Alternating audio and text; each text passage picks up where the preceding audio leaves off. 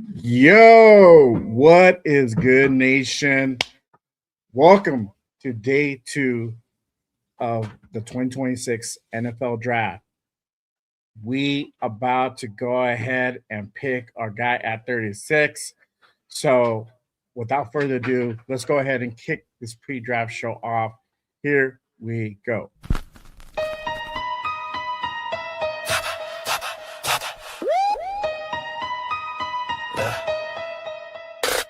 J Raider, the creator with the killer content, hot takes and the dopest. Gas Raider Nation, from Oakland to LA to Vegas. Nothing greater than the Raiders, only facts. Just Raiders, just Raiders, just Raiders. Stand up, just Raiders, just Raiders, just Raiders. Welcome to the channel. It's called Just Raiders, baby. If you ain't subscribed, then you gotta try. Just Raiders, baby, nothing but love for the Raiders. Been an OG before 93. Shout out to the nation, they always crazy. So nation, ride with me, taking over my style. It's amazing, making hits like Max on the blitz. The silver and black, on the attack. They on the map, if you a fan and you with that. J Raider, the creator with the killer content, hot takes and the dopest. Gas Raider Nation, from Oakland to LA to Vegas. Nothing greater than the Raiders, only facts. Just Raiders, just Raiders, just Raiders, just Raiders, just Raiders, J Raiders, just Raiders, just Raiders, just Raiders, just Raiders, just Raiders. Putting on shows like Brock on the go. We just like J Raider, the innovator, making shows like Good Morning Raiders, the originator. Raiders Unfiltered, raw, never censored. The post-game reaction, nothing but action. Just Raiders, baby. Just Raiders. Just Raiders, baby. J Raider, the creator with the killer content. Hot takes and the dopest, yes. Raider Nation, the only nation. There ain't no question. Just win, baby. Win, baby. Just win.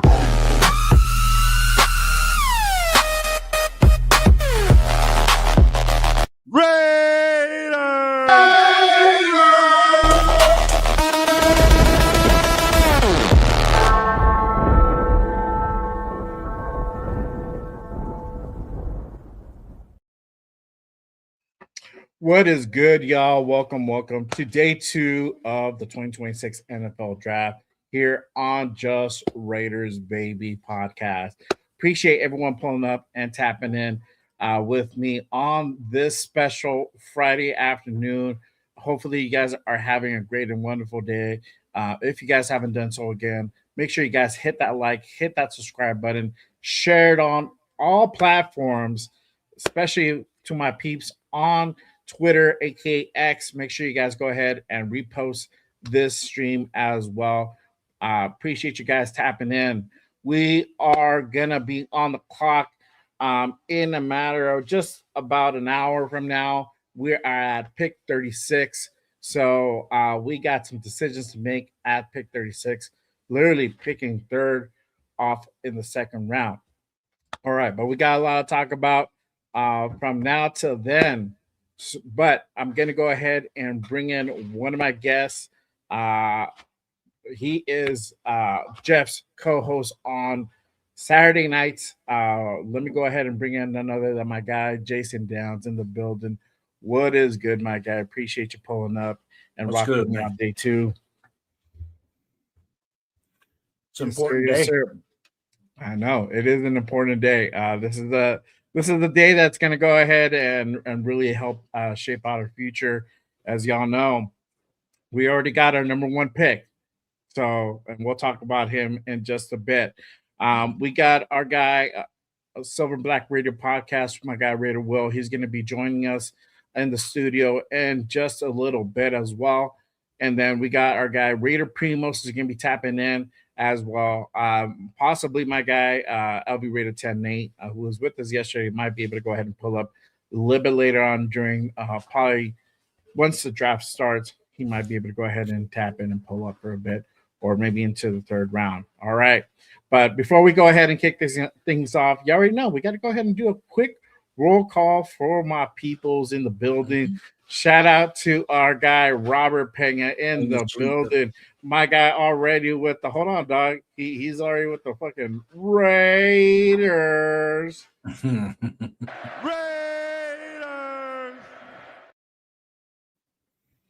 Yes, sir. Yes, sir. Appreciate you tapping in. Salute my guy. All right. Hold on one second. Open up this in a different window. There we go. All right. Shout out to my guy Raider Ryan in the building. Salute, salute. Appreciate you pulling up, my guy. Let's see here. Shout out to my guy Demokes in the building. What is the deal, my guy? Appreciate you pulling up. Sacktown Raider Mike. There he is, the one and only, man. One of the OGs here at Just Rated, and also with Jason as well. Let's see here. My brother CGR in the building. Yes, sir. Salute, salute. With the Keep that button handy. I'll be clicking that thing. There you go. Let's see. Shout out to Mason in the building. Appreciate you pulling up. My guy Rosetown in the building. One of my mods here at Just Raiders. Appreciate you pulling up, my guy. Salute, salute. Let's see here. All right. Let's see if I'm missing anybody here. Ja in the building. Just pulled up. Salute, salute. Appreciate you tapping in. My guy Rosetown. Who are we getting at 36, bro? For me, it's McDonald or Warren. Okay, very interesting with the Warren, bro. We're going to go ahead and talk about that and much more in just a bit. Got to pull out the big boards. I redid the big boards last night. So I added a couple names. Obviously, took off a name that's no longer in my list, which is okay. But, huh? I said you didn't lose a whole lot on your big board. No, I didn't. I actually added some just because of the players that are still available. Yeah. And again, we're going to go ahead and talk about that in just a bit as well. But let's go ahead and kind of recap a little bit from yesterday's day one. Obviously, y'all already know if you guys were like living under a rock or whatever, or you guys didn't have any internet connection yesterday, Raiders draft Fernando Mendoza as the quarterback for the future. So Raiders got their quarterback for the future. He is now a Las Vegas Raider. He's actually in the building in Henderson. Had the presser earlier today. How does everybody feel now that the question has been answered? Now that we know Fernando is a Raider, I think obviously we have a different question that's still pending to be answered. But I think we kind of know the direction. But how does everybody feel now that Fernando is officially a Raider? Let us know down in the comment section. But Jason, how do you feel, man? Now, I don't know if you got a chance to see the Fernando presser, right? You saw him with the hat yesterday. He's officially rocking the shield. How good? How do you feeling? How are you feeling about that, man? Well, I watched the presser today, and and real solid. I mean, it's just for one from a quarterback standpoint, he checks a lot of the boxes for me, right? Then number two is just clean. It's almost like a safe pick, and so and just understand, and like you said, I could sit up here and say all these beautiful things because I gotta go do it. Mm-hmm. The one I was concerned about was Kubiak at the presser. Why? Either he was mad at something or he was just beat ass tired because it looked like he was like, and he doesn't have a whole lot of personality when he's just sitting there anyways. But yeah, he literally looked like either he was mad or he was so dang tired he was just like staring, like he had that 3 mile stare. Yeah, Yeah, I think honestly, bro, I think that's just who he is. Mm-hmm. He's a man of few words. He's a very stoked person. And it's been said about him. This is we haven't seen him a lot. We haven't seen a lot of pressers from him. So we're just starting to now see it, and it looks like he's mad or he's just like very serious or he's just like whatever. And I think that's just his personality. I think it's nothing that doesn't want to be there. It's just the type of dude that he is. But honestly, man, like for me, you know, I it just gave me the feels, bro. Like we got a quarterback, bro. Um, now the next part is to make this really come to fruition, and hopefully we get to go ahead and have Fernando be that presence, that game changer here. Help us to continue on this trajectory towards prosperity, man. We're not there yet, but we've already started laying the foundation to get towards that. And I think he's going to be one of those guys, whether he plays this season or not. I think this is the starting point. And we needed a quarterback for a very long time, and we haven't been able to find a guy the last 4 or 5 years. It's been a quarterback carousel throughout, but now I think we found our guy. At least for the near foreseeable future, he's going to be the guy. So how is it going to go ahead and play out? We don't exactly know, but I know that Raider Nation, most of Raider Nation is behind him, even if they weren't for him at the pick. I think now that he is a Raider, we're rooting for him. We want him to go ahead and succeed, because obviously him succeeding makes us, get back to that prosperity, like I was saying. So yeah, man, I'm pumped. I'm glad that we got to go ahead and get that get that question answered. But now the question will go ahead and kind of shift towards, as far as what position should be picked at 36. So we're gonna be picking third in the second round. So we're gonna be on the clock fourth. Was it first? No, is it 4th? Mm-hmm. No, from first to 33. No, it's 33. 33, 34, 35, 36. 36. Okay. There you go. 33, 34, 35, 36. Yeah. There you go. So there you go. We're picking third, fourth, whatever. So the question is, who should be picked? Should we go for wide receiver? Should we go for defensive tackle? Obviously, I think a lot of the consensus is we need that nose tackle. Obviously, we don't really have one right now. I think only Anna Butler has been slated to be that guy at nose tackle for the moment. And obviously that can go ahead and very well change. But what are your thoughts as far as who should be picked at 36? And then or do you happen to see the Raiders trade back? And if so, who would we trade that pick back? What team do you feel that would be calling when we get to 36? I can see Cleveland, Kansas City can piss up a rope, or Cincinnati. Mm-hmm. Those two. Because Cincinnati does have to replace. They have to replace Henderson, and I believe Cassius Howell is still on the board, so they might want to come up just to guarantee that they can get him. Okay.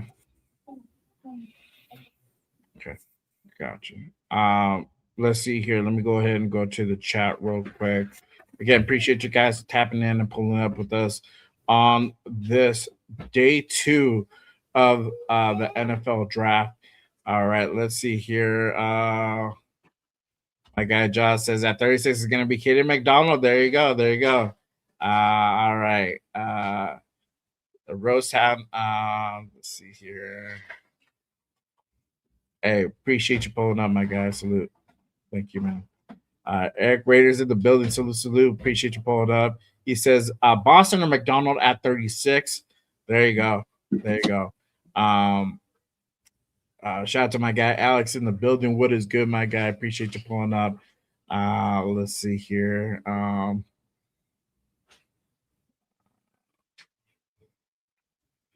Let's see.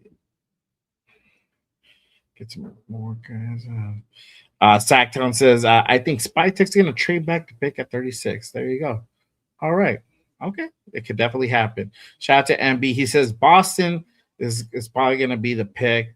So there you go. All right. And all right. So let us know who you guys feel the pick is going to be at 36. Obviously, there's a big need for that defensive tackle. Really kind of beefing up that defensive line. We did go out and get the Raiders were aggressive this free agency, and then went out and got a linebacker room, and they got an edge in Quiddy Pay. But now, with Max still here, we do need a nose tackle. Obviously, at 36, we have some options, and currently that's on the board is obviously Caden McDonald is a big name out there that is currently available, but I don't see him sticking around too long if we decide to go ahead and trade back. You also have Lee Hunters is obviously still on the board. Christian Miller, Xavier Harris is available as well, and then Grace Halton is also available at defensive tackle. So, but now, not a lot. We had some wide receivers go off the board kind of late yesterday, but obviously the big name that's still available is Denzel Boston, and we had our top 30 visit with him just a few weeks ago. And I really like this kid. He has very serious wide receiver one potential here. Obviously, probably being almost an automatic starter. If that, definitely a rotational piece. But he has very serious wide receiver one upside potential. After that, you got Zach Branch, Chris Brazel, Jeremy Bernard, is about Antonio Williams as well. That kind of rounds up the top five. But again, you having that decision whether you're going to go ahead and go defensive tackle, wide receiver, but also don't count out corner. There's quite a bit of corners that are still available. Gerard McCoy, Avian Terrell, Colton Hood, also out of Tennessee, Brandon Sice, to Scott, Malik Muhammad, D'Angelo Ponce is available as well. And that's kind of like the top 5, top 7 for best players available under cornerback. So a lot of options to go ahead and choose from. But for me, I don't know. I'm gonna go off my big board, and I think this is the opportunity where I'm gonna go ahead and pull up that big board real quick, and we can go ahead and go over that.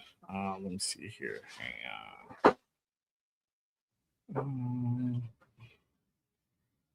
Our machine. All right, cool. There we go. I'm gonna go ahead and pull up the big board real quick. All right. So this is my updated big board. I did this yesterday. And so we got defensive tackle being priority number 1 for me. Cornerback, priority 2, wide receiver 3, safety 4, linebacker 5, and then edge after that. But Caden McDonald is number 1 on that list out of Ohio State. After that, if in case he gets nabbed within the 4, between 33 and 35, Lee Hunter is my second option. Obviously, if we happen to go ahead and trade down into a situation where we go back, 5 spots, 10 spots, Christian Miller, Grace Halton would be like the 3rd and the 4th choice. Or if a corner is there, obviously the need is also still at cornerback. Gerard McCoy, Colton Hood.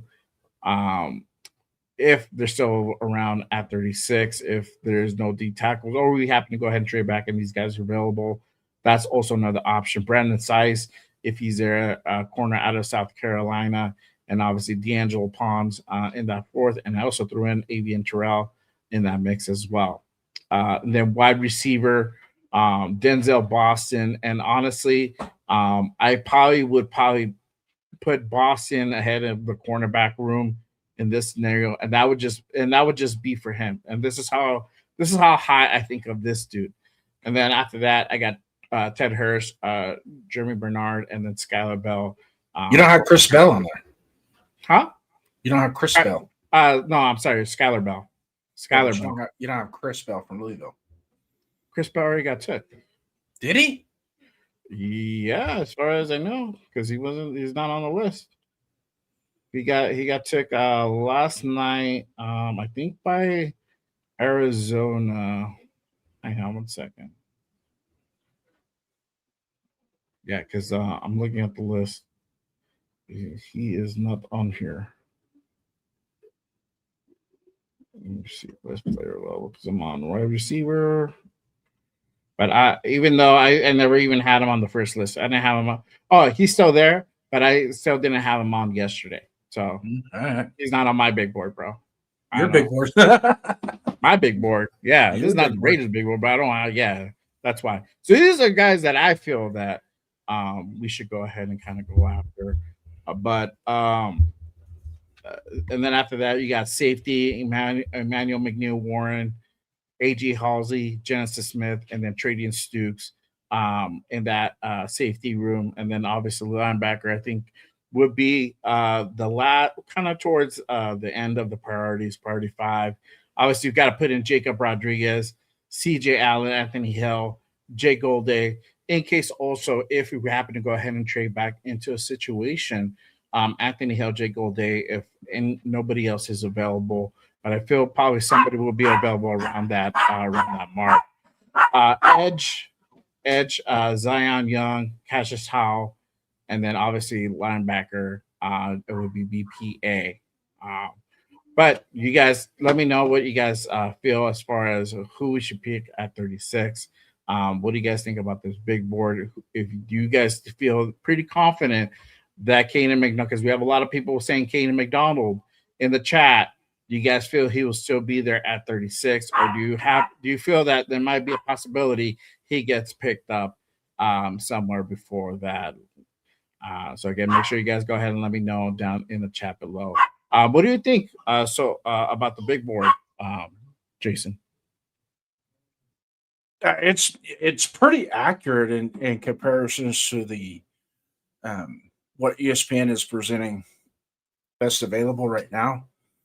But the Christopher Bell that I mentioned, the only question I have is how far along is he in his knee repair? Because if he's not far along with his rehab from his knee injury last year, had he not injured his knee, he would have been ahead of Cooper. That's how good he is. He's that good. He made Miller Moss look like a Hall of Fame quarterback. That's how good he is. So overall, the board, it's pretty deadly accurate as to what everybody has. Here's my take on it. If for some reason Caden McDonald falls off the board and Christian Miller is the only defensive tackle, let's say Caden McDonald, Lee Hunter go, Christian Miller is not a consolation prize by any means. No.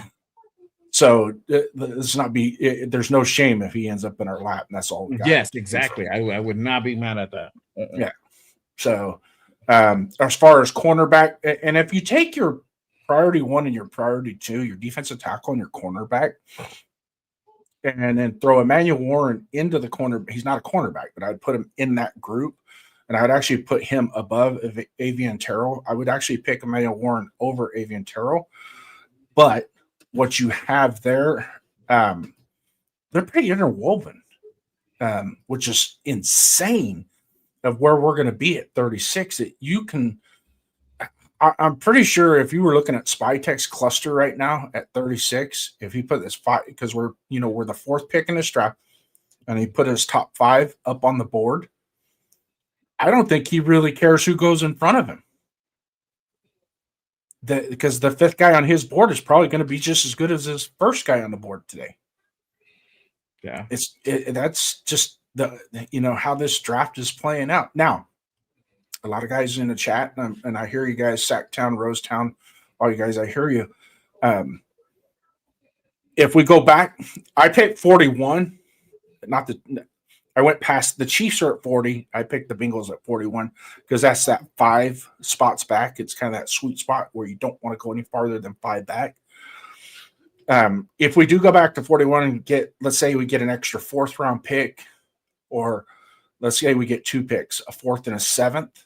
Now that's so much draft capital at the end of we have so many draft picks at the end of the draft that we really don't need. We need more quality players at the top of the draft. Start packaging those things up and selling them. Get up at, get late 3rd round or early 4th round, get more pick, get as close to the top 100 as many people in or near the top 100 as we can get. Mm-hmm.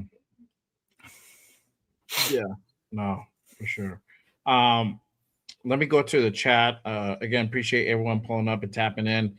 Again, if you guys haven't done so already, make sure you guys hit that like, hit that subscribe button to all the channels you see here.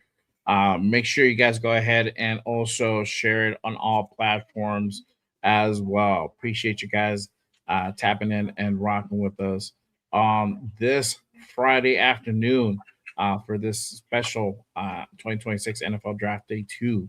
All right. Let's see here. Shout out to my guy Rosestown. He says, I'm moving back up into the 3rd, giving up one of our 4s and a 7th. Pons, J-Rod, Surratt, Branch if we get McDonald at 36. I honestly, my guy, the only thing with that, I don't feel J-Rod's gonna be there. I don't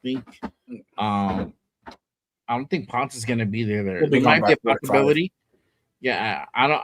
There might be a possibility for Pons, but J-Rod's gonna go quickly, bro.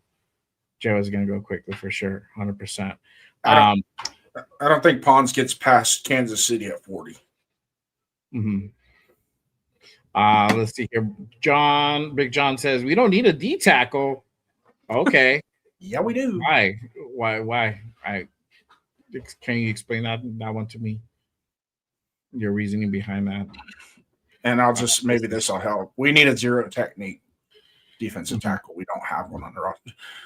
Adam Butler's the closest. Tonka Hemingway can do it sparingly, but we need one that we could plug in and be the man at that point of attack. Yeah. My guy Josh says no need for linebackers. You already have linebackers. There is a need for a linebacker, but it might not be at 2 or 3. But obviously, there's certain scenarios where there might be a best player available. This might be a situation where Spytek decides this is what their best player available is in their mind. So they might pick up a linebacker, and Jacob Rodriguez is probably the top guy in the second round draft for the linebacker class. So we'll see. That's what. But if you see here, priority number 5. So they're kind of the back of the bus, at the bottom of the totem pole as far as needs are concerned. At least for me. We do need a D tackle. Shout out to my guy Anthony in the building. What is good, my guy? Appreciate you tapping in. Salute. All right. Let's see here. Rosetown says McDonald goes before 36. A team will trade up to get him. Could possibly be that scenario. We'll see what happens. I honestly think at 33, because Niners are going to be on the clock. I feel they're probably going to go receiver, man. They've had a lot of issues. I lost your audio. Can you hear me?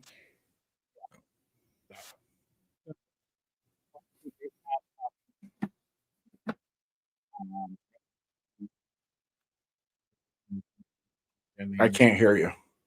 You can't hear me? No, you're like breaking up. Hold on.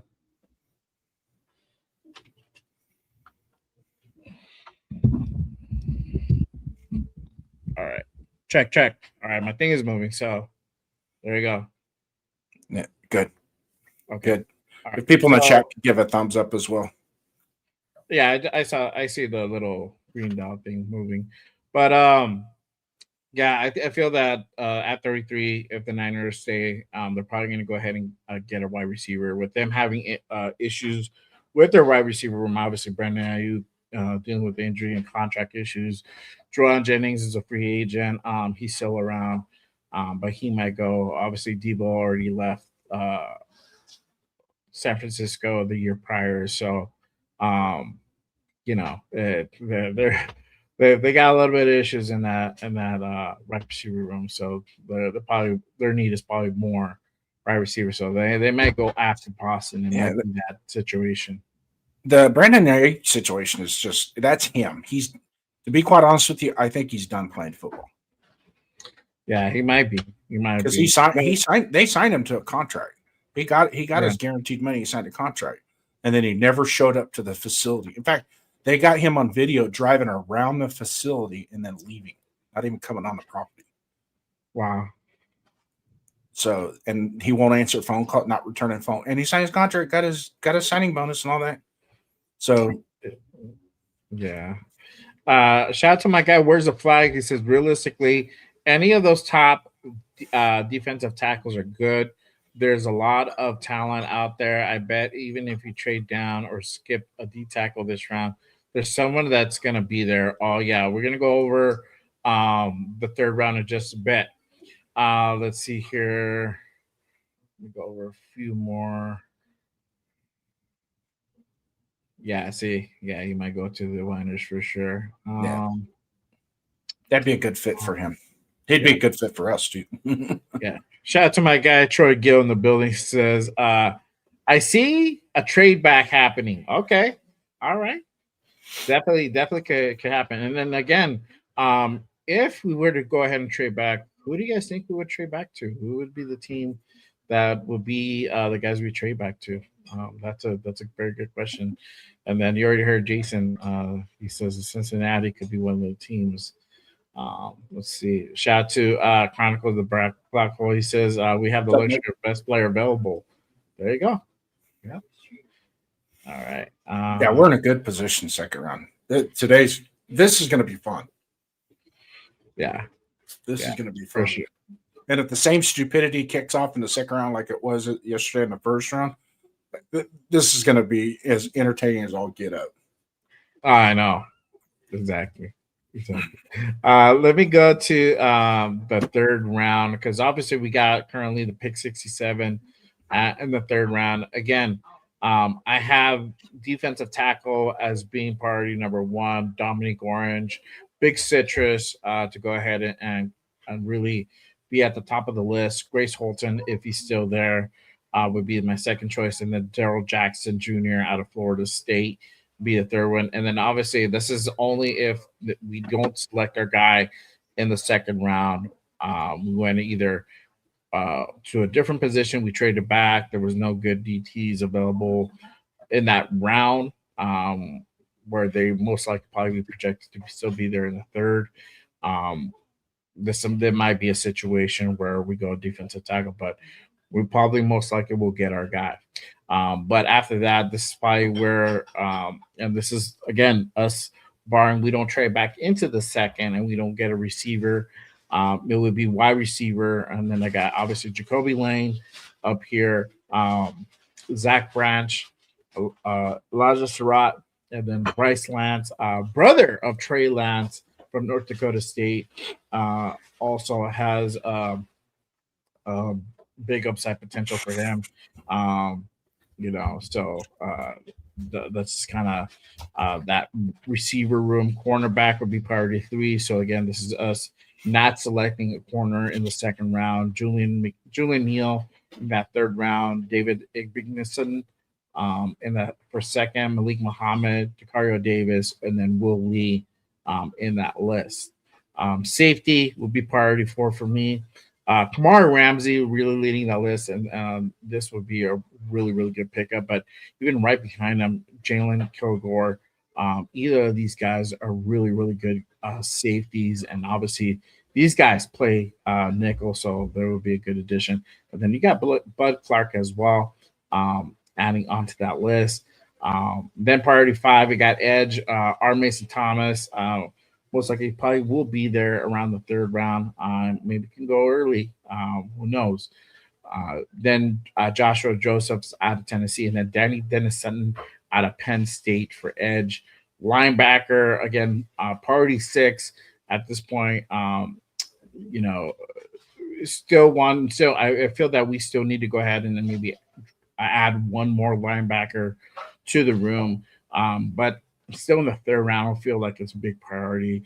But having on that list, I got Jake Golday, Josiah Trotter, Donante Lawson on that list. And then now we can go ahead and really start focusing into, start looking at least thinking about running back. I got BPA for running back if in case nobody good is available or we trade down into the far towards the bottom of the third round. It might be a situation where it might be a running back, best player available, offensive lineman as well. Might be a situation where either we pick up a right tackle or maybe pick up the left tackle, obviously for Colton Miller's replacement in a year or two. So, and that's if he decides to go ahead and hang it up. But this is a big board. This is for round 3. Obviously, tomorrow we'll go ahead and go into rounds 4 and 5. Obviously, yeah, I didn't put 6 or 7 for it being more of a kind of depth at that point. You're drafting more for depth as opposed for kind of that raw talent. But we'll go over the next 2 rounds probably a little bit later tonight if we have some time, and then I'll definitely go ahead and recap this tomorrow morning for day 3 for sure. My guy Rosetown says 10 minutes until the start of the draft. So day 3. I am pumped, bro. I'm excited. So shout out to my guy Bueno in the building. He says Steelers have a lot of third rounders. There you go. All right. Let's see. All right. But let me ask this. And I wanted to kind of go ahead and recap it. We have a few minutes left before we start off. The winners and losers of the first round. Who, if anybody didn't catch our show yesterday, we kind of did this towards the end of the show. The winners and losers of the round 1. Everybody in the chat, let us know who do you feel the winners was and who do you feel the losers were out of the first round draft. But Jason, let us. What are your thoughts? Who do you feel was the winner? Who do you feel was the loser out of yesterday's first round? I picked Dallas. I think as a winner. There's several teams that did really well in the draft, but I think as far as the core, what you're going to see with immediate impact and long-term impact is going to be Dallas is the winner. And I don't want to say they're a loser, but I think it was a stupid idea to pick where they did, and that was the Vikings taking Caleb Banks at 18. That was it was probably somebody they could have gotten its third round or second round, right? So I mean, it is what it is. I mean, but other than that, I think the Jets did really good. The Giants did really good. They were solid with the draft capital that they had. They didn't get too crazy with it. They just kind of stick and pick. Well, they stayed with the picks that they had, but they were systematic about it and not just getting BPA, but also filling needs that they have as well, because their roster is a lot similar to ours. There's a lot of good pieces there, but it just needs a little bit more to get it going. Yeah, for sure. For me, I feel that as far as winners, probably I would probably agree.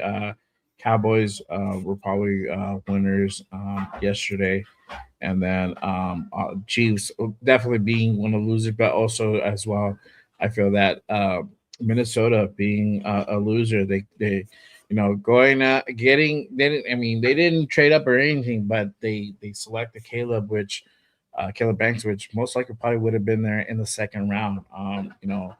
There's a lot of issues with he's kind of been injury prone, a lot of issues with his feet, and so a lot of people had his stock really plummeting into the third round, or at least late second. So this could have been a scenario where he probably would have still be there around whatever the pick. I think they picked like 48 or something like that. I'm not sure. I have to go ahead and kind of look real quick, but um, he probably would have still been there. I don't know the probability of they're actually pick 49. There you go, I was one off. But yeah, that would have been a situation. He probably would have still be there at 49, but I don't know. I feel it was a little bit of a reach to go ahead and get him so high. With definitely other guys being available. But as far as talent wise, the talent is there. It's just all about him staying healthy, which was crazy. Which was crazy. Um, but yeah, real quick shout out to my guy Greg in the building. He says Giants was a winner and loser low key is Seahawks at the last pick of the first round. I talked to a Seahawks friend. He said it was a move his team did not need to make at that specific moment. There you go. Well, sometimes that's sometimes that's kind of how it goes. But yeah, I mean, they got Jadarian Price. I mean, there had to be something where they feel like one of their guys is probably gonna be the last year for them. So they Well, probably now they got that guy for the future. the what's his name from UCLA. The kid from UCLA tore his knee at the end of the year last year, and then Walker signed with the Chiefs as a free agent. So they're two stud running backs from last year. One is gone, and the other one they don't know if he's going to be available. So picking Price at 32, which is he's the next best running back after Love, I'd say that was probably a smart move. Yeah, because you're gonna have him for 4 years, and then the option of the fifth, which is cool. So I think that's kind of the reason behind it. Shout out to my guy Dixon in the building. He says Rams low key lost. Sean McVay didn't want Ty Simpson. I saw that. I saw a clip of the presser that they had, and yeah, Sean McVay's face was kind of like annoyed. So, it looked more than annoyed. And if anybody's ever watched Sean McVay, when he's happy and excited, he's very jovial. But when he's upset like that, especially when he comes out and says, if he wants a spot on this roster, he's going to have to beat out Stetson Bennett. Yeah. So, yeah, it's just funny. But, I mean, they picked him at 13. A guy that probably would have still been there around early second. And probably forced the hand of the Jets. I think the Jets were kind of eyeing that dude low key if he was still there around their pick. But, hey, it is what it is. All right, y'all. We are almost 2 minutes away from the start of day 2, officially about to go ahead and begin. We're going to go ahead and I'm going to go ahead and get that get get a little video to go ahead and pump us up. Again, for anybody who didn't tap in yesterday, we're gonna do this little pump up video that the Raiders did, just to go ahead and get us in the mood for pick 36. So let me go ahead and pull that up. All right, guys. So here you go. Without further ado, here we go. Day 2.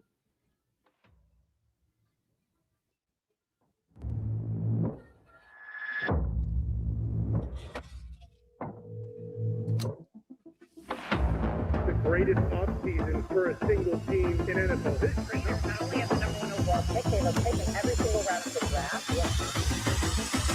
Welcome to the dark side, my friend. Let's go, baby. Raiders select Ashton Jenkins. Deuces, goodbye, Bowers, made the catch! Running, there, reach the 5, touchdown!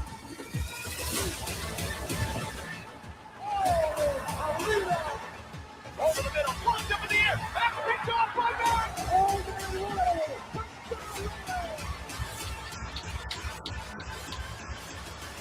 The greatness of the Raiders is in its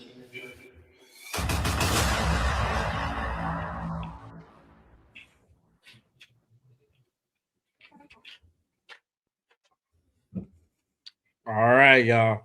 So we are underway. Day 2 is in full effect, y'all. And the Winers are going to be on the clock in a matter of moments. They got pick 33. So we're gonna be we're gonna be tapping in as we go. Oh, I lost my get this thing back here. All right, there we go. All right. So again, appreciate you guys. If you guys haven't done so already, make sure you guys hit that like, hit that subscribe button on all the channels. I got my guys also Raider Primos and Raider Will of the Silver Black Radio podcast also tapped in. So make sure you guys go ahead and head on over to their channels and give them a subscribe as well and share it on all platforms. All right. So day 2 is underway, y'all. Man, I'm excited, bro. I'm excited. Let's fucking go, y'all. Okay.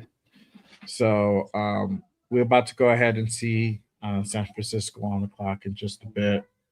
Hang on 1 second.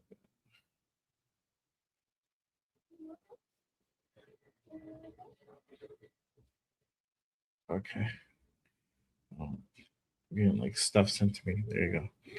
All right.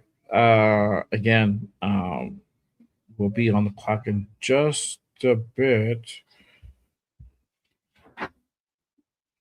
We got Godell coming out.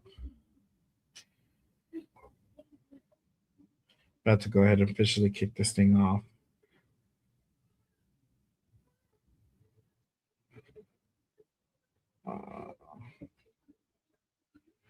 But yeah, let's see. Let's see if there's if we're gonna go ahead and stick at 36 or we're gonna go ahead and trade back. And again, you guys let me know who you guys think we would go ahead and trade back with if it were to happen. What team do you guys feel would be the pick? Will be the team that we go ahead and trade 36 to? Let me know down in the chat below as well. All right.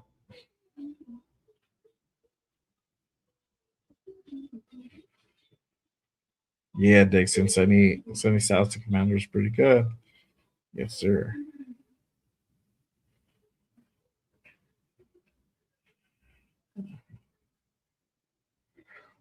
Let me see here. I'm going to go over. So I'm looking at Houston at 38. That was a good trade. That was a good trade partner with us last year, and I believe that's kind of the same position they were in when we traded back. Made our first second round trade back. Mm-hmm. Okay, so I am also keeping an eye out on trades. If there's any trade happens, I'll go ahead and announce it. As of right now, it seems to be that Niners are going to be on the clock. They're going to stick at 33, and they're probably going to go ahead and pick their guy. I haven't seen anything yet from a map sheet.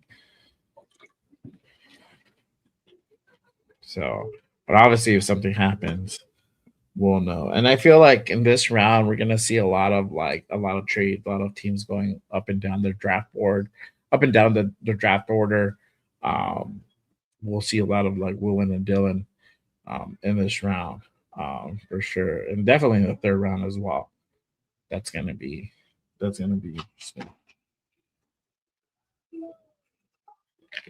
All right, so 49ers are officially on the clock. And they're probably going to go ahead and pick at 33.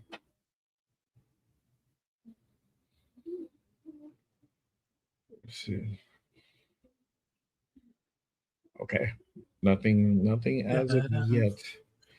So this round is 8 minutes as well? I believe so. Yeah, because I'm already like at 6 something. So I believe they're 8 minutes too. I'm at 5:48. Okay, so you're ahead of me.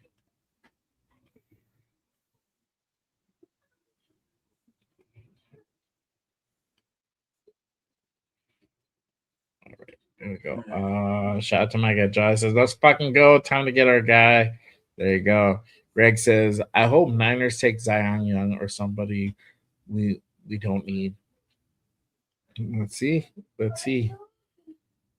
I feel honestly sometimes even I feel like if they take a guy, like if they take Boston, I feel like all right, cool. It would suck. I would be kind of disappointed if they take Boston, but I'm like, all right, cool. Now the clear cut decision probably should be that we go after McDonald if he's there at 36. So that's gonna be a good this is gonna be a good question. So uh we'll see what happens. So Jaden Reed of the Packers agreed to a 3-year contract extension, $50.25, $20 million signing bonus. Not bad for that kid. mhm.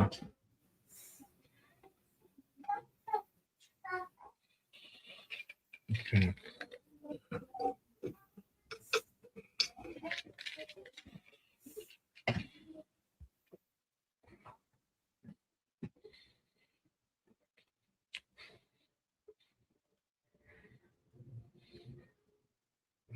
Let me see if I could try to catch up to you so you can you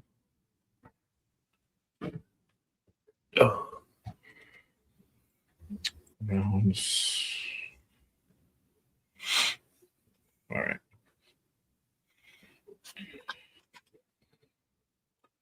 So it looks like most likely the Niners will go ahead and pick. Shout out to my guy, my guy LB Ray 10. Let's go McDonald tonight, baby. Yeah, appreciate you. Hey, get in here, bro. Instead of watching, instead of spectating, get in here. Just get in, bro. All right.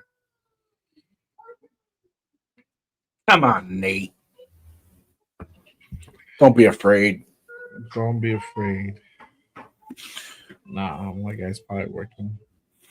Yeah. Sometimes he gets caught up late in the afternoon, too. There you go. Yeah. Dixon says Boston, McNeil, McWarren, or McDonald. Okay, that's for him. There you go.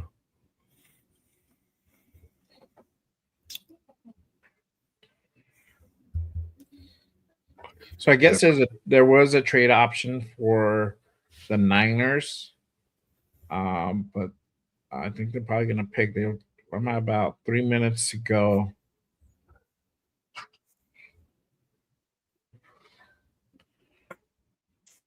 So nothing yet. They're taking their time unless they're trying to figure something out with them.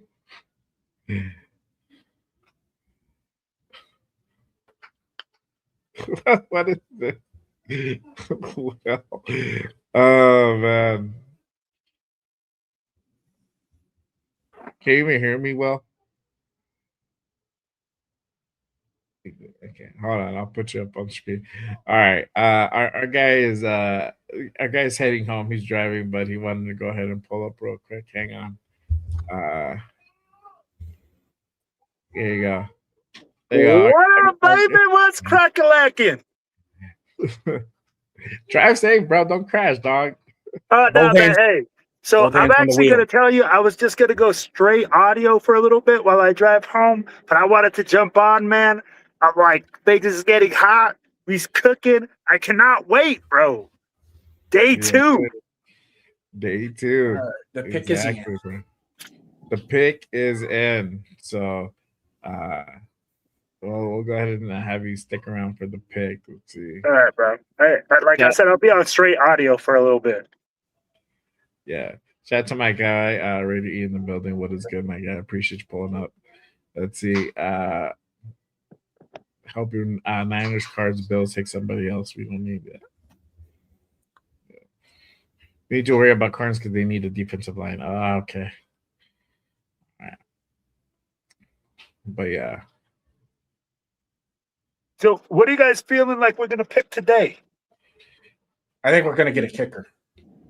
Oh, absolutely. At 36, there you go. Best at 36, we're going to take a kicker. Ever. The Raider way. Mm-hmm.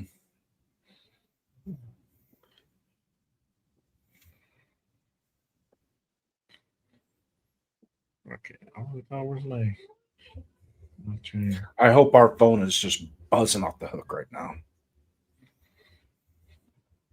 Right. Yeah, Raider 508. Yeah, We need a long snapper. Long snapper. There you go. All right. Jason, yeah. That's funny. Yeah, I guess the Niners did have a trade offer. I don't know if you were listening in. But yeah, I guess Niners had a trade offer, but they decided to go ahead and stick at 33. They must really like somebody there, man. I mean, like, that's where you're like, hey, we all talked about it. If you're going to make a decision and make a trade, you better have a player in mind that you can get within those picks, or else it's not worth it. Yeah. Yeah, you can't just randomly trade back just for the sake of getting picked. Well, and think about it like this, Jay, or Jay Downs. Like, it's like this. Last year, Spytek made a huge trade. Traded so far back, he was probably like, dude, 15 picks is way far back. Yeah, hold on. So the Niners, the San Francisco 49ers were at their pick at 33. Draft Deshaun Sterling, Ole Miss, wide receiver out of Ole Miss. So there you go. Niners drafting a wide receiver like I thought they would, but it's not Denzel Boston. So Boston is still there at 34. So Niners again going with Sterling out of Ole Miss as their pick. What's the hate on Boston? Top end speed. Can't separate at the top end. But he's a great route runner. Yes, phenomenal route. And he's got a hell of a catch radius. Yeah. Well, you asked about the knock. Yeah. I'm not going to go into other shit. He doesn't agree. He doesn't really agree with it, but he's just telling you the knock, what the scouts are saying. Yeah. You asked me if the food sucked. I told you it sucked. You didn't ask if there was salt or pepper or any of that shit involved. Hey, I'm like, I could tell you all the good things, but you asked me about the bad. My bad. Yeah. Chalk that one up the wheel. Hey, you know what, though? I think his comparable to me right now is almost like a Mike Evans. Yeah. Big-bodied guy. They're going to say that he lacks that separation at top-end speed, but then you're also going to look at it and say he's a possession guy. He's a possession receiver that uses that big size and that body to create that separation and get those catches. Yeah. Yeah, because he ran like a 4.4, didn't he? Something like that. He's not like a speed burner. Yeah. All right. He's one of those guys that's always freaking open. Who's next, Jay? Who's on the board next? Cardinals are at 34, so they're on the clock right now. Yeah. And their pick is already in. Wow. He says he stretches the field and has Miss Boston like the city, so you know he's great. Jaws says hopefully they don't draft McDonald. So we shall see. We will find out in just a matter of moments. So Chase Basantes. There you go. With pick 34, the Arizona Cardinals draft Chase Basantes. He's guard out of Texas A&M. So look at what's coming to us. Hard. It's coming to us. It's coming. 35. All right. We're about to go up on the clock and just literally we're one pick away from being on the clock. It is just that fast. All right. Bro, this thing is hard. There goes his guy. Okay. Yeah. Now we yes we can get Caden. Bill's going to Boston. Bill's going Boston. I don't know. Maybe, man. Yeah. If I'm forced to put 10 toes in my selection, it's McDonald. Cade McDonald. for them. Like I said, if we take Miller, that's not a conflict. Like if McDonald goes now, For me, it's Lee, dog. For me, if it's not McDonald, it's Lee. Then it's Miller. I feel like I don't think I'd be mad at any of them. Excuse me. Huh? I wouldn't be mad at any of them. Yeah. Oh, there you go. Hold on. Everybody's trying to go ahead and make it home. Yup. I don't know. Just for the record, I don't condone streaming and driving. Make sure you guys drive responsibly. Stream responsibly. The Raiders are more important. Don't stream and drive. It'd be hazardous for your health. The Raiders like I'm talking over my car speakers, bro. That's great. There you go. I saw an all echoey probably. Yeah, Sacktown wanted Chase. I mean, yeah, he wanted Chase Basantes for the Raiders. Yeah. Going guard. That's a big thing, bro. That's a big statement. That means that you don't believe in Rodgers or what we currently have there for right guard. Shout out to my guy Yaya in the building. He says, "So far, so good." Yes, sir. Is it echoey for y'all because of my car speaker? No. Buffalo better not fuck this up. You guys are good. Okay. You guys seem good. No. Just want to make sure. Yeah. All right. So Bills might go linebacker. Yep. They might go. Pick is in. I think Bills might go Boston, to be honest. It wouldn't hurt to get a receiver.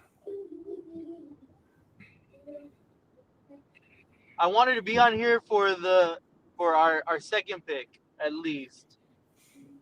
Yeah. All right. So we got the pick is in for Buffalo. We'll see what they're gonna draft. Dun, dun, dun, dun, dun, dun.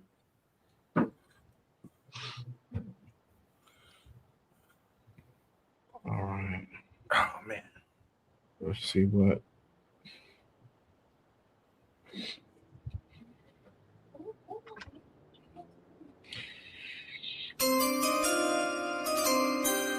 Uh-oh.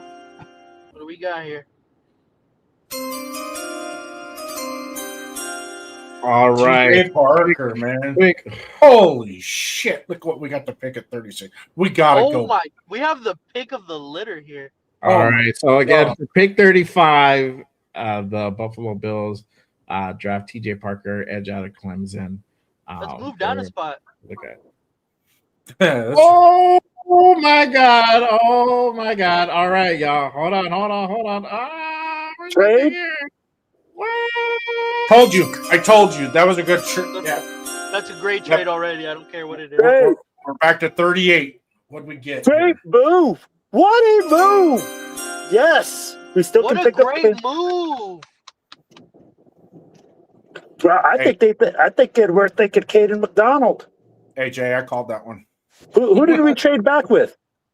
Houston. What did Same we as get? last year. We go back to 38. I don't know what we got. What's the count? There we go. All right, my mic cut out. All right. Trade alert. Raiders trade back to 38. So Raiders and Texans make a trade. Texans are on the clock at 36. We move down to 38. So 2 spots, like I called it. We called it. So 2 spots. So now the draft board is going to potentially change. I'm going to go ahead and put it up in just a second after the pick is in for Texas. And I think if I feel that I'm going to call it right now, I feel they're going to go ahead and draft Jacob Rodriguez right now at 36. So that would be sick for them, honestly. Be surprised if that's going to be the move at 36. Trade up for Jacob Rodriguez right now? Trade up for Jacob Rodriguez, bro. Oh, in the back of the second round. Oh, I don't know, man. I'm like that's kind of like. Wouldn't you think he'd almost naturally fall to you? Yes, I don't know. They probably felt some way that we might potentially pick him up at 36. All that matters is that we have a great trade right now. Yes. Yeah. All right. We're gonna get the particulars in just a second. Hang on. Let's see here. What was a haul for us? All right. They haven't put it up yet. Spy. Hold on. Spytek. Keep it kicking.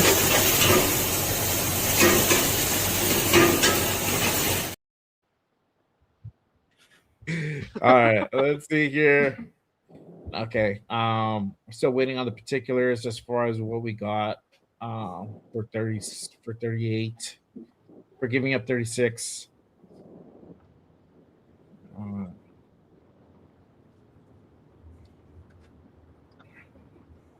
I am not a prophet. There you go. I'm not a prophet. Texas taking Boston. No, they're not. I No, am they're not a not. prophet, bro. No. Yeah, see, there you go. Wouldn't be surprised if he traded back 2 spots.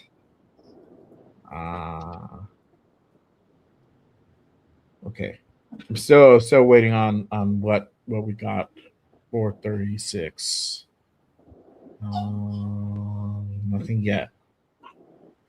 All right, so since it's a commercial break, I'm gonna go ahead and pull up this big board, and since y'all driving, I think it's a good time while we wait for the Texas pick. So this might change. We got 2 picks. We have 2 picks away from our pick, and so right now, what I feel that's gonna happen. What I feel that's gonna happen is that I think that Houston's going to go ahead and go linebacker and draft Jacob Rodriguez. If that happens, after that is the Giants will be on the clock. Not sure how they can go ahead and go. They probably could go ahead and draft a D tackle after they lost Dexter Lawrence just about a week ago. So that might put us in a position where we might draft Lee Hunter. If in case Caden McDonald gets picked up by the Giants. So just keep that in mind.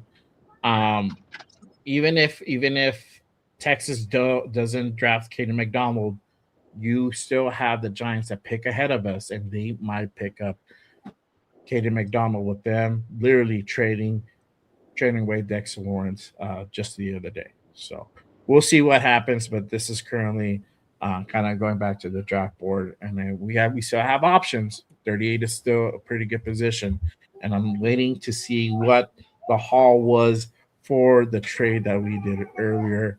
Let's see here. The particular sale hasn't been put up yet, but the pick is in for Texas. Oh my God! Wow. So for the 36th pick and the 2026 NFL draft, the Houston Texas draft, Caden McDonald out of Ohio State. Damn. What? There you go. Caden McDonald is now off the board. Oh man, what the fuck? Just like Caden last year. McDonald's off the board. That's that hurt. I'm not gonna lie. that hurt. That's then now I'm questioning what the fuck are we doing? I felt one of these 2 teams was going to go ahead and pick him up. I felt one of these teams are going to pick him up. I honestly thought linebacker was going to go for the Texans. I'm a little bit surprised that they went D tackle, but Christian Miller is going to go. New York's going to take Christian Miller. If they do, that means Lee Hunter's that. still there.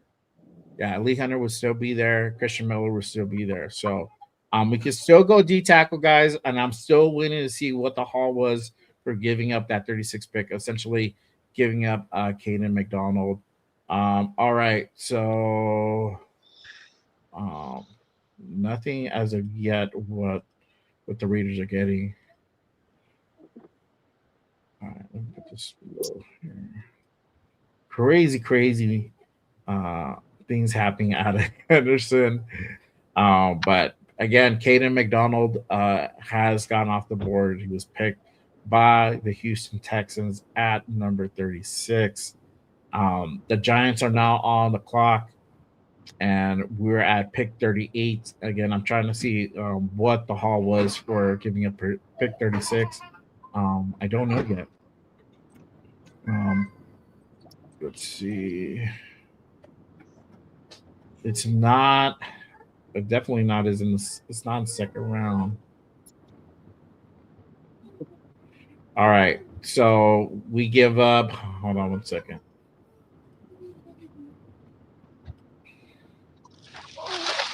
So Josh says we pick up. We give up. We get pick 91, and then we give up 117. So we picked up a third, an extra third, and then we give up 117. So that was in that early fourth round for tomorrow. So Okay. I'm just trying to go ahead and verify. Let me go to. That's 26. We moved up 26 spots from 117 to 91. Gave up 2, moved up 26 on the back. Yeah, but in so, the third round. Yeah, That's pretty good, honestly. Yeah, they give up to. Yeah, so we get 91. We give up 117 for that. I mean, that's good. We want the second, third round pick. That would help us out a lot. So we get. How do you guys feel? All right, so I'm gonna go ahead and put it up to the chat real quick first, and then I'll ask you guys. So how do you guys feel about us trading back in the second round? We moved down 2 spots. Currently, it's the Giants on the clock, and we got pick 38. And then we ended up getting pick 91. We did give up pick 117, so that's the second pick in the fourth round. Let us know how you guys feel down below. You guys are in the studio with me. How do you guys feeling about the trade back? Are you guys with it, or are you guys against it? I heard Will saying that he wasn't with that. So Will, I'll start you off. How do you feel about the trade? Well, I mean, I want to see who we get first, right? Like, let's be honest. We got to see who we draft. But for us to lose Caden McDonald and be in the position to pick up a defensive tackle that could be there for the next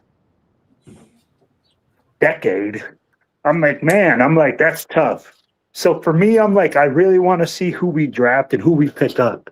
I'd be like, if we go wide receiver in the second round, I don't know, man. That's kind of my questions, I'm like, I'm really questioning who they got their eye on now. I'm like, I thought we were going to go Caden McDonald, like I told them last night. Don't overthink it. And I hope that we just didn't give up a franchise D tackle. Mm-hmm. That's the big issue right there. Yeah, I'll be like the kid who had the potential to be a franchise D tackle. So that's kind of my issue with it, man. What about you, Nate? How are you feeling about the trade back?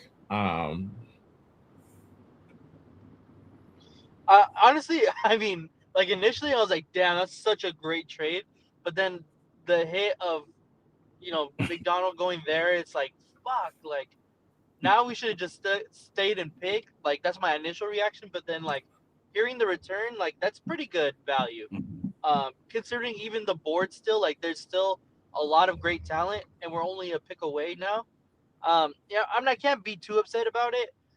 It's just the fact that I really wanted McDonald. I thought that he would be such a great pick for the Raiders.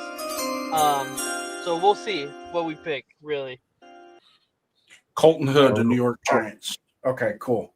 Okay, so we still have a chance at Christian Miller, and I'm not upset at that.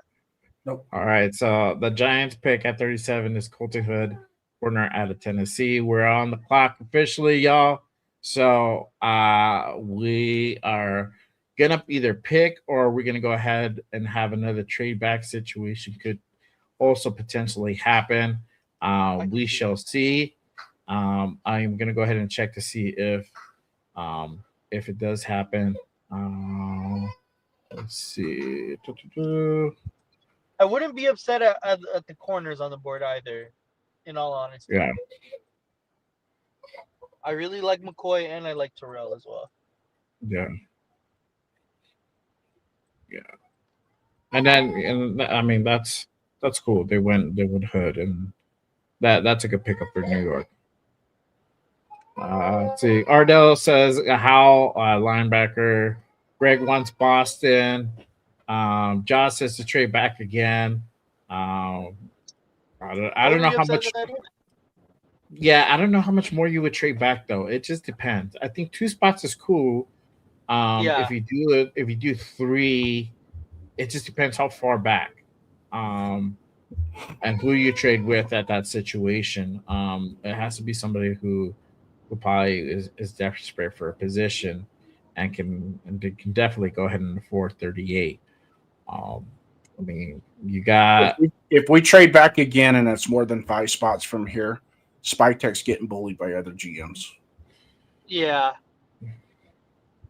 They're pushing him around.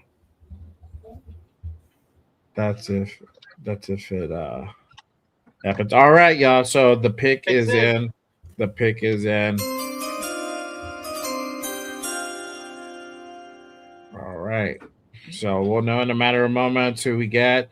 I'm calling Lee Hunter or Boston. Those 2 guys. Lee Hunter or Boston. I think Miller. Me. I think If Miller. it's Miller, I'll be cool with that too. So Miller's more comparable to McDonald. Yeah. All right. So at least we know we're picking. We're not trading back. 2 spots is cool. I'm cool with that. I'm cool with that. So yeah, there we go. All right, y'all. So here's going to be the selection.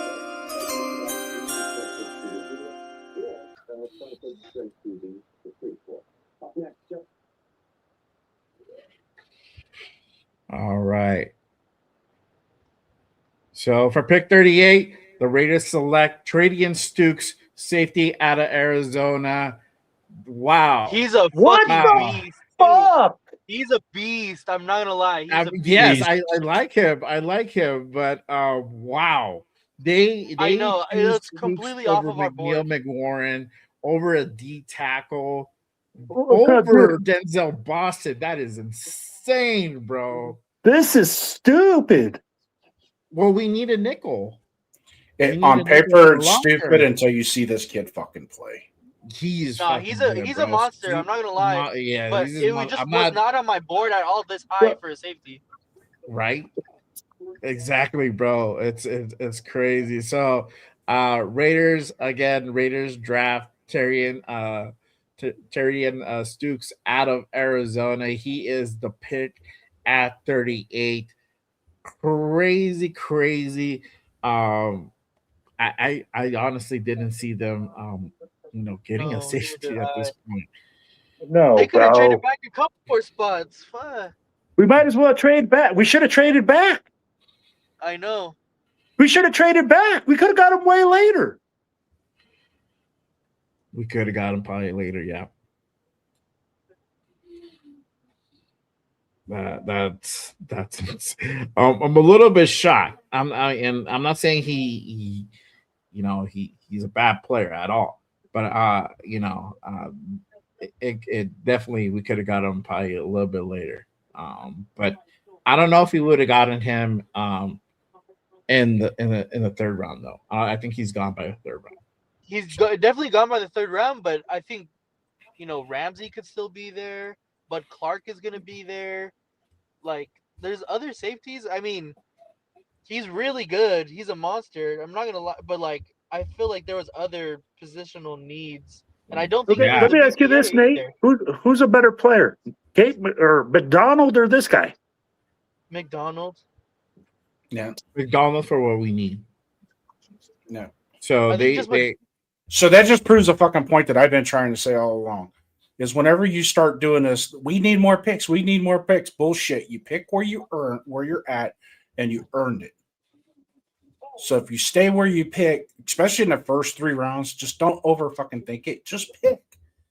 And I guarantee you at 36, Cade McDonald, we're picking Cade McDonald at 36. Yeah. I think they happened. And that's why they drafted for the future. That's what happened.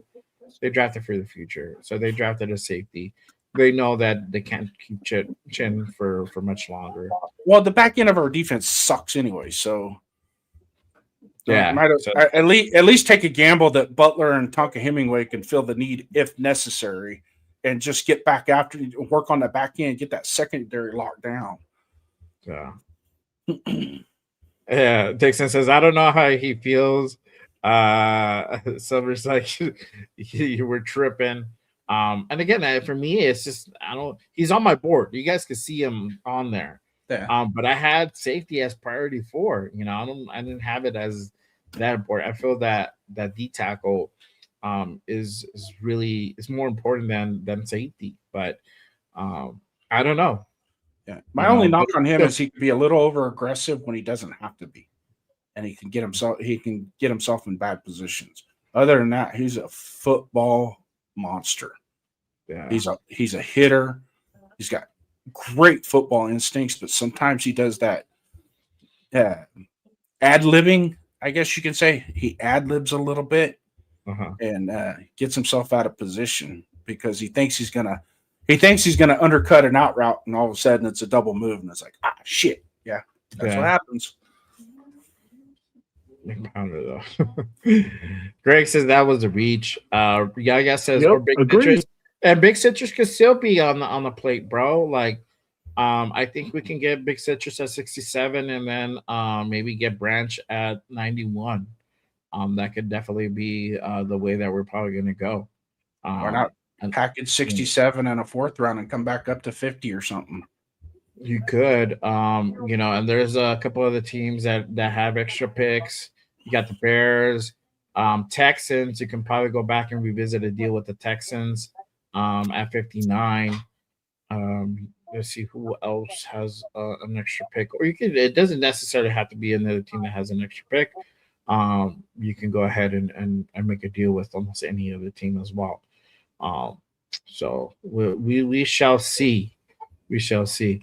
Troy says, who said this Spud pick? I watched him at Arizona. He great football player and second best safety in the draft. He's good. Yeah, bro. I'm thinking what we're saying is that he probably would have been there, probably farther down.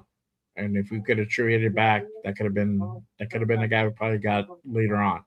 Or you also have Ramsey in the 3rd round as well. But I don't know. Maybe they felt that this guy was a Denzel Boston just went to the Browns. So the Cleveland Browns draft Denzel Boston, wide receiver out of Washington, so he's gone. All right, so McDonald, Boston are gone. They're out. They're officially off the board. We got Tradian Stokes, safety out of Arizona for our guys. So let's see here. All right.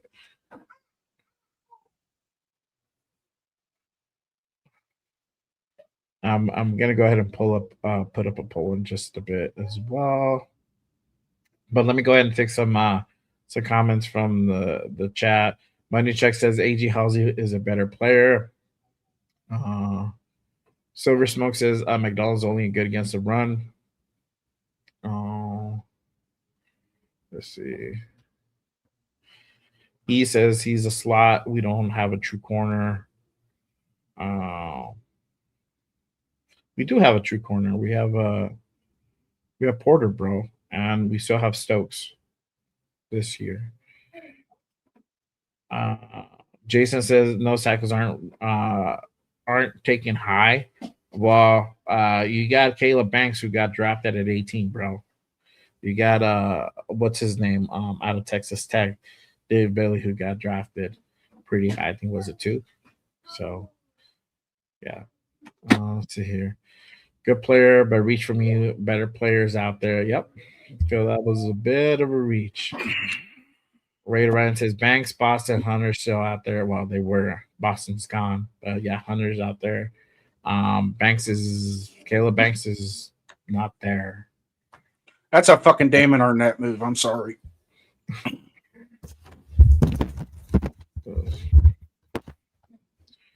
All right. Josh says it's not a reach. Look at the position we're in. Palpable is our only safety. Who else do we have? We have Chin, but I think Chin's on his last year of his contract, so I don't know if he's going to be back. Probably we could have got that kid from Kansas State. in the next two rounds, and it's still been better than palpable. All right, so for pick 40, the Chiefs draft R. Mason Thomas, edge out of Oklahoma. I like that kid. Yeah, let's see. But yeah, Boston went to Cleveland, a little bit behind.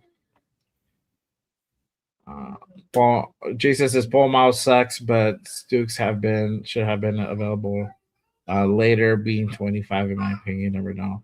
I don't think Paul Miles sucks. I think last year he just got played out of position. He's not a free safety guy. He's a strong safety type of dude. So I don't know. Which is Josh says to trade up 67 to 44. Okay. Definitely wouldn't mind that, bro. That'd be dope. Was this a DC decision to draft Stokes? I think we're gonna always go defense, but yeah, I don't know. Maybe could. I honestly, I feel if it was Robbie Leonard's decision, he probably would have gotten those, bro, because that's more of his specialty. Like he's more of a line guy, and linebacker. But I don't know. Dixon says we should have got McNeil McWarren. Yep. Ardell said they want to play more nickel, so pick is good. Stokes can play a corner in the nickel. He was size swap ball hawking history. Yep. Yeah, that's what I'm saying. Like that's a good thing about Stokes. He can play nickel really, really, really good. So I mean, the guy is good. The thing is, like, he probably would have been available later on. And you also have Kamari Ramsey out of USC can also do the same thing. It's probably almost near on that level of Stokes, but I don't know. For me, nose tackle is more of the priority. But hey, I'll be happy we draft Big Citrus. So there you go. I'm eyeing Chris McClellan right around with 34. Yeah. All right, so with pick 41, the Cincinnati Bengals draft Cassius Howell, edge out of Texas A&M. So there you go. Howell off the board, and New Orleans is on the clock. So let's see here. I need that too. Hope he does. Yeah, he's probably gonna play nickel, bro. Let's see. Yeah. I don't know. You're home. Yo. You're home. You're home. Hey. Let's back up the train here. I mean, like, I get it. We get a safety that can play nickel, guys. But come on, man. Come on. You know this. I mean, like, hey, we said don't overthink it, Big John. You're going to get a franchise D tackle. We get a safety. Greg says, go ahead. Go ahead. Okay. Greg was just saying that coaches believe in our Hemingway and Pegues already. So I guess for nose, but I still think they're gonna drop a guy. I think it could probably be Big Citrus, bro, at 67. It could definitely be that guy. Or they can trade back in. I haven't heard or seen anything yet, but don't sleep on it. Fucking Spytek is not afraid to go ahead and go back up into a second round. We got some extra picks to definitely go ahead and do that. Salute to my guy John Leone in the building. Appreciate you pulling on, my guy. Salute. So let me ask you guys this: do you guys think that GMs talk about like who they're going to draft when they trade? Now what? Like if you say, "Hey man, I'm going to trade you 36 for this guy." But I'm not going to take your guy. You know, I'm going to take this guy. Do you think they call like each other like that, or honestly, bro, it's a sale. So I probably wouldn't divulge that information, bro. They probably, I wouldn't put it past Spytek to ask that question. Be like, you guys are high on McDonald, aren't you? And like, well, we just want 36. And I'm like, okay, what are you willing to offer for him? Blah blah blah blah blah. It could be that. It could be something like that scenario, bro. So it's just interesting. So that leads me to believe that McDonald wasn't as high on their board to sacrifice that pick. All right. So with pick 42, the New Orleans that Saints draft Christian Miller, defensive tackle out of Georgia. So Miller off the board, going to New Orleans. There you go. What the fuck? What do we get in return? Oh, we got pick 91. We got pick 91. We gave up 117. So that's that second, fourth round pick that we got. So we still have two. We have 102 and 134, but now we have 91 on our deck as well. So we'll see. We'll see what happens if the Raiders are going to go ahead and trade back into the second round. Could happen. I wouldn't be surprised. But the trade down did happen. The trade down did happen at 36. So you know who didn't get drafted yet? Who? Jacob Rodriguez. Jacob Rodriguez is still there, dog. He's still there. He's still there. I a lot of mocks saw him go off the board by now. Bro, I don't think he makes it past 50, bro. You know what, bro? Right now, I think we're almost in that shocker group. Like the safety that we picked, people are going to say that we reached on that pick, that we drafted him way too high, that we got caught with our pants down once the Texans took Caden McDonald. No. But Lee Hunter's injured, right? He's coming off injury? No, I don't know. What's the story with him? I mean, he's not consistent. He's not consistent. It's really good, but not consistent. No, okay. Here, let me pull up his thing, and I'll read you guys his. See. All right. Lee Hunter.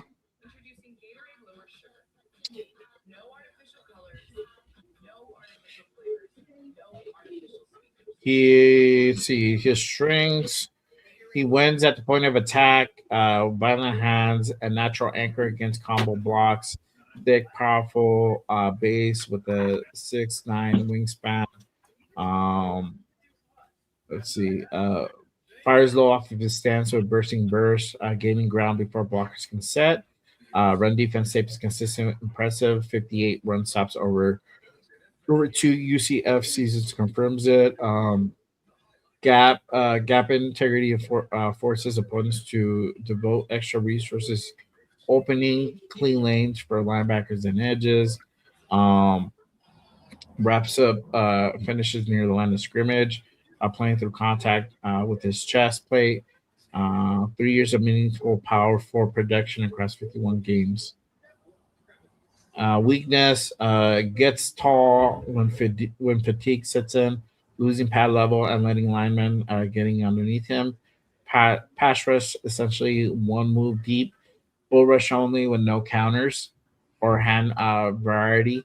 Lacks lateral quickness, long speed, which limits pursuit, makes him liability escaping quarterbacks. Effort visibility drops on plays away from his gap, needs more snap count rotation to stay effective. Stiff hips limit bend, make him vulnerable to online games and twist packages. So he's just a power guy, basically. Yeah, but he can play the nose position. You know. As far as level, he's better than Big Citrus. Let's see here.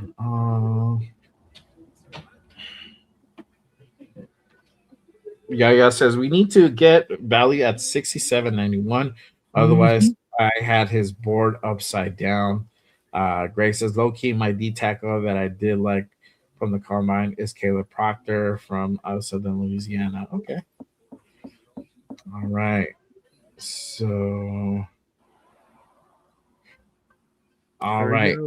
Let me go ahead and put this up.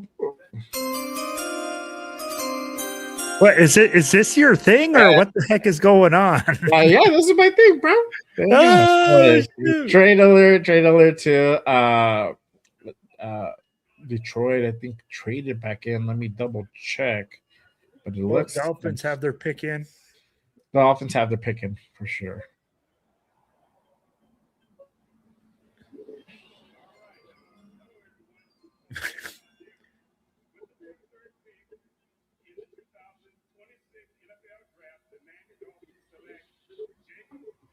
Bro, Jacob Rodriguez. There you go. So at pick 43, Dolphins select Jacob Rodriguez, linebacker out of Texas Tech. My guy going to the Dolphins. Damn. Good pick. Damn. Bro, I'd be like, they're changing their culture. I'd be like, if you're talking about a culture guy, that's him.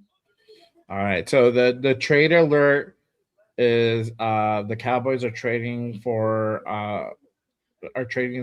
Niners linebacker D Winters.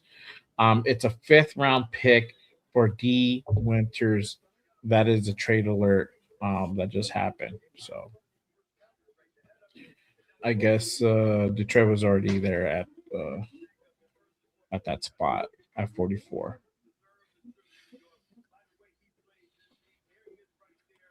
Yeah. The Dolphins are always ass. Yeah, they are. Oh man. But real quick, y'all, make sure you guys go ahead and hit that like, hit that subscribe button on all these channels you see here. Make sure you guys share it on all platforms. Subscribe to all the channels you see here. My guy to my left, Silver Black Raider Podcast, Raider Will in the building. What Make up, sure you guys baby? head on over to his channel, give him a subscribe, and then to my right, Jason Downs. Go ahead and get him a subscribe as well. And then LB Raider 10 probably will pop in a little bit later on, and so will our guy Raider Primos as well. So we'll see those guys probably in a little while. So currently right now on the board is Detroit. They're on the clock as we wait their pick to go ahead and come in. I will know shortly. So, but wow, Jacob Rodriguez going. Told you he wasn't going to leave 50, bro. I don't see him. I don't see him there at like after 50. I'm like, yeah, sure enough, bro. All right, so there we go. Detroit has got their pick in with pick 44. Detroit selects Derek Moore, edge out of Michigan.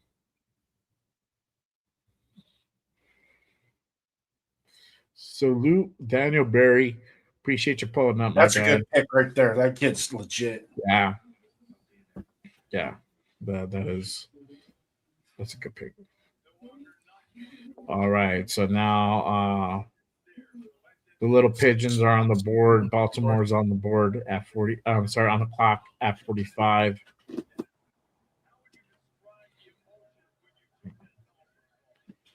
That's a good pick. I like that.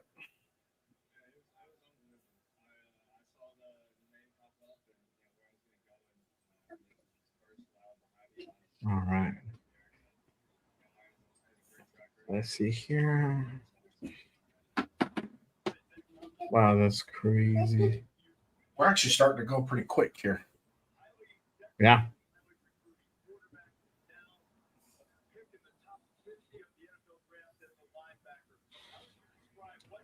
Bam, 44. We could have had Jacob Rodriguez.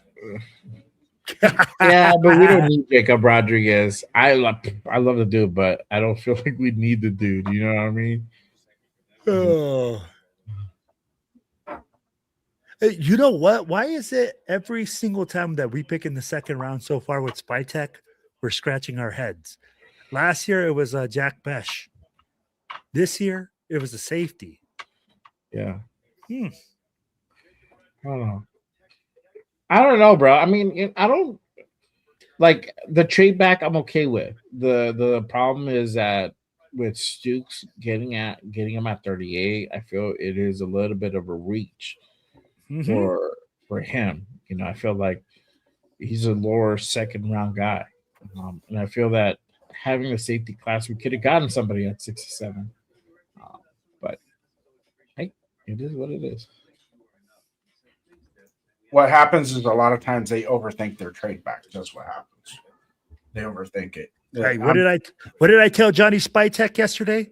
Don't overthink it. Don't overthink it. Don't overthink it. Let that, and a lot of the GMs will say, I'm going to let the draft come to me. Well, that's not letting the draft come to look at what Josh said. Josh said a GM reported Stokes is a top 43 pick. Do you have a source there, Josh? I'm like, that would be nice. Like, that's pretty dope. No.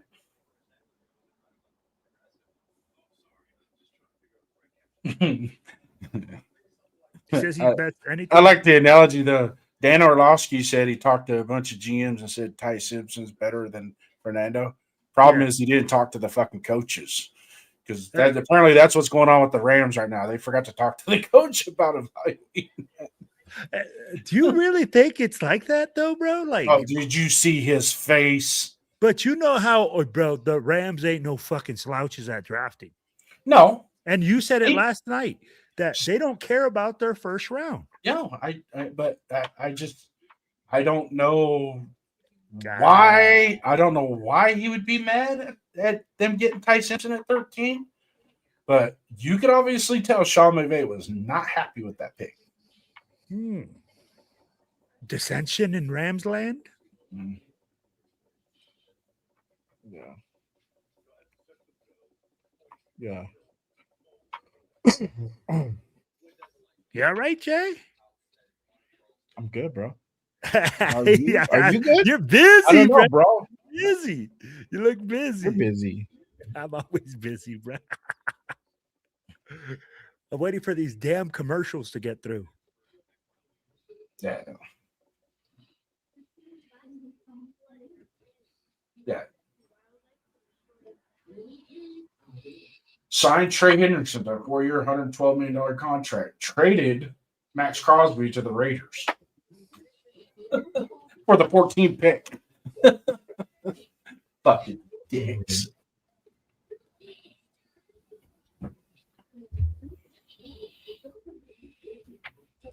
Oh.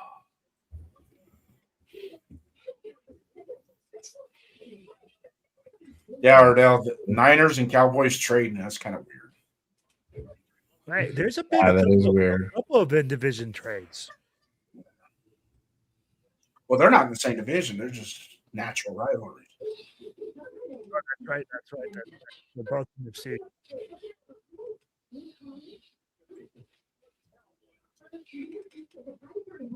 I'm putting up a poll right now as we speak. Make sure y'all go ahead and vote.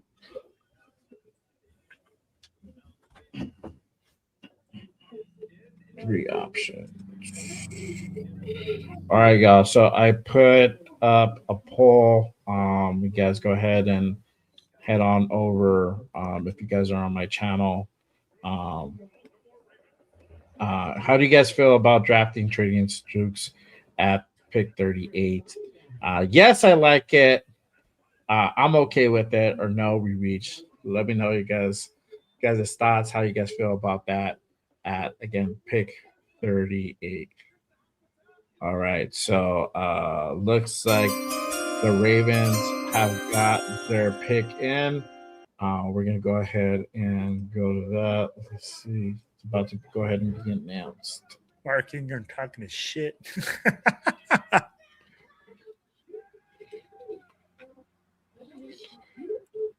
Yeah, crazy, bro.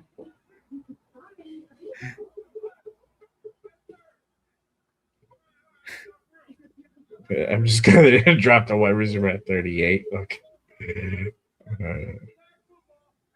Oh, man.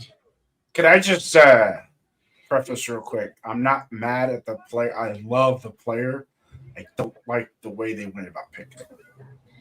Yeah, I feel the same. I would have rather them give up the 67th and another pick to come up and get him in the second, at the end of the second round or early third round. We're at the front of the early third round, so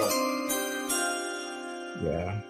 So at pick 45, Baltimore Ravens select Zion Young, edge out of Missouri. So just going back to back. That's crazy. Oh, Zion Young kid's a stud, bro. Dude, he's a beast. He's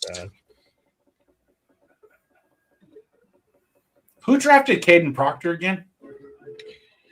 I don't know. I don't think he's still there. No, or I don't know. Let's see. No, Caden Proctor got drafted yesterday. I know he got drafted yesterday. I don't know, bro. Was it the Dolphins who took him? Don't know.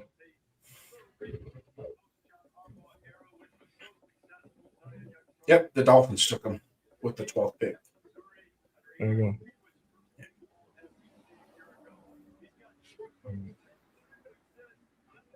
Right, kid ass pictures of Baltimore. Exactly, bro. Oh, Alex, shout out to my guy Alex. He says Bing has us taking Surratt at 67. Well, I hope not, dog. I hope not. I really don't. That would be a tragedy, bro. That would be a fucking tragedy, bro. Jacoby Lane, you're drafting Surratt over Jacoby Lane. So I'm glad Nathan's not on. He probably fucking have a fucking 26 years old kid fucking having a stroke and shit. Trying to kill Nate. What? Yes, I know. Y'all trying to kill Nate. Yeah, that's exactly right. Oh man.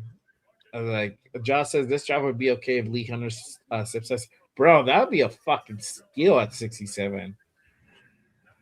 I mean, I would feel better if he did. Yes, it's a lot, bro. It's a lot of picks to go down and shit. Let's see. All right, so with pick 46, Tampa Bay Buccaneers drafts Josiah Trotter, linebacker out of Missouri. Ooh, Missouri back to back. Hey, yeah. So there you go. Linebacker. Oh, my boy. It's a linebacker. Josiah Trotter is a stud too, bro. Yeah, so right. As we see it, this second round is a lot of defense heavy. Outside of Stribling and Boston, everybody else has been defensive heavy, defensive minded, which is crazy. And Charles says, I thought Caleb Banks would go day 2 because of foot injury. Me too. Us too, bro. That's why we say Minnesota is a loser in this draft, bro. And especially for us and 31 other NFL teams. Exactly. And the Rams. And the Rams. He's a really good player, but the thing is that foot is a big thing. Like I don't know, man. Like, and on a big guy, bro, big feet are a huge thing. We talked about that, man. Feet injury on a big guy, they're so sensitive. That's not even his first injury, too, either. This is like his second, third. Oh, then he's injury prone. Yeah. But they found out he was wearing the wrong fucking shoes, too. Yeah, because he had just recovered from injury, and then he went to the combine, got injured at the combine. So that was his second injury, as far as I know. I didn't look too much into Caleb Banks, like as far as injury history, but yeah, it's crazy. My guy Greg says, I looked at Denver Broncos secondary. Stokes does not match their system type. Oh, okay. So now I'm understanding more Stokes more on what he can be. I mean, yeah, bro. I mean, he's a good player, bro. He's a really good player. I think we could have gotten him lower. He could have probably still been there at 67. I don't know. But they feel that they can either get somebody really of probably the same caliber at 67, or you never know, they might decide to trade back into the second round. Nothing has happened as of yet, but you just never know. Obviously, it's crazy. All right. Hopefully, the wide receiver right now that goes right now to the Pittsburgh Steelers is Surratt, so we get this out of the way. Yeah. Surratt. Damn. Surratt, that'd be crazy. Right? Big 91. Yeah, I mean, at that point, yeah, no, I wouldn't be mad at Surratt at 91. That's child abuse. All right. Here we go. So with the 47 pick, the Pittsburgh Steelers draft Jeremy Bernard, receiver out of Alabama. Cool. Oh, we knew. At least I knew it was a receiver. Wrong. This guy wasn't up there either. Bernard, I had him on my back big board, but I had him at the bottom. Yeah, like the bottom. Maybe we just are not seeing the same things people are seeing as well. Because I agree with you. I was like, I thought he was being later on in this round, like maybe early third, but to be like mid second. I mean, I had him like late second. So I had him like in the third. Okay, yeah, I have him late second, under Ted Hurst, because I feel Hurst is just slightly better than Bernard, but you know, maybe Hurst falls to us to 67. Maybe. At this point, man, I'm like, it's really like interesting to see because unpredictability, bro. Yeah. Dixon said we reached. Okay. I'm with I'm you not there, gonna argue. Yeah, I'm with Dixon on that one. Yeah. But then again, I like the player. Don't get me wrong. But I just think we could have went back, like we could have moved back. But at the same time, it is what it is. We move forward with it.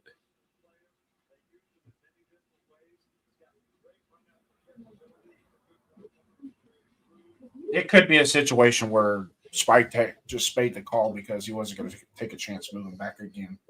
Right. So, which is, you got to, I mean, after you watch Cade McDonald get taken right off your plate, you're like, fuck, maybe we should move back again. You think? Might be a good idea. Wow, man. That's wild.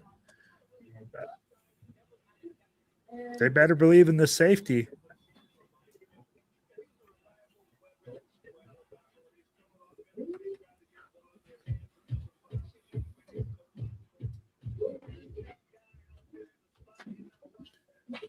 Man.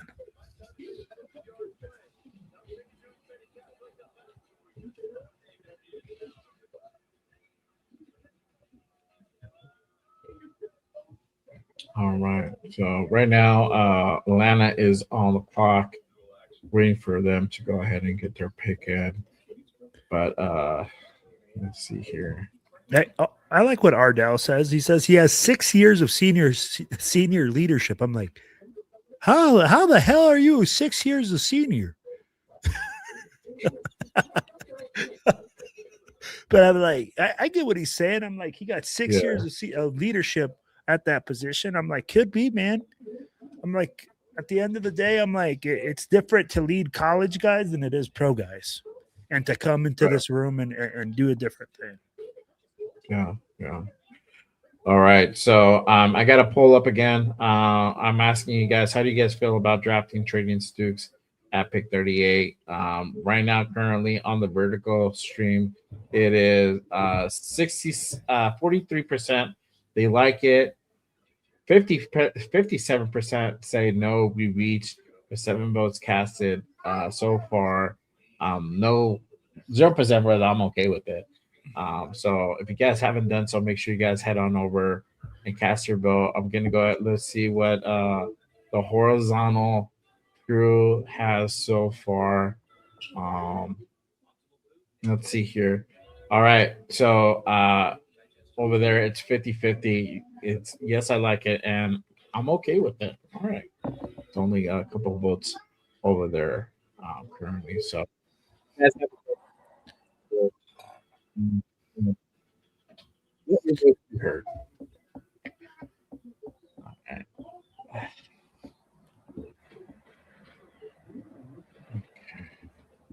My guy Josh says Spytek gave him a safety. Rod wanted a safety. Okay. Or Rob. Yeah, Rob. Robbie wanted a safety. Ardell says no ball grabbing Wilkins or shooting up the pack.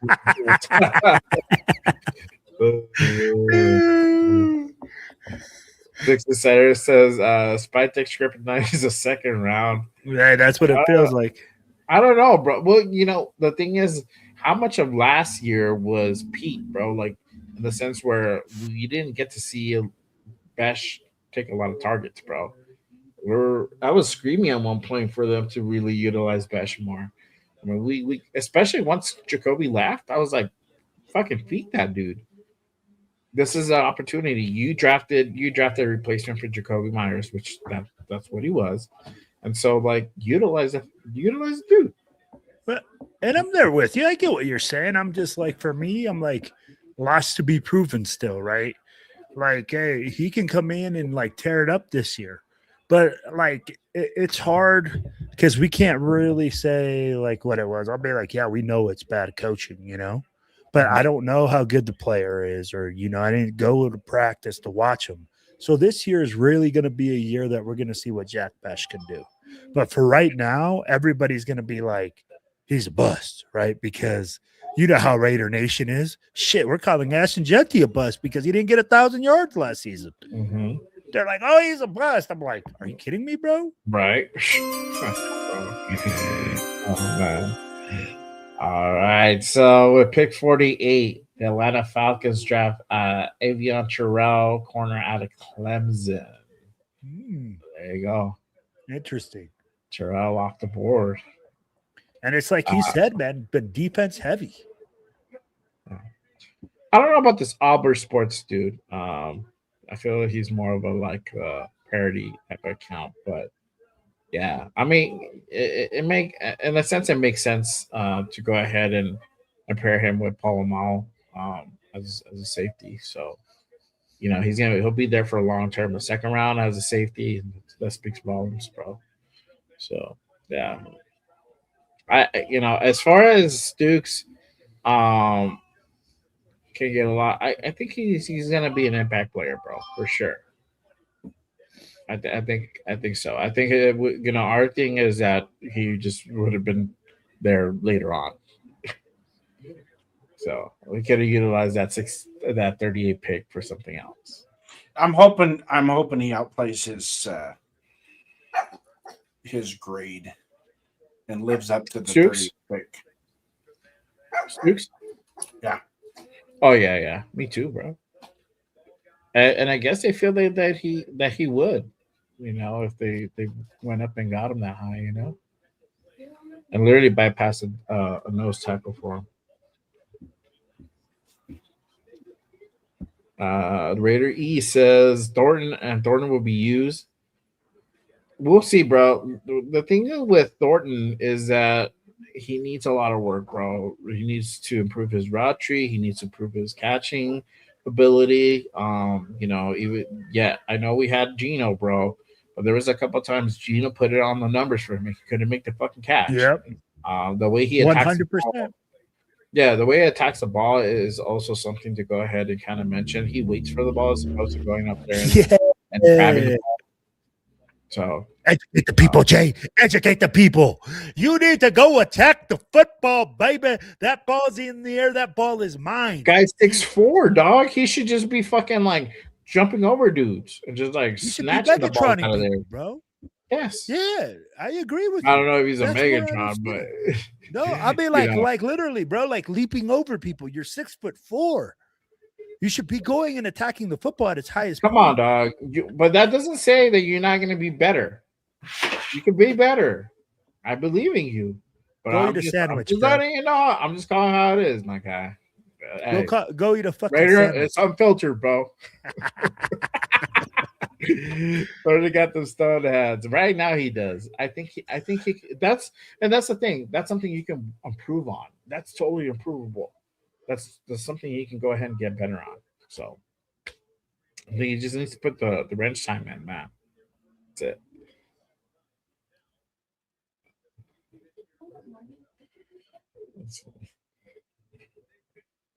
Who do we take in the second round? We ended up drafting Tradian Stokes, corner out of Arizona. That's who we took at 38. So just pulling up, that's who we ended up drafting at 30. We traded back from 36 with the Texans to 38 and picked up pick 91, give up 117 for that one, and drafted Tradian Stokes, safety out of Arizona. So yeah. Panthers all right. There we go. All right, y'all. So with pick 49, the Carolina Panthers draft Lee Hunter, Yep. Oh. defensive tackle, Texas. Oh, come on. Hold on.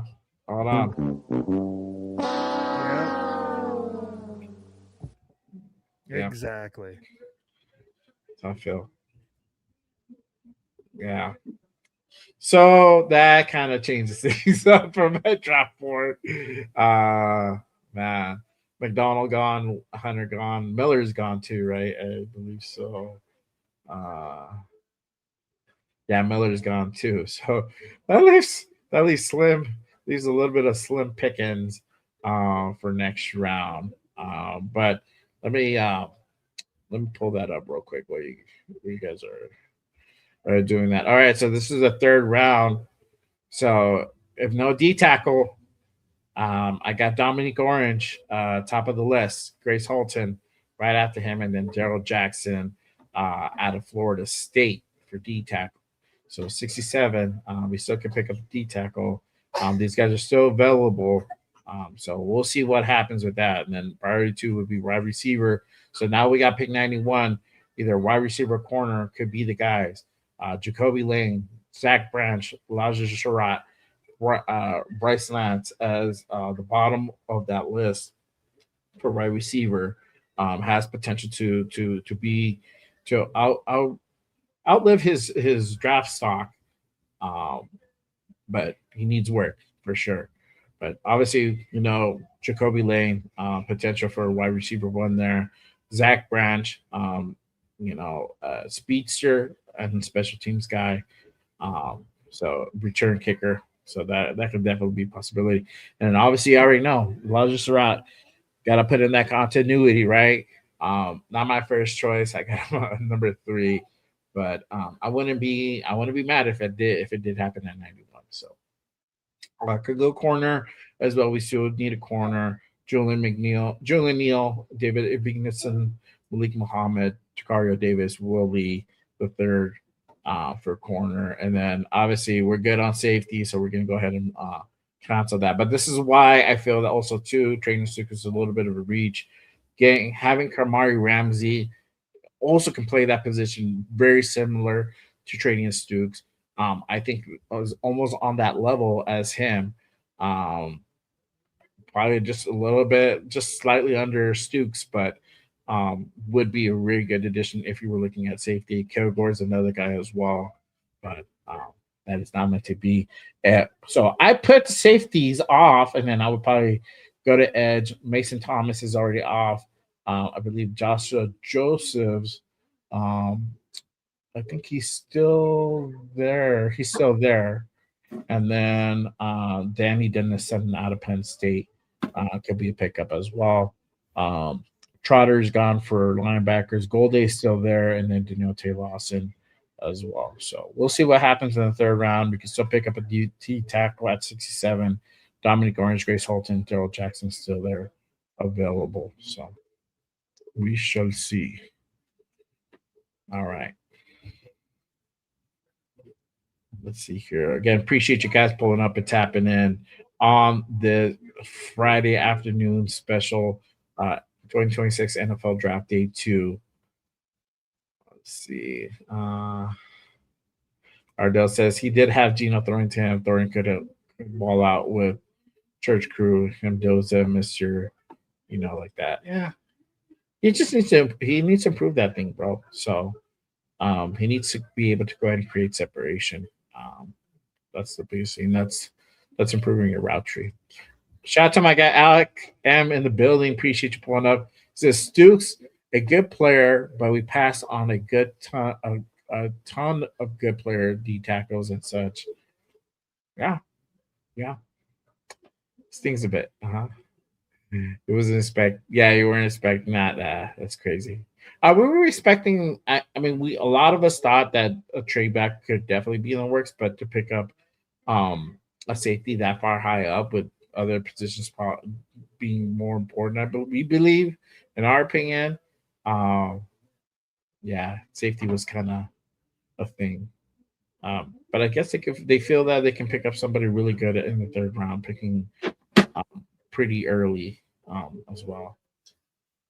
Josh says, "Do we believe in free agents we took that would be good defense?" I don't know now. Uh, no, I mean linebackers are so good, bro. They're so solid. I mean, you got Quiddy Pay, bro. Quiddy Pay is fucking good. So, don't sleep on it. So, all right. So with the 50th pick, the New York Jets draft D'Angelo Pons, corner out of Indiana. So Pons is off the board. Good for him, man. There you go. Yeah, good player. Good player. Mm-hmm. All right. So, I don't know if you were listening. Well, Ja asked, "Do we believe in the free agents we took that will be good defense?" I don't know now. Well, huh? Go ahead. He says that if we believe that the free agents that we got would it make a good defense. He says he doesn't know now. I still feel really confident. I just feel that probably the biggest position was that nose tackle. And I mean we can still pick a guy up in the next round. But that's if you don't trade back in, um, which could definitely happen. But yeah, I mean, not too. What? So with the free agents that we got, right, and we look at this defense right now, currently, of course, we understand that there's a lot of holes in this defense. We talked about it at the beginning of the draft. We had more holes than probably anything than we had positions to fill positions, players to fill positions. Sorry about that. But when you talk about like bringing in a safety, right? And I get what you guys are saying. We need a nickel guy. We need a guy that comes in that package. Yeah, I think it's just more disappointing because of the names that we saw on there, right? And the possibility of drafting a Caden McDonald. You know, like we all talked about it, having a franchise D tackle. That was like, it. That can change us. That can make a big change. Now, to say that this kid is not gonna make a change in a weakness that we had, that's not true either. You know what I'm saying? I'm like, if he is a high turnover guy, and I will go to the college football experts, which are more you guys than I am. I don't watch a ton, you know. Is he a guy that creates turnover and creates points? That's my question. Yeah. You know, is he that guy that, because we keep saying the defense needs to create turnovers? Well, you need ball hawks. Is he a ball hawk? Well, you know, not just that. Honestly, man, you know, the turnovers are cool, but more importantly, it's just, you know, really containing these offenses, bro. If we can get teams to go 3 and out, that's also as effective as getting turnovers, bro. Yeah. So we also have to kind of keep that in mind. You know, it can always just be the flashy, like, you know, strip fumbles and whatnot. It also has to take into account, you know, stopping the run, stopping the offense. All right, so with pick 51, the Minnesota Vikings draft Jake Golday, linebacker out of Cincinnati. So Jake Golday gone, and I did have him on the board in the second round, farther down on the trough. But crazy, I believe CJ Allen is still there. CJ Allen is still there, and then Anthony Hill Jr. is still there, available, which is crazy. So this is where this kid's going to benefit us. How many times do we have 3rd and 15 on defense and they get a fucking first down? Right? Yes. That's where this is where that's going to benefit. Now the nose tackle is where we can start to control the line of scrimmage, which in turn throughout the 4 quarters benefits you. It starts to make them think, okay, I can't run in the A gap. I can't run in the B gap. I got to try and get outside. Well, guess who's outside? Max Crosby. Yeah. See, that pushes the water from one side to the other. The biggest thing is if you get a safety that can really control the center of the field, right, and even shorten the box, like with him, he could come down in the box, play a little bit of a hybrid linebacker, quote unquote, hybrid linebacker type safety. then those 3rd and 15s aren't as easy as they've been. Mm-hmm. Yeah, you know. So, and he's the type of guy that will tackle. Yeah. Shout out to my guy Predator in the building with the $2 super. Appreciate you, my guy. Hey, I hope you're having a lot of fun out in Pittsburgh with the gang. Shout out to our guy Predator, Raider Jeff out there, and Chris Protect Show. Everybody out there, Myra. Salute to them. Hope they're having a lot of fun. So something for Predator real quick. A guy this morning was on the morning tailgate and came on. He's from the same apparently your guys' kids played Little League together. And there was like 3 of you guys at the Little League game. He identified Predator. And 3 of you guys at the Little League game. And when the pick was announced, you guys were running around yelling, Raiders, Raiders, and all the Broncos, because you guys are in Broncos country. You live in Broncos country. And all the Bronco fans were like, huh? So I heard that on the radio today, but shout out to you, Predator. You got a little love on the morning tailgate today on Vegas rated the 9:20 a.m. with the. There you go. That's what's up. That's my guy right there. Duncan is he thought Stokes was a corner. No, he's a safety, brother. It's a safety. Yeah, he can play nickel. That's why. That's why the thing they can confuse. Yeah. You know, but doesn't also Jeremy Chin? Yeah, but I don't see Jeremy Chin. He's on this. This is his last year, so I don't know if we keep him. That's probably why they went Stokes, because now we get Stokes for 4 years. I agree with Yaya. Could be a hybrid guy. I'm like, it could be a guy that they use in a different spot than we think he is. Yeah. Yeah. So let me go over this real quick. We're gonna go as far as who is still on the board. All right. So currently, right now, still on the board, we got Gerard McCoy, Emmanuel McNeil, Warren, Anthony Hill Jr., linebacker out of Texas, Eli Stowers, Brandon Sice, Zachariah Branch, Chris Brazel, Jacob Chakaz, CJ Allen, Emmanuel Pregnon, Kenyatta Scott, corner out of Miami. I would love to get him. Stunner, Halsey, Antonio Williams, and that's about, and then Malachi Fields. That's top 15. They're still available. Hurst is still there, just so everybody knows. Skylar Bell, as well. Those are guys that could potentially go in the second round as well. So obviously we'll see what happens as we wait for Green Bay to go ahead and get their pick in. Bro, you forgot somebody. Who? Jay Raider. I'm not available, bro. All right. We got the fourth member to the Manula band that just pulled up in the building, bro. Here we go. Let me go ahead and bring out my guy, Raider Primos. What is up? Sorry for being late. Had to take care of some personal things, but I'm here. Like always late, bro. I've been tracking I go to fashionably late. I'm rocking that Raider gear. There you go. Right on time, bro. To go ahead and get the 52 pick. The Green Bay Packers select Brandon Sice, corner out of South Carolina. So Sice is off the board. Brandon Cisse. Is it Cisse or Sice? I don't even know. No, Cisse. Okay, there you go. Is that correct? Cisse is gone. Primo, we want your opinion on our second round pick. I'll be honest here. I had no. Who is he? Someone like fill me in. Like, who is this guy? I'm hearing some good things about him. That he's a versatile safety. But we talked about many times. Games are won in the trenches.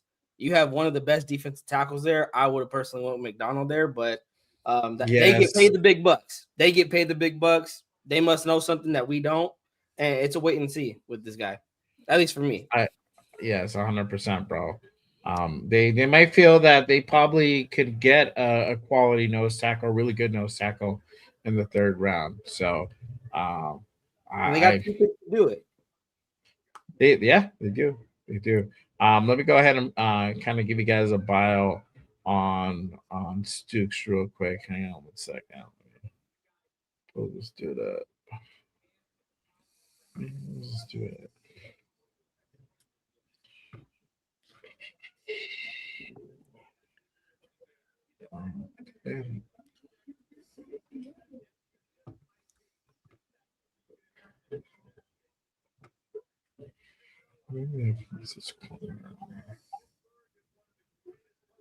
So I'm trying to find Stokes' state.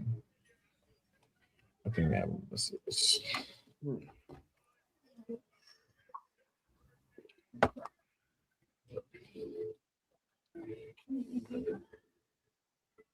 Man, watching wrestling made me hate this guy.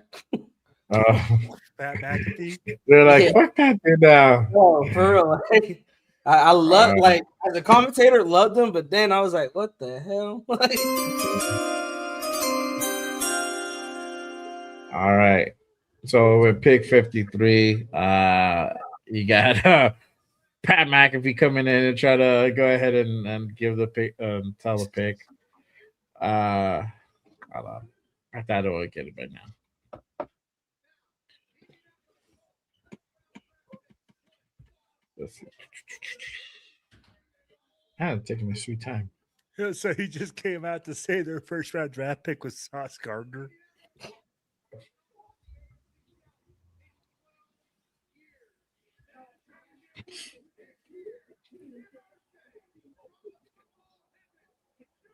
Oh my god. All right, so Indy pick 53. Indy selects CJ Allen, linebacker out of Georgia. Nice pick. Wow, that's a good pick for them. Good pick. Yeah. All right. So here's the bio, and you know what? Let me share it. I'd rather share it with you guys, and I'll read along as well. Put this up. All right. So currently, so this is the strength for Tradian Stokes. He's a terrific size for a nickel at 6'2", 6'2", 195. Give him a physical advantage over most slot receivers at the catch point and contested situations. Moves his surprising fluidity for his height. The hips don't betray him the way they do with most tall corners. He can flip and run without losing ground. Outstanding zone coverage processor who reads quarterback's eyes, picks up route combinations early, triggers downhill before ball arrives, delivers a forceful two-handed jam at the line that knocks receivers off their stems and disrupts their timing. Ball prediction speaks for itself. 7 career interceptions, 21 pass breakups, 207 targets faced with a career completion rate of against him under the national average. Blows up screens with frightening recognition speed and sees blocking patterns develop through stock blockers. Let's see here. Long riding top end allows corner to recover vertical routes and consistent fades. Versatile teams contribute with reps across kick return coverage, punt, and punt coverage and field goal block units. So for the weaknesses, they have here will be 24 before his rookie season. And a torn ACL in 2024 means teams are buying a player under 2 years removed from significant knee injury. Gets caught flat-footed and stacked vertically far too often. Receivers with good stems can get on top of him because he commits his weight forward, hunting the break. Lacks short area quickness and mere ability to survive extended reps and press man. Takes poor pursuit angles in the run game. Struggles to consistently stack and shed blocks at the point of attack. So there you have it. I don't know if but you can see. But I heard one person on his comparison state that his good plays will outweigh his bad plays. He will but he will make more. His good plays will outweigh his bad plays. Yeah, he has a lot of good plays. It's kind of like Eddie Anderson. I don't know if you remember him when we had Eddie Anderson. No. There was who was another free safety, strong safety that we had. Free safety, strong safety. All right, so pick 54. Eagles select Eli Stowers, the tight end out of Vanderbilt. He's going. So 55. Pats are on the clock. Yo, real quick, man. Hey, shout out to Mama Don. She made the screen at the stadium. Jeff's wife. You know, hey man, sent us a little message. Yep, we see that y'all made the screen. Salute, man. Hey, I'm glad you guys are enjoying yourselves out there. There you But go. it had to be on the big screen. It couldn't be on a small screen. Oh man. Yeah. I'm the pot calling the kettle black when I say that too, by the way. What the oh man. So now we have to wait till 61, right? 67. Yeah. 67. Or 67. All right. Hold on. Trade alert. So the Patriots have traded up to 55, sending the Chargers back to 63, and they give up 131 and 202 as well. So again, Patriots now on the clock. So that was a trade that happened. Who do you think that the Patriots are looking at? To be like, this is an aggressive. You know, they moved quite a few spots up. I think they're gonna pick a new insider on this one. They picked up an insider for the last one, right? For the last round, for first round. Yeah. No, a new insider. What do you mean new insider? The NFL insider Diana Rossini. They cut Diana Rossini. She's working full time for Mike Bravo, bro. We already know. She's putting in that overtime. Personal insider, dog. Yeah, so they got Lomu last round. The Patriots select Jamel Hill.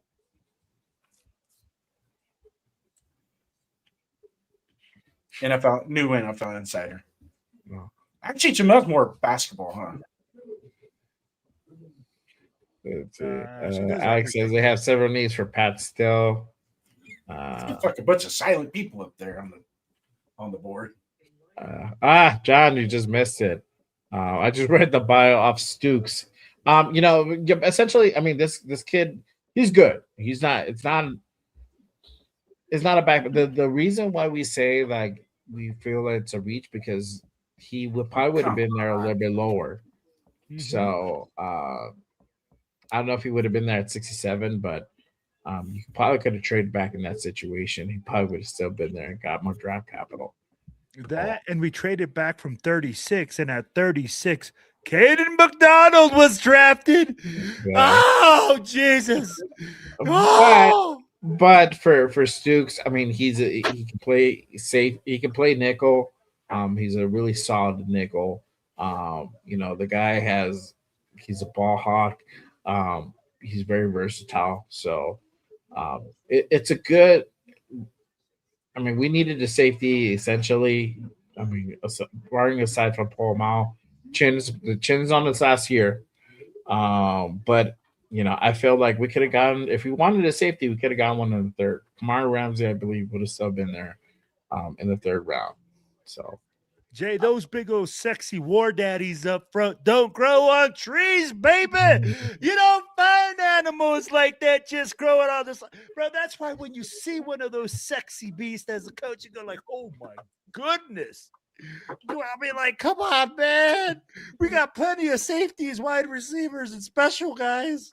I need those big war daddies up front, baby. Oh. Eli Stowers going to the Eagles. That's a good fucking pick, man. Yeah. That guy's good. He's a good trade. John asked, do we think we still draft a wide receiver? Possibly in the third round, bro. Let's see. Who's still there? Wide receiver. I mean, you got Zach Branch, but I think he's going to go in the third. Brazel, Chris Bell is still there. Skylar Bell is there. Antonio Williams. So we'll see. Would you guys draft Brazel? No, we already got one. Tennessee wide receiver. I don't know. I just don't see it. I don't. He doesn't even have the production. I mean, he's athletic. He's a good receiver, but yeah, gotta have some production, man.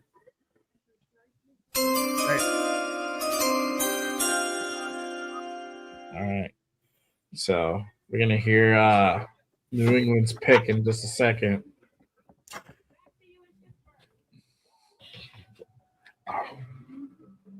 I'm like, my boy Jay Rader is like way in front of us because I'm watching the TV. I'm still on commercials. Oh no, bro! I'm already. I just see Roger Goodell come up. I know. I'm like, am I like missing something? Maybe I am ahead of you. Okay, yeah. See, I'm already know the pick. So with the 55th pick, the New England Patriots select Jay Jacas, edge out of Illinois. So he's gone.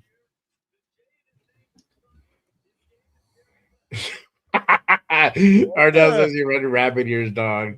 We're gonna have to do with the coat hanger, dog. Hey, right now, bro, I'm about to SOS. Not like this. Not like this. Hold on, wait, you're fuzzy. I don't know how to do that shit, dog. Tape that shit. Good pick. Yeah, that's a cool pick for them. Yeah.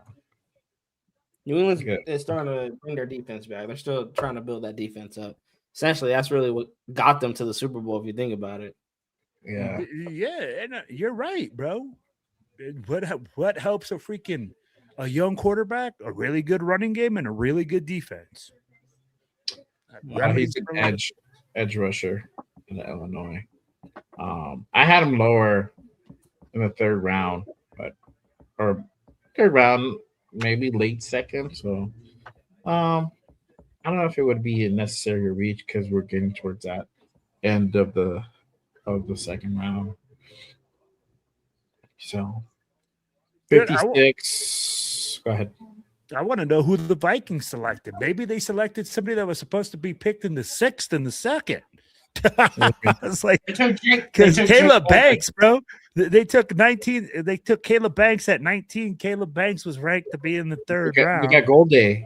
They got Jake Golday, the linebacker out of Cincinnati, at 51. They woke up and did that's actually a pretty solid pick. That's a solid pick, yeah.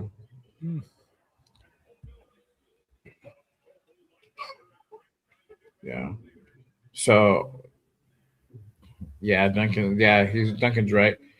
So with pick 98 going to Minnesota, and the Jonathan Greenard trade, was a comp pick the Eagles received for losing their free agent Milton Williams and free agency to the Patriots. So, yeah, there you go. All right. So with the 56th pick, Jacksonville Jaguars select Nate Botreacher, Texas, out of Texas. Nate Bolster. He's a good football player. Yeah. Nate Bolster. Tight end. So they go tight end. Tight end. All right. So looks like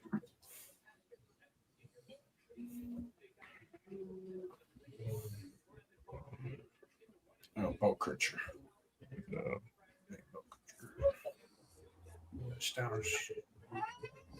Good Lord. I'm wondering why Jamad McCoy keeps sliding. Oh no.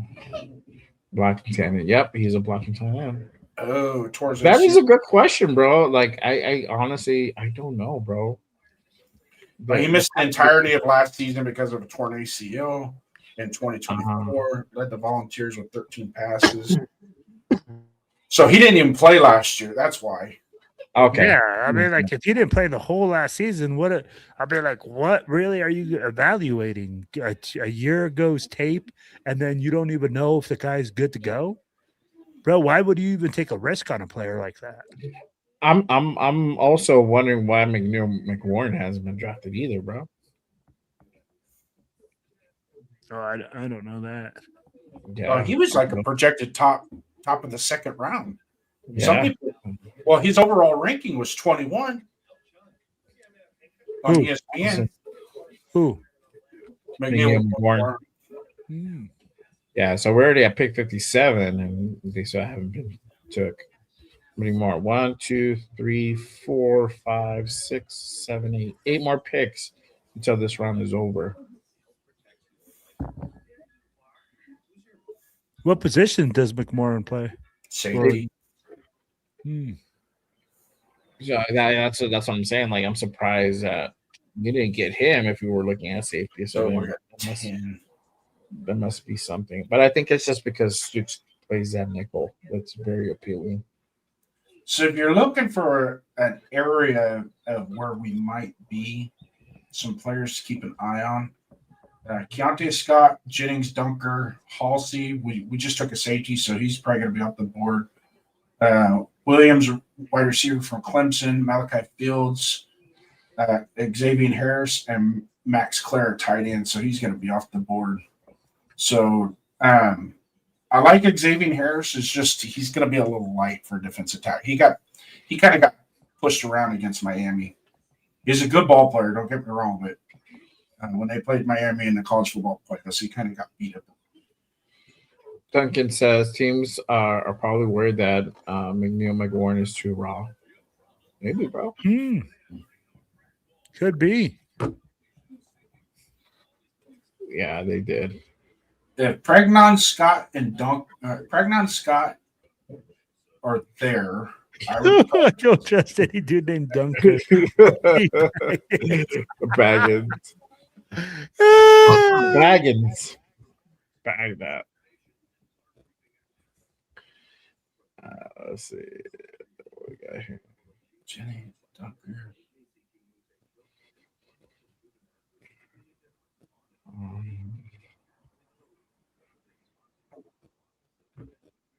All right, so we're at a 57.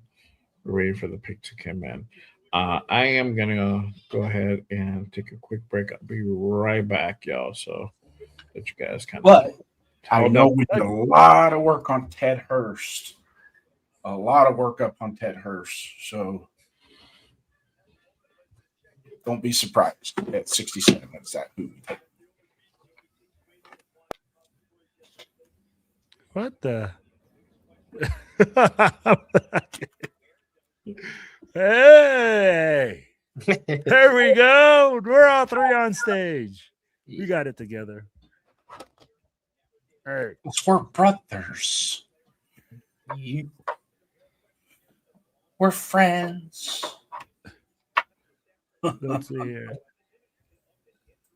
So, yo, you seen what we're doing? Or do you guys think we'll move up? Or do you guys think like anything's gonna happen besides like, or do you guys think we stay in place right now? Well, considering we traded back and got the 91st pick in 67,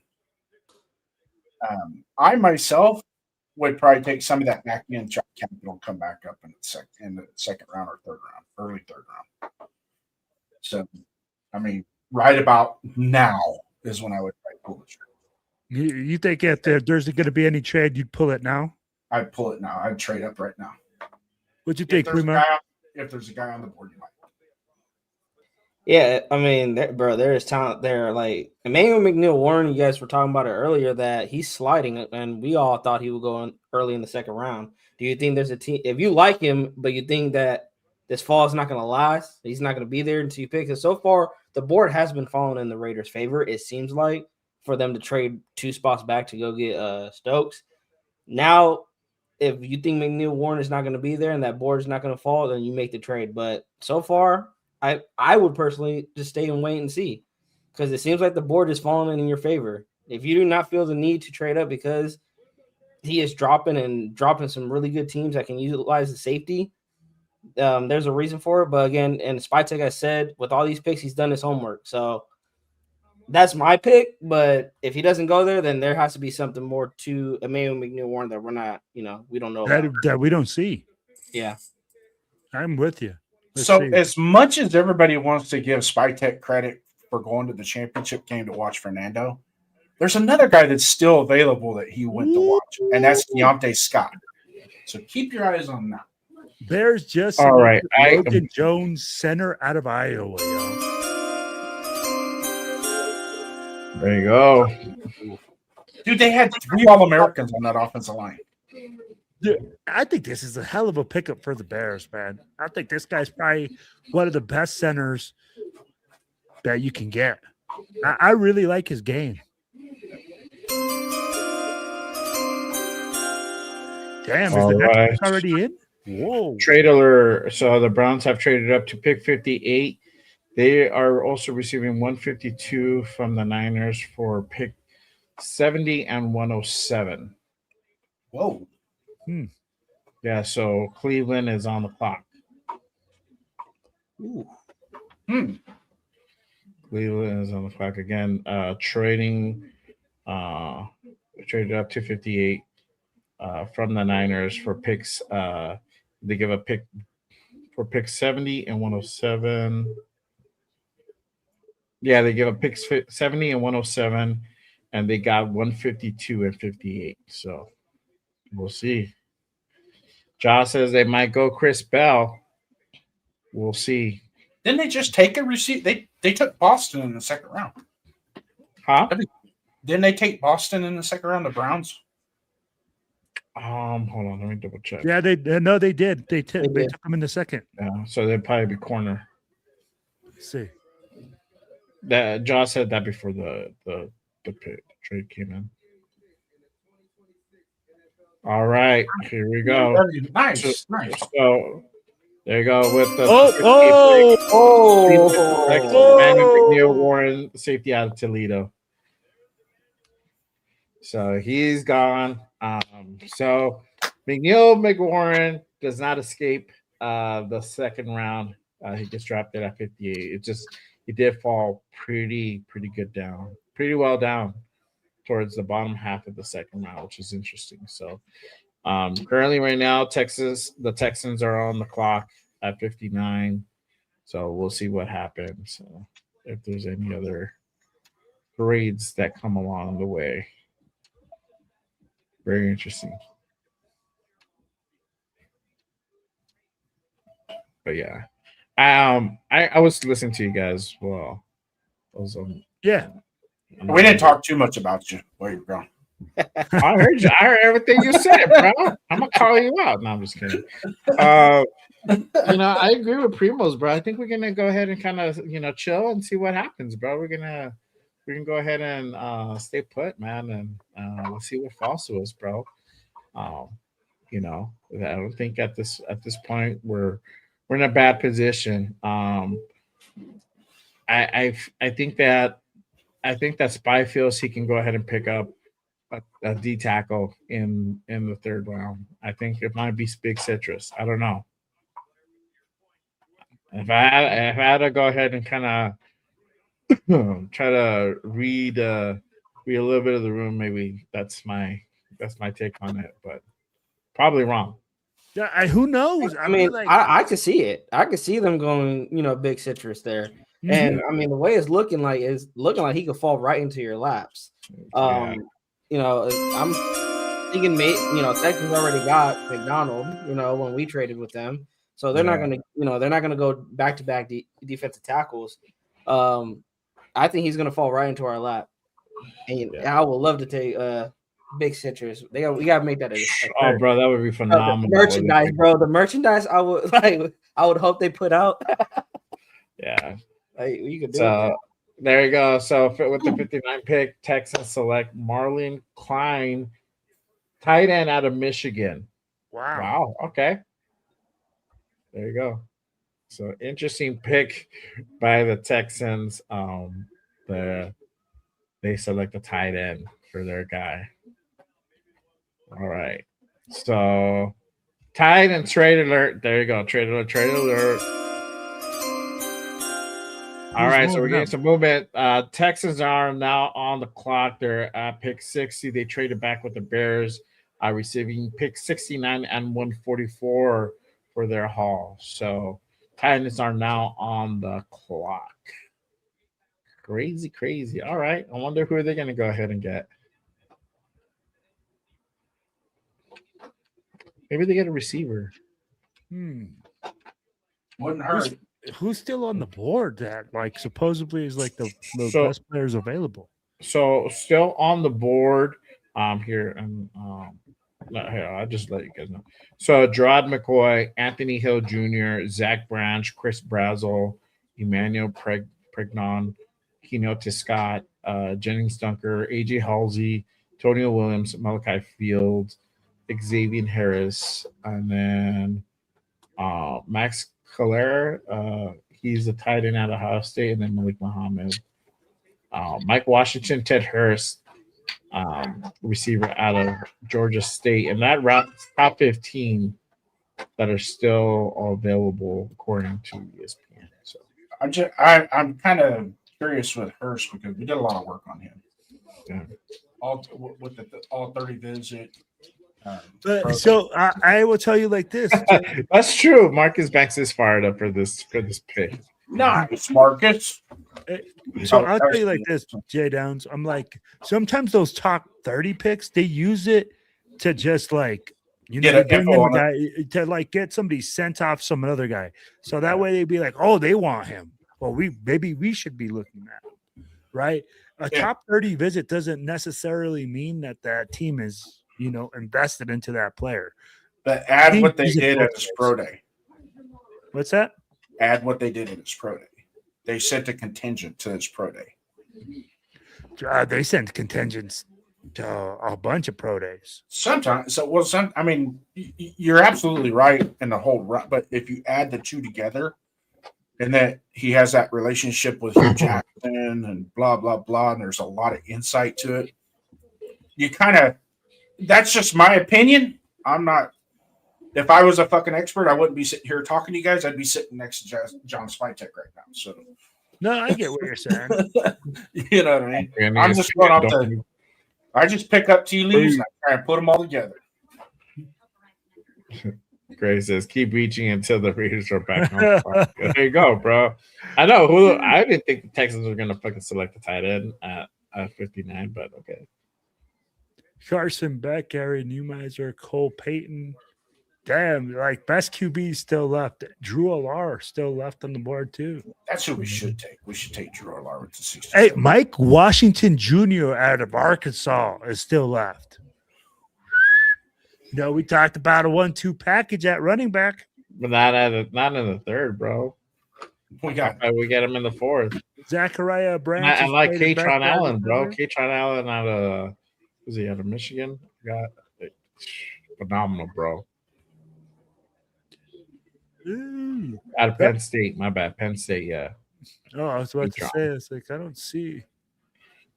K-Chon would be a good like day 3 pickup, bro. Because you don't need the running back to do a whole lot.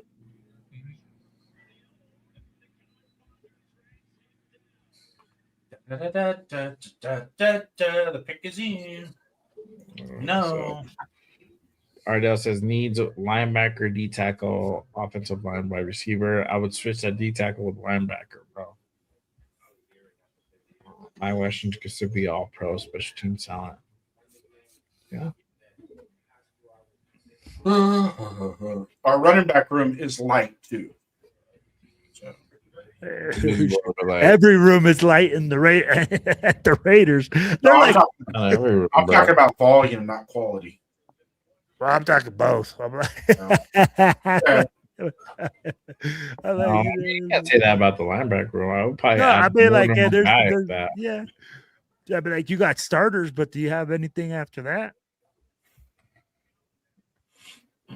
Bueno says Schefter, one GM said that he drafted safety Tradian Stokes ahead of Caleb Downs, one of the best safeties I've seen in my lifetime. My time as a GM, okay.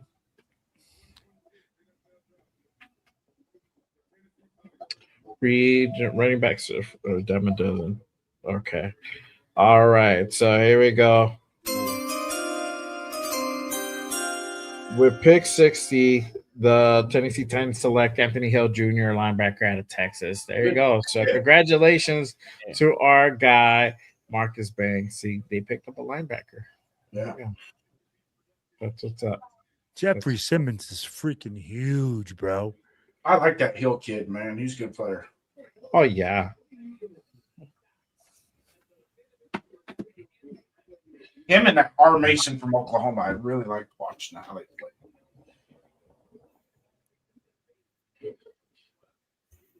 play. Alex says, congrats to the Titans getting better this offseason. Yeah.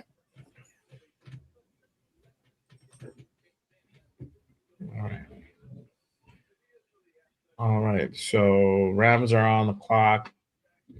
And then you got Broncos at 62, Chokers at 63, and then you got Seattle at 64 for the second round. Yeah, he's really good, bro. Huh? Oh man, how many picks do we got in the third, Jay? 2. So we got pick 67 and 91 for a third. So, could there be a possibility we trade back into the second round? There could. I think two teams who could be the guys. So, yeah, we'll see. I'm with you guys. I'm team stay right now. Stay where we're at, motherfucker. There you go. Pick 61. The Los Angeles Rams select a Max Clare, a tight end at Ohio State. There you go. Hits Boy says, I'm fine with Stokes' pick, and we get another third, and we're getting a top 100 player. Yeah. Can we still get a top player at 60? Oh, we definitely can, bro. We get a nose tackle at 67. A really good nose tackle at 67. Who's best nose tackles left, Jay? Best nose tackles. Hold on 1 second. Well, for me, my list is different, but you have Xavier Harris out of Ole Miss, and then you got Big Citrus right behind him, Grace Holton, which was already on my list, and same thing for Daryl Jackson. You got Chris McCullen, D tackle out of Missouri, and then Tyler Oledem out of Texas A&M, and that's kind of the top 6 there.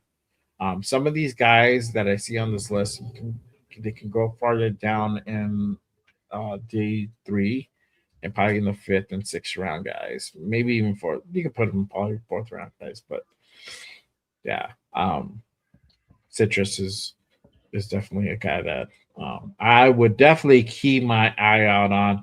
And yes, Bueno, he did get selected. Lee Hunter went to the Panthers, so Panthers drafted him at 49, so he was off the board. Stay away from that mullet. Dunker.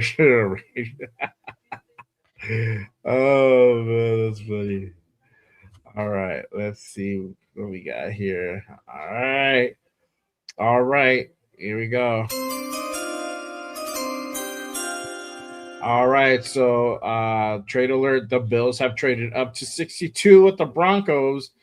Broncos receiving 66 and 182. So very interesting. Now Buffalo is on the clock. Broncos pick ahead of us in the next round. I'm a little bit nervous about this. Citrus. I don't like a division rival picking ahead of us, bro. And so that makes me a little bit nervous on what these guys can potentially do. I don't know. Maybe I'm overthinking it. They about to troll. Take big. They could, bro. They'd be like, "Fuck you guys, take your fucking nose tackle." Well, and that's the thing. Did Buffalo move up, having a feeling that their guy wasn't going to be there?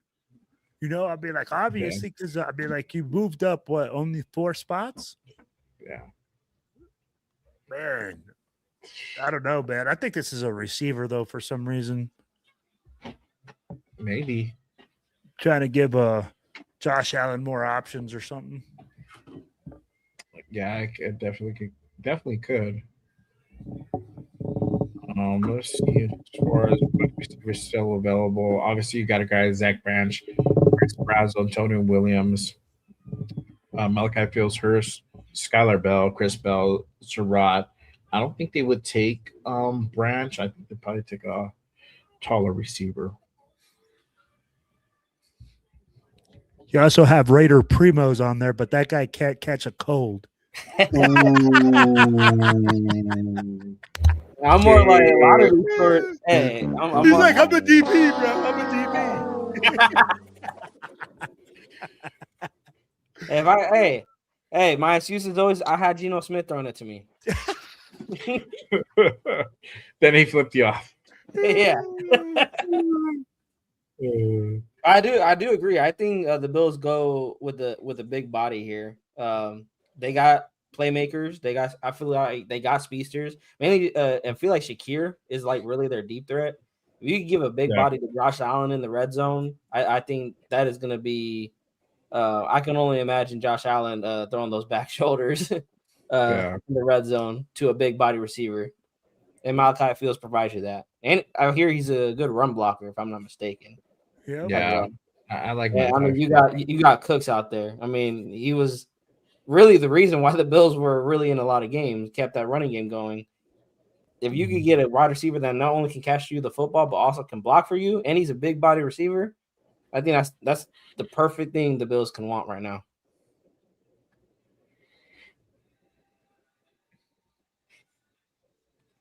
All right. Triggers. The pick is not in for San Diego. I don't know if everybody caught me yesterday when it said San Diego. I don't consider them. I don't give them the right to say LA, bro. It's just fucking San Diego. No, yeah. Santiago. It's like every true like veteran like my dad. He was like, I cannot say Los Angeles Chargers. Every time we talk about Chargers, he's like San Diego. San Diego. Yeah. I'm like, Dad, it's Los Angeles. He's like, nah, San Diego. They'll always be San Diego. Right. All right, let's see what the Bills do here. Zachariah Branch. Nah. I just see a big body. If they go receiver, it has to be body. All right, with the 62nd pick of the NFL draft for the Bills select David Igbinosun, corner at Ohio State. So they get a corner. There you go. Who called it? Somebody called it in the chat. There you go. Ardell called it. He said they wanted a corner. They got a corner.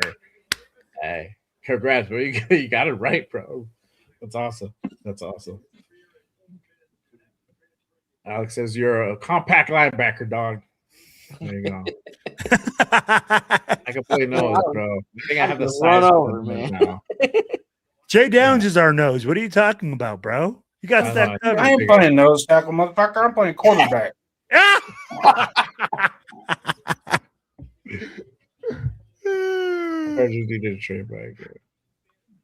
I'm the old guy. You guys go out for a pass. I'll throw it to you. I'm sort of old, bro. I'm like right behind you. I'm like the second oldest. How old are you, Jay? I'm 41. Oh, you're quite a bit younger than me. Yeah. You're younger than me. I'm 50. I'm 50. No, I'm older than you. You said you're about to turn 40 or some shit. Shit. I'm getting ready to turn 54. No, Will. No, bro. No. How old are you? I'm 43. Okay, all right. So maybe then I'm third. Primo's is barely starting out, bro. Yeah. Oh, Nate's the baby. Well, I don't know. Actually, 27. I'll be 28 this October. Nate's the baby. Yeah. Nate's 26 or gonna be 26 or he's 26. I'm retired with a 30-year-old daughter. Yeah, I got a 23-year-old son. I was about to say, I was like, holy cow, Nate. I was like my son's this Nate's age.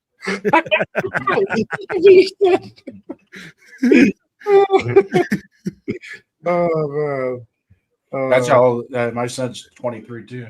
Be like, shoot, boy. I hope they get the fucking big. What's his name? Fuck the kicker. I forgot his name. I hope they draft that dude.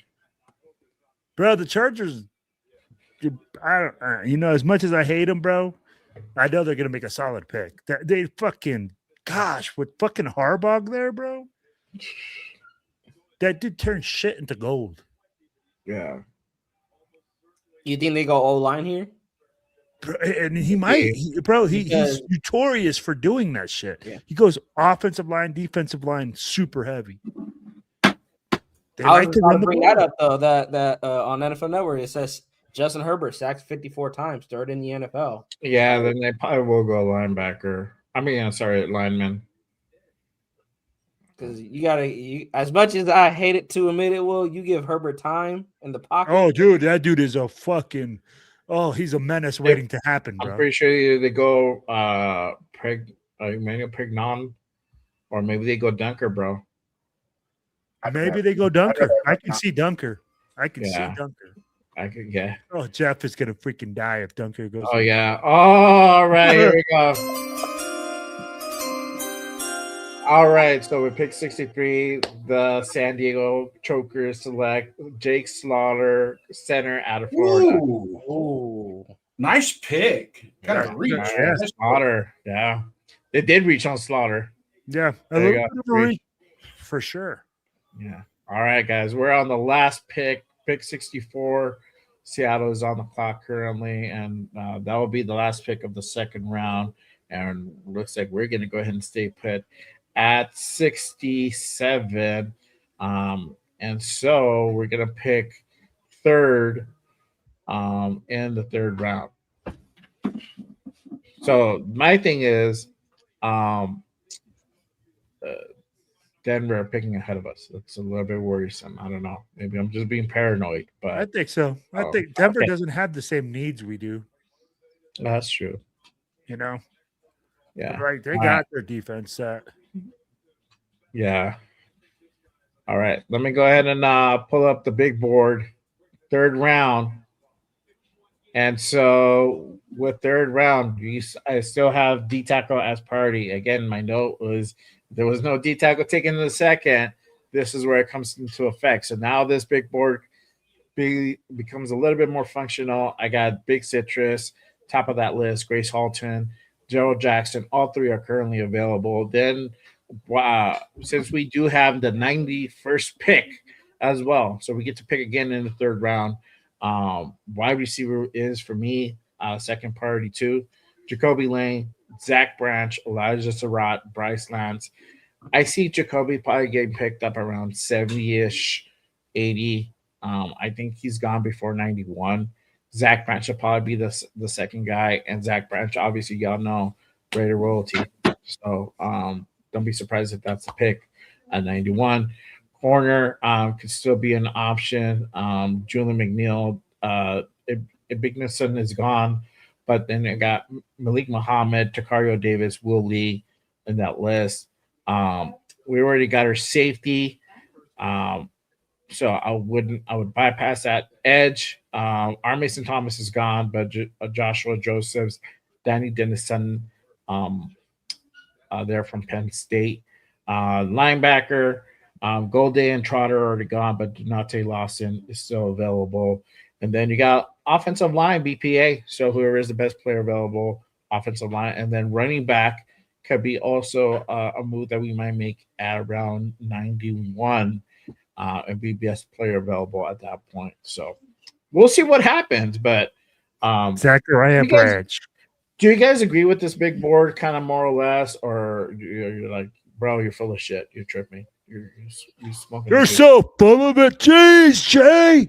Gosh. I did this when I was sober too, bro. Nah, bro. Hey, honestly, like your big board's legit, and that's the thing, right? Everybody has their own thoughts, and that's why it's your big board, because you have your guys that you position yourself. And to me, it looks legitimate. If you look at it right now, we got Jacoby Lane, you got Zachariah Branch, that are prime wide receivers that we can look at 67. You can do Big Citrus at 67. Do you expect Big Citrus to still be there at 91? No. Do you expect Zachariah Branch to be there at 91? Yes. Okay, so then that's where you kind of got to look at your board now, right? If you're Spytek right now is 4 picks away from his pick or 3 picks away. If he's saying, "Hey, I feel like I gotta pull the trigger on this guy because he's not going to be there later on," then you do it.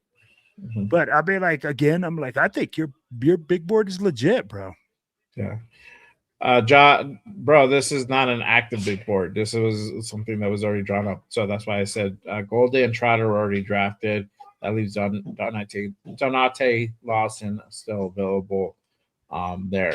Now I got 4th round available as well. And I can go ahead and seep into the linebackers, Harold Perkins, Terry York, and then Aiden Fisher. I think maybe Perkins will probably be the one that you can kind of slide into that 3rd round. But York, and Fisher, they're definitely 4th round guys. So it might be a particular reach if we go a little bit higher for those. So, but that's a big board as at this moment. And now we got the pick for Seattle. Their pick is in.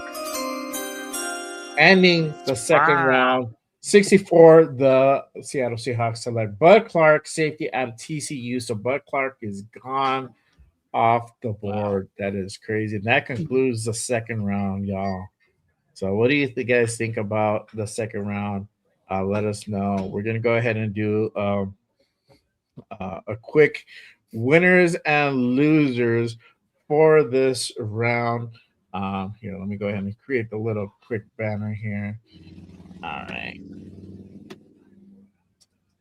right. So who do you guys think were the winners and losers of the 2nd round? I'll start with Primos, bro. Who do you think won this round? Who do you think lost this? Who was the loser this round? Is it wrong to say the Raiders here as a loser? I'm only saying it because I feel like they reached on a safety. Just again, this may be just because it's my opinion, but I believe in the trenches, it has been proven time and time again, especially in playoffs. If we're talking about trying to build a defense that's ready to for playoff contention, it starts in the trenches. We have talked about getting Max Crosby help, and I know we got some young guys at the defensive tackle position, and we've been hyping them up this year, but I would still love to add another body in that room just to put on that line, but I got to trust it. And for the winners, I think I'm going to go with the Saints here. Getting Christian Miller. I've loved mainly when I think about the Saints, I always think about their defense, how really good their defense always is. And so I love that they got a guy. They're going to get a guy that can stop the run. Does need to develop in the pass rushing game, but I think he can develop that. So I give it to the Saints. Yeah. What about you? Well, what do you think? Who was the winner? Who was the loser of this round? Jay, hit me with the wah, wah, wah, wah right now. Oh no. Gosh, thank you, Spytek. I warmed the word up. You know what, man? We had it in the bag. I mean, like, hey, how you like? I mean, like, I feel like we're Shaq O'Neal at the free throw line. I mean, like, come on, we had it in the bucket. Caden McDonald, big sexy beast, big daddy, big war daddy to linchpin the defense. But no, what do we do? We say, hey, Texans, we got you, bro. We're going to take, you're going to take our guy and then just leave us holding the bag. Winners to me are the Texans. Bro, you just got Caden McDonald to go with Will Anderson and the rest of that Texans defense. This defense just improved, and it's fucking filthy. It's disgusting. Oh. Hey, the AFC South is not happy. Bro, are you kidding me? How do you plan for that now? That defense is insane. Last year, they sacked the quarterback more than any other defense in the league. And they just upgraded at defense that people were thinking that could carry the Texans to the Super Bowl. Possibly. Bro, and we talked about it all year long. Let's get a guy that's going to take pressure off Max Crosby, off the outside pass rushers. And what do? Oh, let's go get a safety. Come on, man. This is me with you with your rant.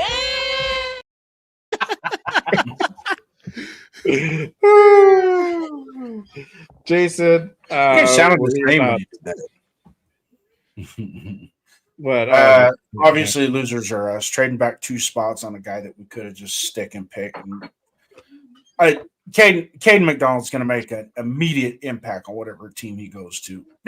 So Houston kind of won that deal. But I myself think the overall winner, because if you look how they're doing it systematically on their defense, the Texans with Anthony Hill, adding him with Jeffrey Simmons, and they did good. Oh, you're talking Titans. Yeah, the Titans. Did I say Texans, Titans? Yeah. I did. No, I did say Texans. I thought I switched over to the Titans.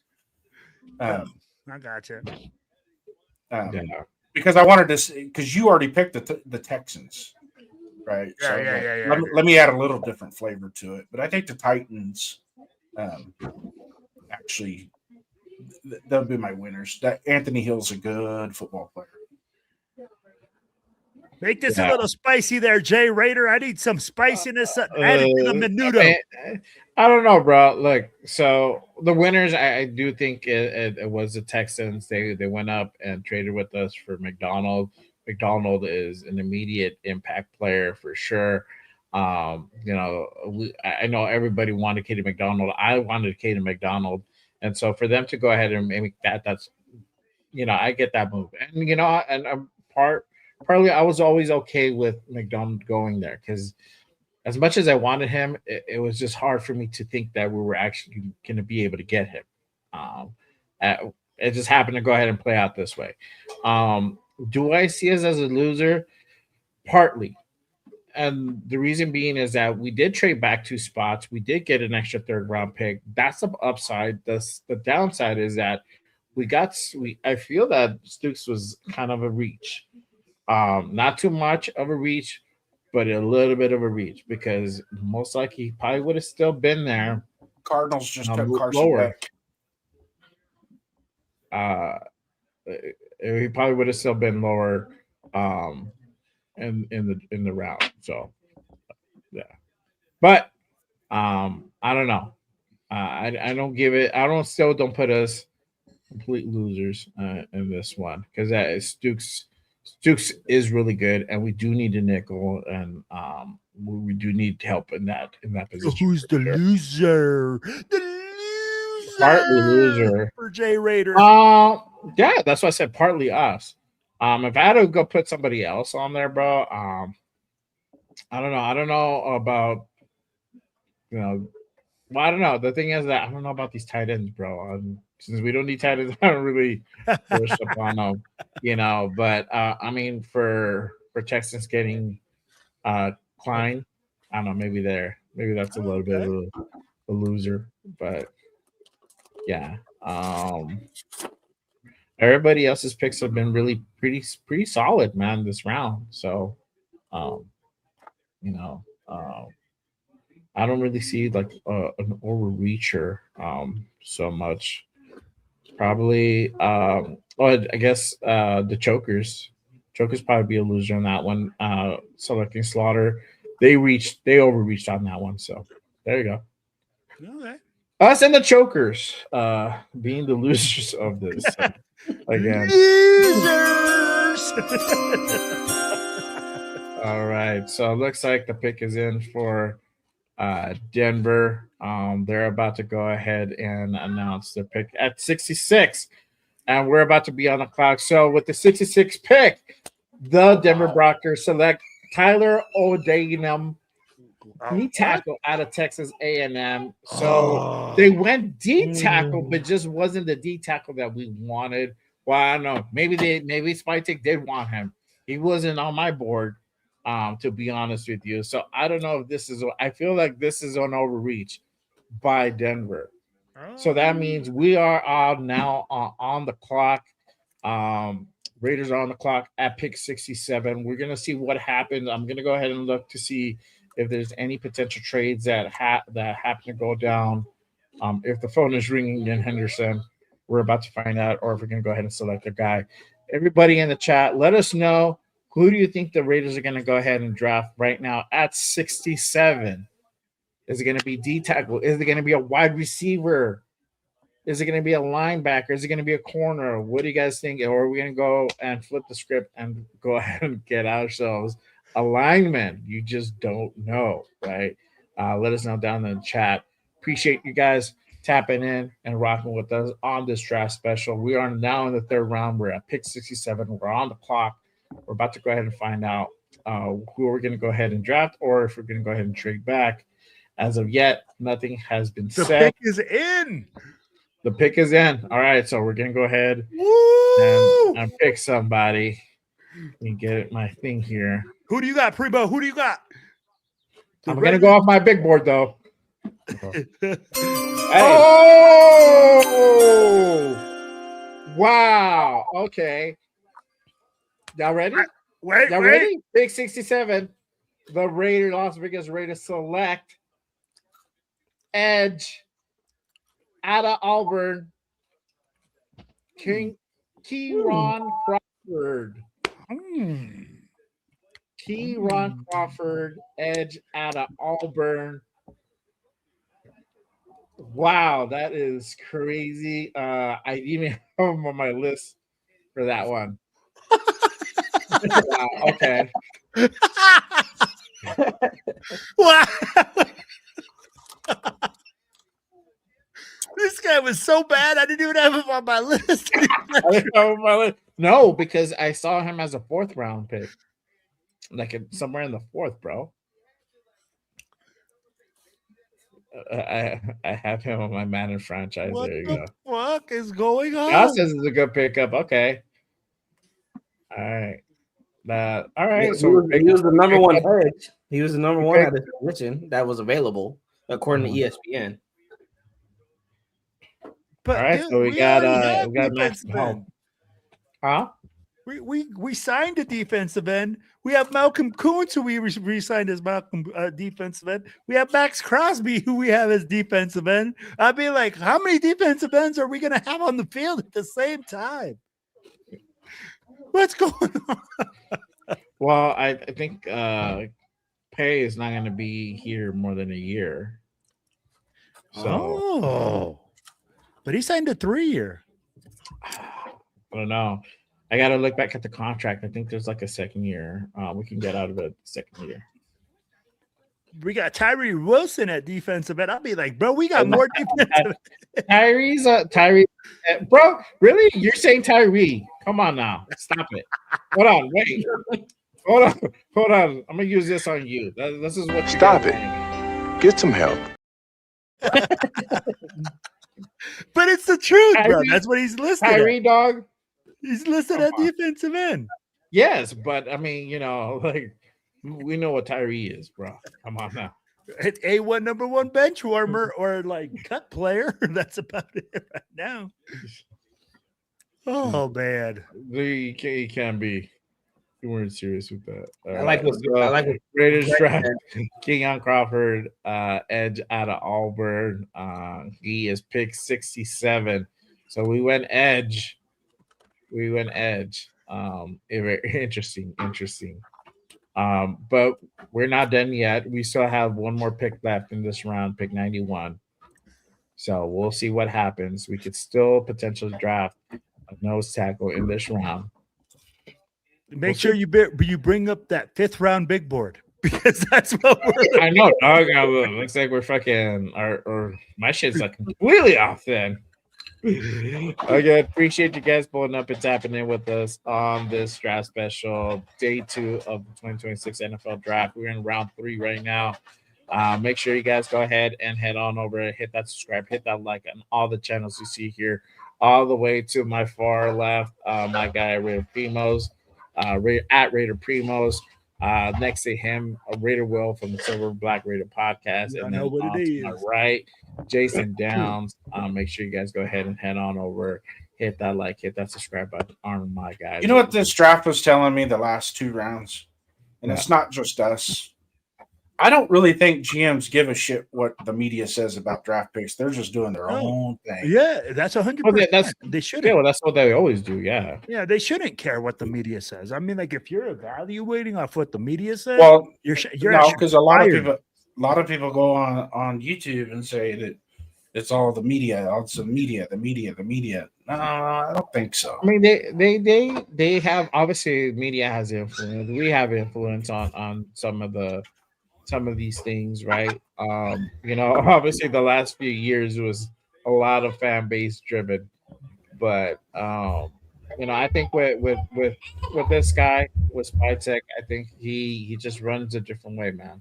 I think he's more calculated. He's more like, you know, I have a system. I'm gonna go ahead and implement that, and we're gonna really rely on my scout's eyes to really guide me on the picks that I need to go ahead and go with. Hey, right now those scouts are like the blind people. I know, bro. They must be hungover from the Fernando pick, bro. From the Fernando party. Yeah, dog. All right. So with the 68 pick, Philadelphia Eagles select Markel Bell, offensive tackle.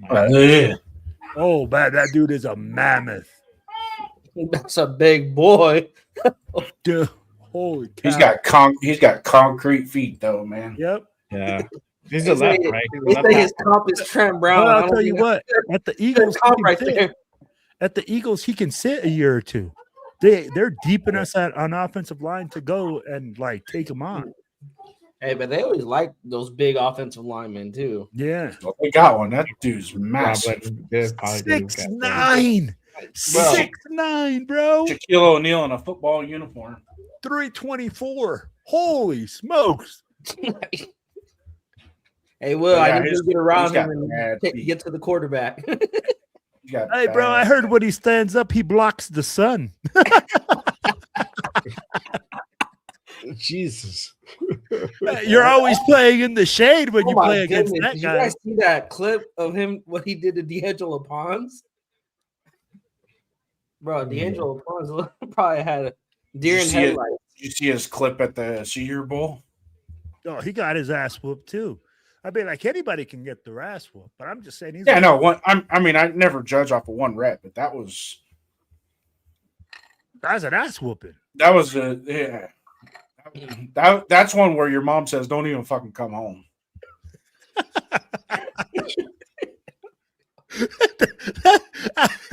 When your mama tells you not to even come home, you got your ass whooped so bad. Get out of my house. You gotta sleep outside. You either go back out there and whoop his ass right now, or I'm gonna whoop your ass. You got two choices. I hated that, man. God. It's like, man. Well, hey, Dad, that guy's in the 7th grade. I'm only a 1st grader. What the hell? Nope. Get that. You go out there. You better take care of that motherfucker.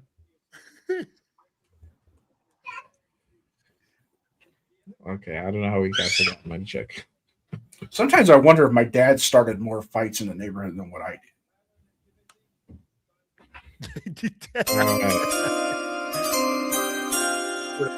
All right, with pick 69, Chicago Bears select Sam Roush, tight end out of Stanford. Does that mean Cole Kmet is out? Bro, they're just adding weapons for Caleb Williams, bro. This draft, they've added some pieces for him.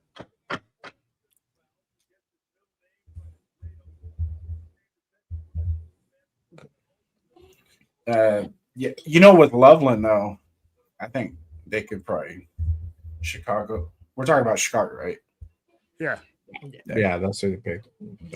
They got Loveland. What's his name? That dude's legit. Well, and if you think about it, I mean, like the coach there likes to use 12 personnel, likes to use play action, uses different packages. So bringing another tight end that can catch passes, block, do a little bit of everything, bro, big time weapon for them in the 3rd round. But you know what we want to do in the 3rd round. We want to draft defensive ends that are ranked in the 5th round. Yeah. Josh says he watched K-Rod Crawford's highlight reel. He said there was a move that made me break down. And he did the Khalil Mack spin move. He did fast. I haven't seen a whole lot on Crawford, bro. I mean, I had him ranked farther down. Kendrick was a stud on that team. You should have seen my highlight film. I ran a this is the dude that I wanted. Fuck, man. All right. So with pick 70, San Francisco Niners select Romello Height, edge out of Texas Tech. I wanted Romello Height, bro. But interesting pick. Yeah. I'd take anybody off that Texas Tech front seven. Right? Exactly. If you're Texas Tech, drop the dude. Except for Tyree Wilson. Can we get him back to Texas Tech? And for last year, yeah. I mean, for last year, get a refund? Can we get a refund on this? We kept our receipt. 2002, 2003, yeah. I think there was a 4-year warranty on that fucking broken television. They're like, no refunds, no exchanges. No exchanges, no refunds. You break, you buy. That's what you get for buying a fucking defensive end on Amazon. It's fucking Timu defensive end, bro. He said Timu defensive end. He's like fucking bootleg. Yeah, Hunter was good, bro. I wish we drafted Hunter. It's fucking not.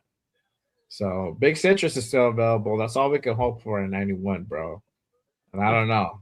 I feel like I feel like a long way. Eagle 74. Yes, it's a very long way. That's 20 picks from now. I'm gonna just give up the idea that we're gonna draft Big Citrus. Yeah. Now I don't feel disappointed. We gotta tone it down a bit. Yeah, like now I don't feel upset, bro. I don't think we're gonna draft defensive tackle either, bro. I'm literally looking at it right now because they're gonna have to make the decision on this next pick, whether they go with the lineage pick for Zachariah Branch if he's still available. And if it's Zachariah Branch and Big Citrus, I think they're going to lean more towards the lineage pick. Fat Boy says we're screwed. I'm upset. I know, dog. Why is Jamon McCoy fall? Because of the injury, bro. The injury. That's why he's falling. Yeah. Bro, everybody was just asking for a defensive tackle. We had Caden McDonald right there, just like a Happy Meal. I'd be like, dude. We had Lee Hunter, bro. Lee Hunter. Bro, I was literally just skipping and like unicorns and rainbows were going all over the place. And then. Yeah. Let me ask you guys this. Do you guys think they're trusting the young guys like Tonka, Jonah, Thomas Booker? At this point, you have to. Yeah, I don't think it's they trust him, do or don't trust him, but the mere fact that we used two draft picks last year in the third round to get defensive tackles, it kind of makes it hard to go, wow, let's spend another third round pick on a defensive tackle. And we don't even know what we have with what we had last year because they refused to play him. So is there a side effect to this draft or what happened last year? Drafted. Let's see here.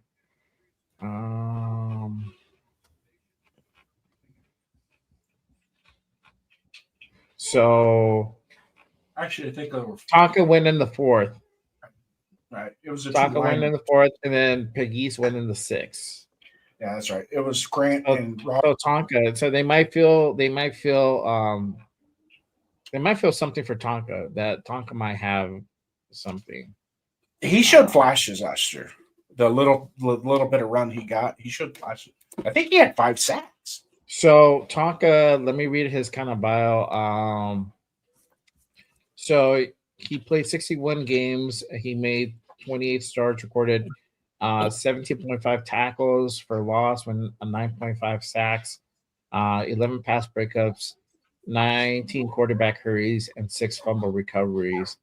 And that was that year that he played. So that was 2024. In 2022, he led South Carolina with 4 sacks, and ranked second in the team with 8 tackles for losses. I'm gonna put it like this, baby.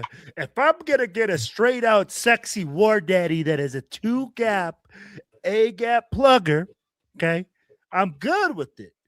But is he a 2-gap plugger? That's what we got to look at. Can he do that, man? At the point of attack, take up 2 gaps and be able to stop the run. And that's where everybody was like, oh, well, Caden McDonald's just a run stuffer. Bro, you don't find too many dudes that can do that shit. That can plug up 2 A gaps at the same time. That's why they're so rare, and that's why you like them so much. So I'm with you, man. I think we need to hit on big citrus. We need to find a big sugar daddy up front that we just plant. I mean, like I don't know right now. That's where I'm at. So yeah, Tonka plays primarily 3 and 5 technique. So I mean, like if he's a 3 tech, that means he's lighter in the ass. That means he's a more movable guy. Unless we're running a move scheme with that 3-4 or a 3-3 stack, then I'd be like he's not a straight up 2-gap plugger. Vince Wilfork is a 2-gap plugger. That's why they're 6'4", 300 pounds, and you can't move them. You know. Fat Boy says Dominic Orange and apparently we high on Corleone. Corleone is not bad either, bro. Corleone. I like Corleone. Yeah. So maybe we don't draft one today. We don't draft the D tackle today. I don't know. Then we go Zachariah Branch, I think. I'd be like, that's the only other pick that makes any sense to me. Who else do you guys think? Let me see who's still there for a receiver, or just in general. Let's see who's still there. McCoy, Branch, Brazel, Pregnon, Kenyatta Scott, Dunker is still there. Halsey, Williams, Malachi Fields, Xavier Harris. Malik Muhammad, Mike Washington, Ted Hurst, Kilgore, but we already got safety, so Skylar Bell and then Surratt are still there. All right, let's see where we're at. All right, so the Commanders with the 71st pick of the NFL draft select Antonio Williams, receiver out of Clemson. There you go. So they went receiver. They got another weapon for JD5.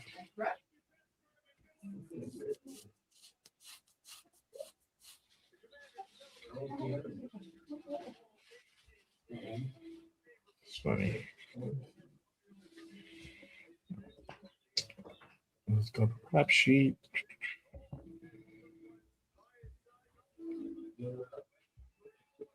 You know, I would say this is all Spytek, but other GMs are doing the same stuff too. So no, but I mean, like we're not fans of those teams. Yeah, that is true. They got their own teams that are talking shit right now. I guarantee you. Oh yeah, every single fan base right now. Who are we drafting? What the fuck? Yeah, exactly. 100%. You know what this draft tells me though? Was last year really all Pete Carroll? I think so, bro. A lot of similarities in the last two rounds to last year. I'm gonna say this, okay? So even though this draft has been really irregular from a lot of teams, right? I think what this proves is that people don't know as much as they think they know. Wow, right? I agree. Yeah, I'm gonna agree with them, including myself. Yeah, including myself.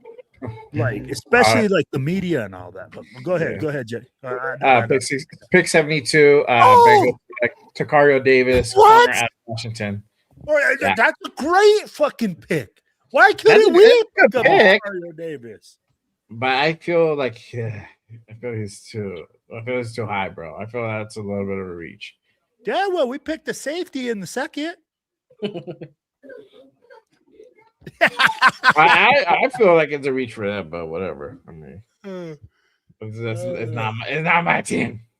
6'3", he's 6'4", bro. I mean, like size and speed. Quality. There you go. Oh man, there you go. I was fucking. They're showing that. Showing this Purple. Antonio Williams highlights, and you see one of my kids from Antigua High that plays at Florida State tackling him. I'm like, way to go, Blake! Nice tackle. Yeah. Shout out to my guy James in the building with the Ray. Hold on, Don. Let me do it right. Raiders! Yes, sir. Yes, sir. Oh man, I mean, like these next picks are freaking killing me. I mean, like I really want to see what we do at 91. At 91, guys, this is really for me going to be the pick that shows us where we're going. Like, bro, or what we're doing. Like, are we really trying to solidify one side of the ball or the other? All right, we're moving now. So, pick 73, New Orleans Saints select Oscar Delp, tight end out of Georgia. Wow. Well, bro, there's a lot of tight ends being drafted. Yeah. Really early. I guess teams need tight ends, bro. I wouldn't know what that feels like, but I guess you got the best tight end, you know. Right? 1-2 combo, dog. Yeah. I got his backup week on fucking almost on par, dog. Our backup tight end's better than most tight ends in the league. Exactly. Yeah. Oh man.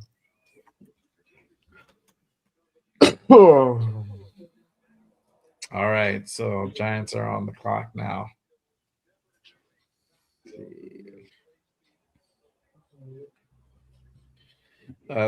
Josh says the reason we took Crawford because Tyree Malcolm Kuntz are gone off. Yeah, so Tyree is on his final year, and then Malcolm Kuntz is on a 1 year.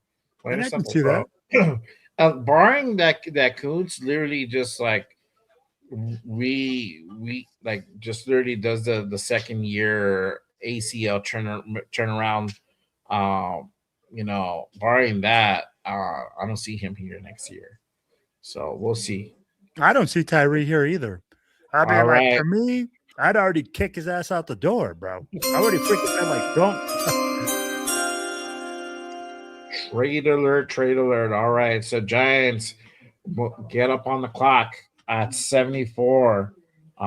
They happen to go ahead and make a deal. They didn't have a third round pick. So they went ahead and moved up. I forgot who was there at 74 prior. All right. So Giants are now the Browns. The pick is in. Was it Brown? They traded with the Browns. Okay. Ooh. All right, here we go. So the pick is in. All right. So at 74, after trading with the Browns, the Giants select Malachi Fields, wide receiver out of Notre Dame. Wow, that is crazy. Wow, bro. I like Jackson I Dart. kind of like it a little bit. I'm like, oh, I'm fucking all snaky. Okay, I see you. I mean, that's a big body wide receiver. Yeah, bro. I mean, he has upside potential for sure. Could that be a little bit of a reach? I feel like it's kind of a little bit of a reach, but I mean, if it's only a reach if it doesn't pay out. Dude, I think for me it's a reach. It's a reach. He's a big bodied wide receiver, but he doesn't have the proven track record. And plus, I'm gonna tell you right now, their receiver just came out. Malik Neighbors was not very keen on trying to take a wide receiver at numero uno, saying, hey, Malik, and he talks in third person, and I can't talk in third person, but he said, Malik Neighbors. He was like, but you don't sign Malik or something like that to like, and I was like, dude, I can't. Yeah, like he talks about himself like he's another person. So, but at the same time, I'm like, bro, Malik Neighbors is a far superior receiver in every aspect. Yeah. I'd be like, what do you like? You have to re-sign Malik. You're gonna have to re-sign this kid. It's gonna be a lot for them to take on. Raider, he says, just read Crawford. He'd be used as a 3-4 outside linebacker. Josh says, feels over Bell. Okay. Yeah.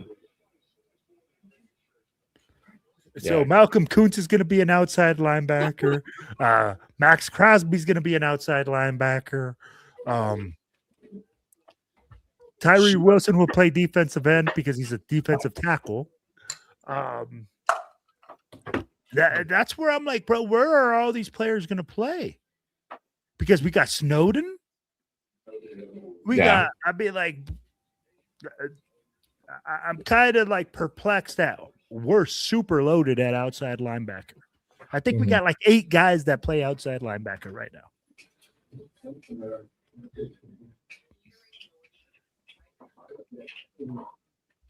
Yeah, I don't know what kind of scheme Robbie Leonard's going to go ahead and draw up, bro. At this moment, we don't have a fucking nose tackle, so it's going to be interesting. Unless you going to put Tonka in there. Is he going to put JJ Pegues? Hell, is Tyree Wilson going to have to play nose tackle? Right. That's a fucking at this point tackle, dog. Yeah. Well, it's Adam Butler technically, who's Butler can too. Butler can. I'd be like, I mean, he could if he really has to, but that's not his forte, you know. No. So exactly. And then it makes me question really how much we're going to be in that 30 front. You know, I know that they talked about, we got to get really good at one thing before we start doing other things. But I'd be like, if you don't have the personnel to do it, you know, aren't you going to flex out to your defense that you're more superior in? That's just my question, man. Yeah. Let's see. So that was interesting by the Giants to go ahead and kind of move back up in there. So let's see what happens. Right now, currently, Dolphins are on the clock at 75.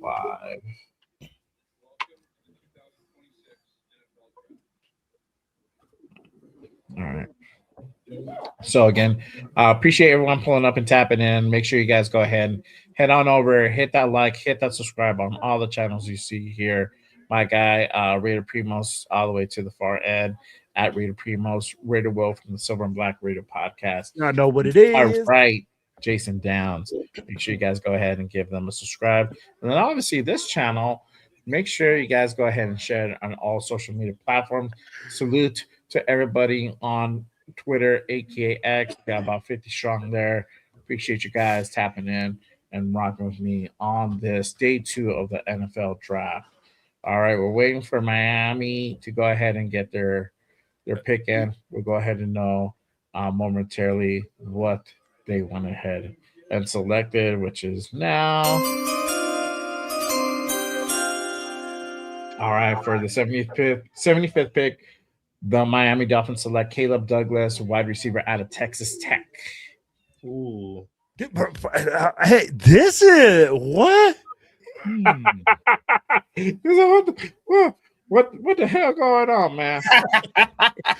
maybe Jay Downs is right. There's something in the Kool-Aid, in this GM's Kool-Aid box at wherever they go in Sedona, you know, wherever Mike Vrabel was it, you know, with the other GMs, because obviously there's something in the water there, bro. This is a head scratcher to me.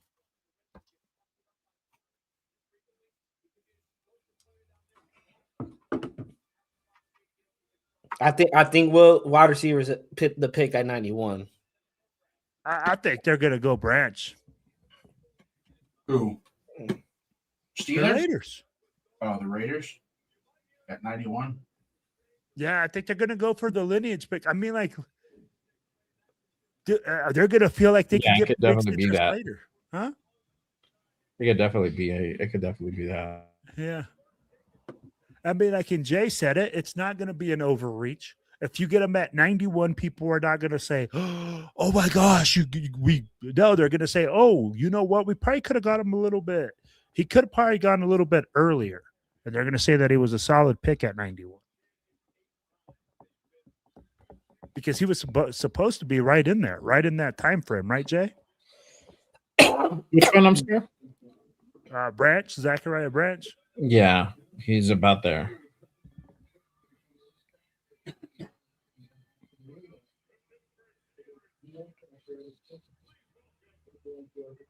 Don't fucking say big citrus. I don't know. But I'm still holding out. Probably not. I'm already with the foregone conclusion that we're not gonna get the guy. So just like, fuck it, whatever, bro. You know what I mean? I need a DT, bro. He wants one of those big daddies. Bro, we need bro. We need a big sexy up there, bro. Ooh. Oh, all right. All right. So for the 76th pick, the Pittsburgh Steelers select quarterback Drew Allar, Penn State. Damn, they need a quarterback, dog. Hey, dog. Hey, you remember we talked about sleeper picks, and I told you that he might be a sleeper.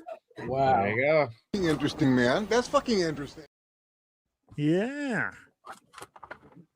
Yeah.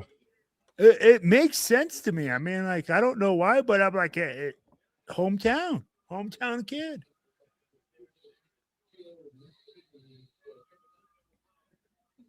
Yeah.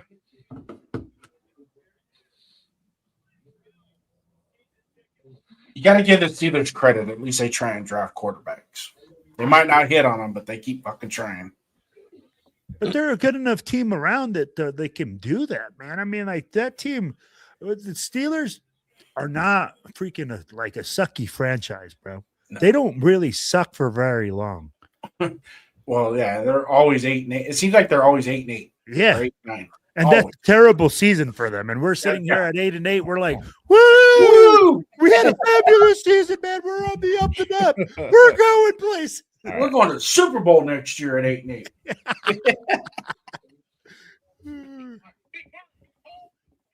Now I'm starting. Hey, for real, we get lucky to see 8 wins. Although this year, if we get 8 wins this year, that's going to be pretty fucking cool. Yeah, that'd be an overachievement for me. Yeah, absolutely. If my aunt had nuts, she'd be my uncle too. What the fuck?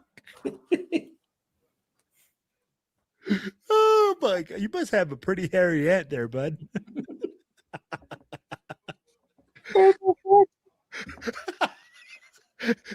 I was wondering when Jay was gonna, because Jay is he said that if his something about if his aunt had a pair if his aunt had a pair of nuts, he'd do it just like or another common one that we use around here is if the dog wouldn't have stopped to take a shit, he would have probably caught the rabbit too. Wow.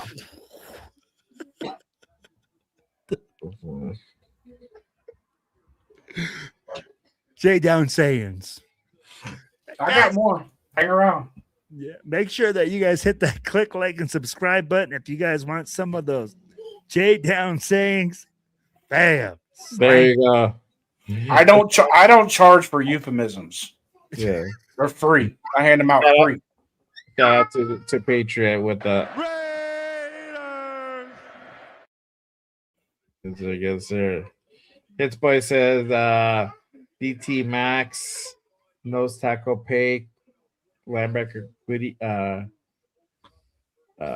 Quay, Edge. I can't even fucking make this out, bro.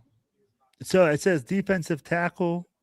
No, nothing. It says Max, Defensive tackle is Max. Nose What? tackle is question mark. Unknown. Unknown. You may I can decipher it for you. So Decipher it, bro, because I don't know what his intention is that we're kicking Max into D tackle, hand in the dirt. What? The How three would that main make front. sense, bro? Hold on. Let me decipher what he said. We'll go from there. That doesn't Nose make tackle. Nose tackle is a question mark. Defensive tackle pay. So you got Max and Pay at defensive tackle. Edge is Quay, which that's I would flip. But Max he's an interior. But Quay is an interior linebacker. Quay's out. He could play the 5 or he could play outside linebacker. He's going to be a more down than Max is. Down lineman. Edge linebacker Kieran, Mike linebacker Nakobe. Strong side linebacker unknown. Is this our defense? So from there, he's wanting. Yeah, I would have probably broke it down just by the defensive line so we can decipher it. So let's going off of Hits Boy's question. Let's just decipher what the defensive line would look like based on what we have now.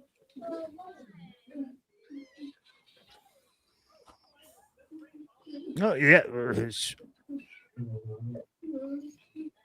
I myself is Pay, Butler. You're gonna have to kick Butler inside with Tonka and Pegues filling in on a rotation, and then Tyree Wilson on the other side with Jonah Lalalu on the other side. All right, real quick. We get the Green Bay got their pick in. So with the 77 pick, Green Bay Packers select Chris McKellen, defensive tackle, Missouri. Big Citrus is still there. I'm just putting it out there. Hey, Jay, bro. I might start an argument right now when I say this. He's better than Citrus. I don't think so. Chris McClellan is better than Citrus. No. Go watch. You got to watch the Alabama game. If you watch the Alabama game, that'll sell you that car in a minute. Nope. But here's the thing: you can't just go off one game's tape. No. Well, you got to go off whole like body of work. There's a ton of it, and the front seven from Missouri was legit. As a group, yeah, they were legit. I mean, you're talking Zion Young, Chris McClellan. Then you throw Jeremiah Trotter at the backer position. They were a formidable defense. Pride. Dude, I don't think Big Citrus is going to last, Jay. I don't think he is either. No, bro, I don't think so. But why wouldn't he be taken right now, though? What's the hang?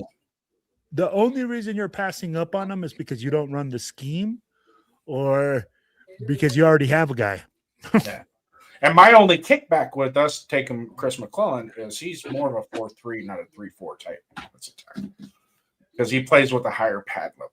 So putting him at the 0 technically not. We're already good. If we're going to go to a 3-4, what we have is fine. We just need that 6'2", 340-pound bowling ball to just eat up the guard in the center. That's what we need. You don't need to get tackles. You don't need to get quarterback sacks. You just, when the ball's snapped, you just start taking bodies with you. Oh, man. Come on. We got to get somebody. Somebody. Bro, right now I'm like, this is excruciating waiting for these picks, man. Hurry up, Colts. Get out of the way. And I say that what caught my attention with him was because of that Alabama game. When I watched that game, I was like, hey, who the fuck is that number 7? And he just kept wrecking over and over and over. This fucking bum again. Fucking McAfee. Oh, yeah. Hold on. I'm a boo guy.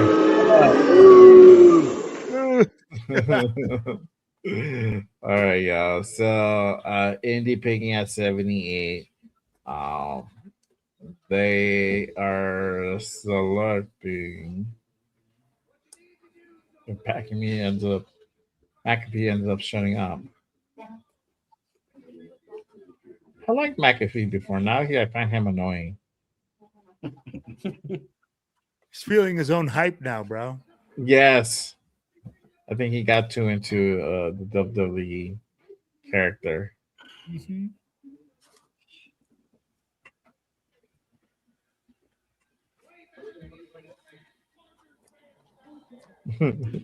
Here's good kickers.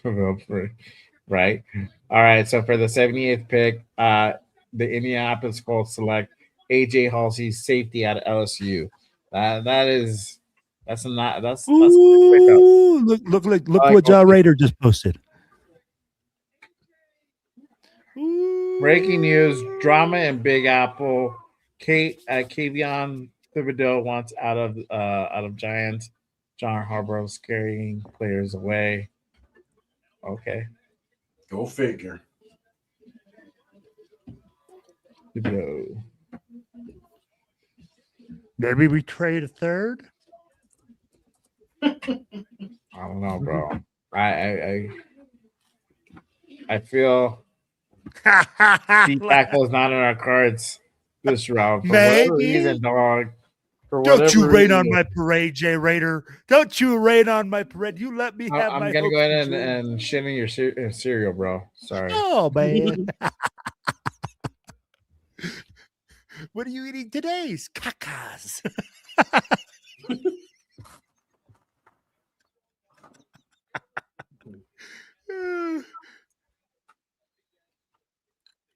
AJ Halsey to the Indianapolis Colts, man.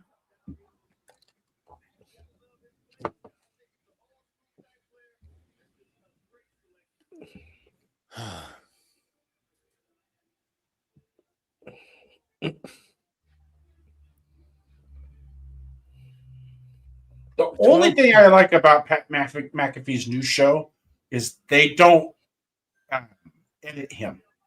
He gets to run free reign. So it's not like it's like, they got all these restrictions. We can only talk about this. They let him talk about whatever he wants to at whatever angle he wants to. That's all he does. Oh, wow. All right. So with the 79 pick, Atlanta Falcons select Zachariah Branch, wide receiver out of Georgia. Not a Raider, bro. Not a Raider. This changes things. Crazy. All right. That one. Bro, he was live in Las Vegas. Wow. That one kind of hurt. That one kind of stung a little bit, bro.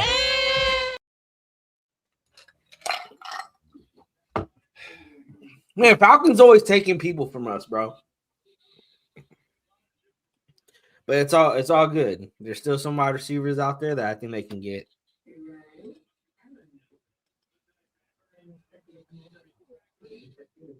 All right. So 80,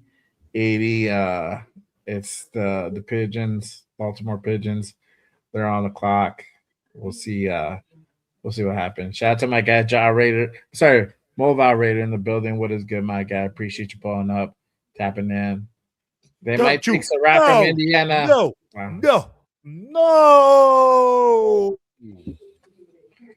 I would say no on Sarad, but I wouldn't be completely mad at it. It's just not the guy that I would preferably want. I don't know about the whole. If Big Citrus and Sarrat are on the board, you better go with fucking Big Citrus, bro. I'm saying.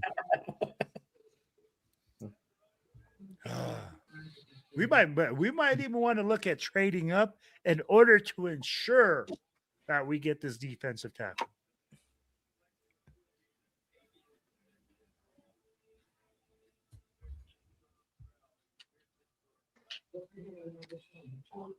Fuck these guys. Fuck those guys.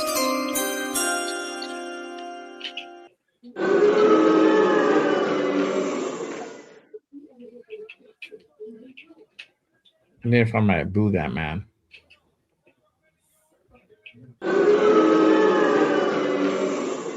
Oh man.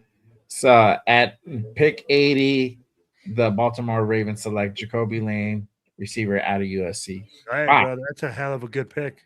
Wow. I'm gonna boo that.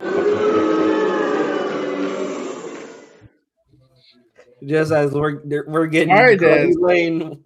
Yeah, just Hey. I mean, it's a smart pick, but I just hate that it went to fucking them out of all the teams.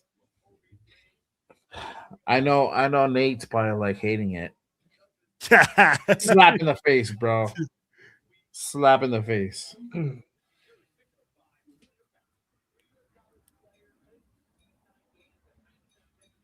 My gosh, bro, that kid's a stud. Oh man, what a catch! Yep. Whew. Hmm. Wow.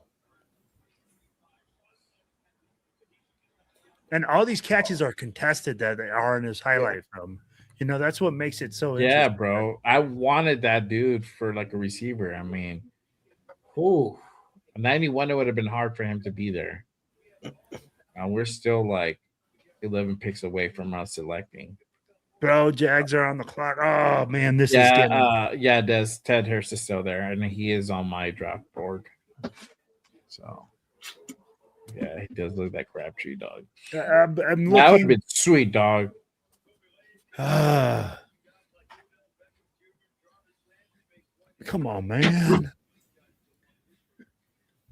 Hey, do we know what the status is with Tank Dell? Is he just done with football? I mean, that was a pretty catastrophic knee injury. You guys know who I'm talking about? Wide receiver for Texans. I don't know the status. I was asking about him to a friend, and I was like, he got injured like 2 years ago. I'm like, is he gonna come back? Did you see his injury though? It was bad. Yeah, it was it. Yeah, it was horrific. If it's like that, then I mean, like, not very many teams are going to want to take a chance on you, anyways. He was CJ Stroud's like when him and Nico were on the field together. That's when CJ Stroud did his best. Mm-hmm.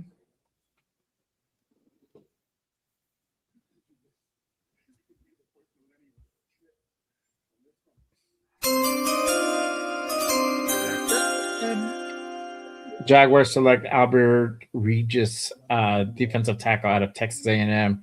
Big Citrus is still there.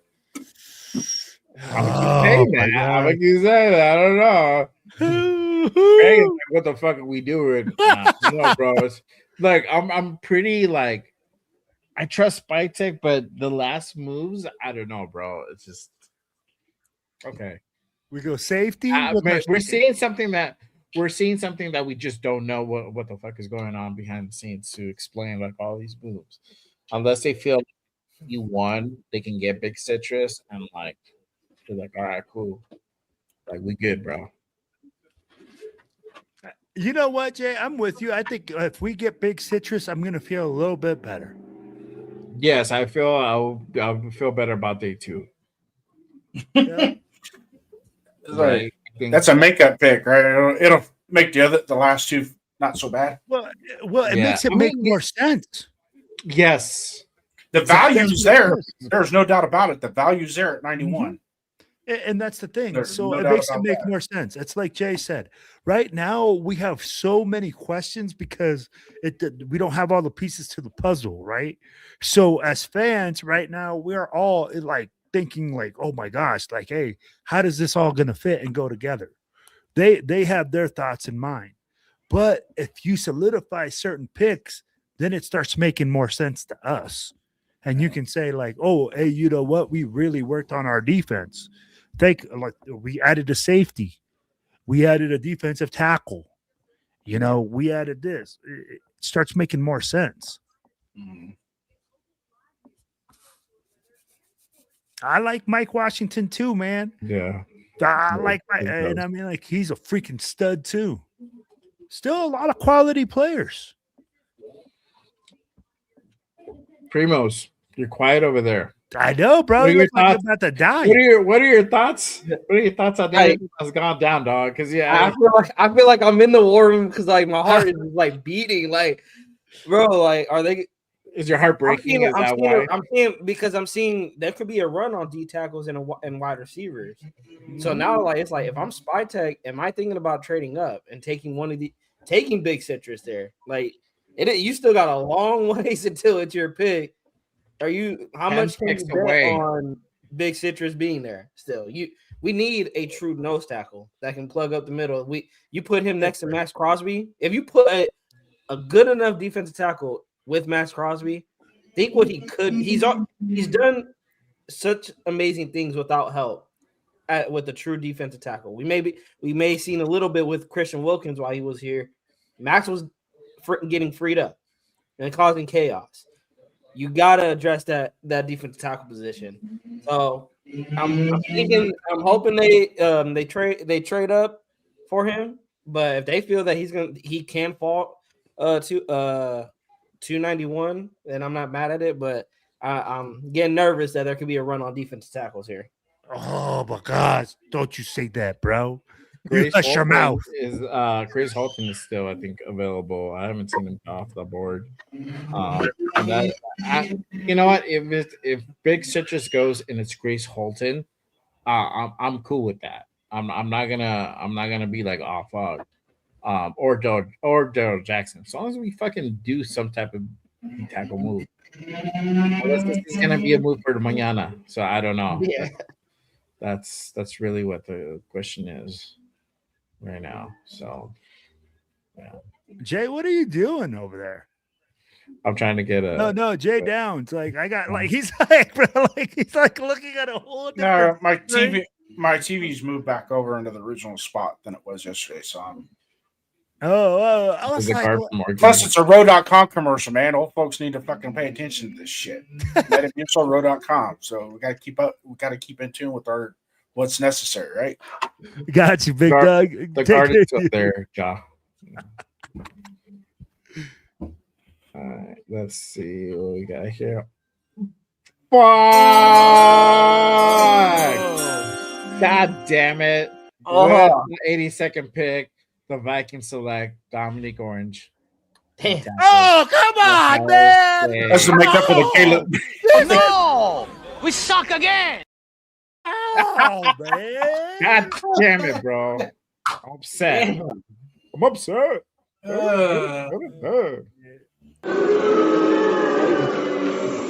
You fucking called it, bro. You called it. You're like, oh man, well, I don't know if you'll make it. Yeah, that's all quiet because I was like, bro, next pick, dog. Yeah.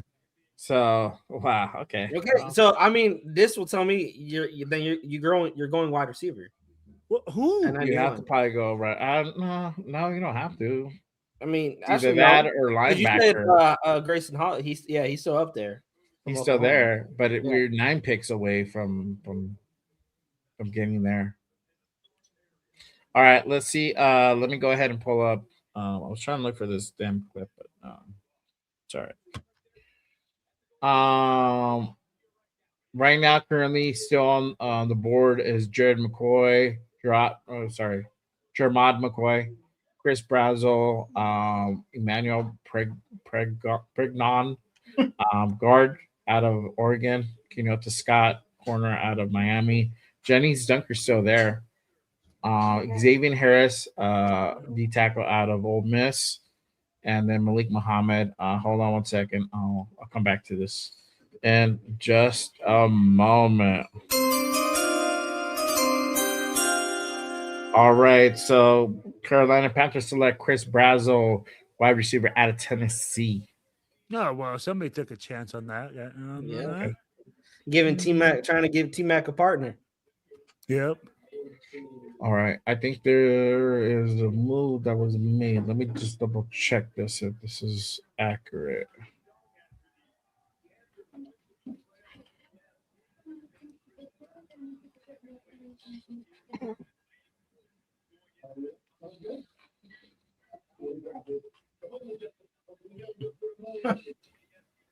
The Vikings war room looks like a fucking funeral. Huh. Yeah, They're all sitting there quiet. They need to update their shit. Going back to the BPA. Hang on. I think yeah, I think Temple is on the clock already. All right. Malik Muhammad, Mike Washington, Ted Hurst, Kilgore, Jalen Kilgore, Skylar Bell. That's the top 10. Surratt at 11.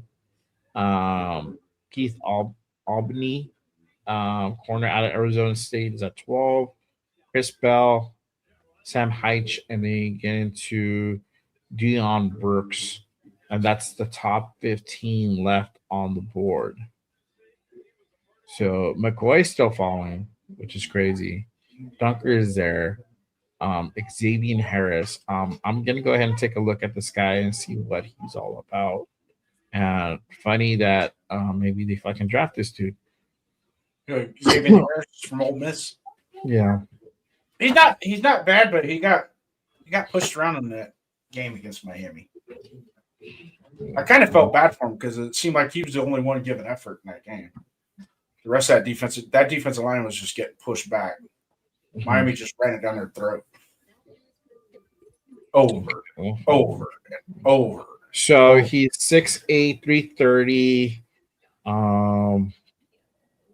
Let's see what is his. So he's a big dude.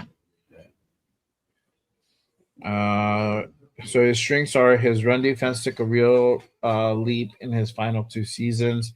When he gets his hands placed right, he can stack blockers, hold gaps with surprising authority. Versatile to line up at 0 tech, 3 tech, 4 or 5, giving defense coordinator multiple lineup options from one roster spot on game day. So maybe this guy, maybe they're holding out for this guy. I don't know. Who? 6 career blocks, Harris, Xavier Harris, Ole Miss. So he's versatile. He can do 0, 3, 4, 4-eye, 5 technique. He has 6 career block kicks, is absurd production. Unique combination of length and timing on special teams translate to immediate NFL value. Swim move is a legitimate weapon when he times it right off the snap. Guards have no answer for those long arms clearing the block. Late arriving power is real on film. He builds momentum going downhill and generates knockback that can collapse the pocket and blowing up schemes. Show clear year-over-year growth over his career, cutting missed tackles. Rate nearly half from junior to safety while nearly doubling his snap count. Long lateral stride allows him to chase down, seal blocks, and reach plays from the backside, covering the ground you would not expect from a man his size. His weaknesses: bottom of the barrel time speed, noticeable lack of first step quickness off the snap, leave him vulnerable to reach blocks and scoop combos at the line. Plays too tall often. That high pad level invites double teams to walk him off the line. That's what Jason said. His waist bending is consistent issue on film. Pass rush toolkit is shallow beyond the swim move. Occasional bull rush. He lacks counters. His hands are frequently late arriving to the chest plate. Tackling technique remains a work in progress. He struggles to break down in space. Often arrives off balance, leading to arm tackles whiffs near the line. Two arrests during his college career, DUI felony, and a DV with obstructing arrest in 2024. We won't accept him. If he has domestic violence, the Raiders won't take him. Let's see if that's going to be the case. All right, so Bucks are coming in with their pick. Let's see here. Oh. All right, so at 84, the Tampa Bay Buccaneers are selecting. I don't know. I don't know. It's about to come in. Buccaneers select Ted Hurst, Ooh. receiver out of Georgia State. So Hurst is off the board. Gone. But Jay, that I'm telling you, that's why I was quiet, man.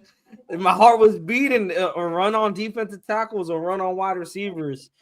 Spytek, he what is he gonna do here? Yeah, man. What is he gonna do here? Are you wait? Who you? Watch we fucking drop Chris Bell, dog.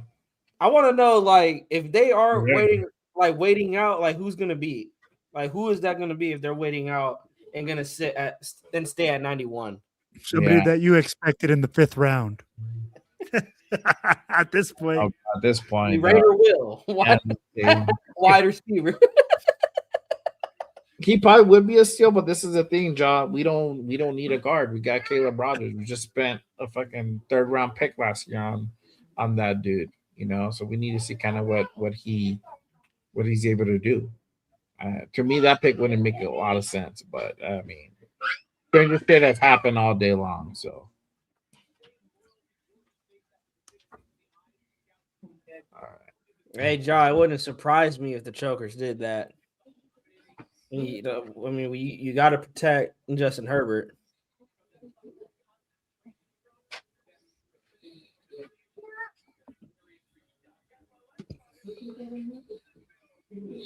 Pick is in.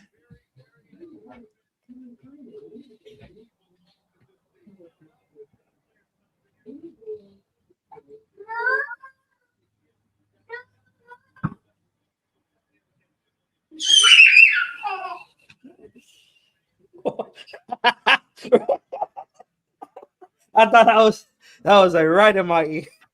Ooh, that was close to the mic. What? I got a shriek. Oh, bro, no, they're far. Oh, really? And I have a blocker on top of that. Just freaking how I didn't know who it was. I was like, whoa. No, that's the kids, bro. And I have like something to like block it, like speaking of which, my parents all over me. So when me and my garden matches, I don't think I'm ready yet. Let's see who the Steelers getting. All right, so with the 85th pick, the Pittsburgh Steelers select Dalen Everett, corner out of Georgia. Okay. Wow. Bad pick. What the fuck is going on? We got an earthquake going on here? What the hell? Jeez. Got shit falling on me over here? Probably, bro. You're in California.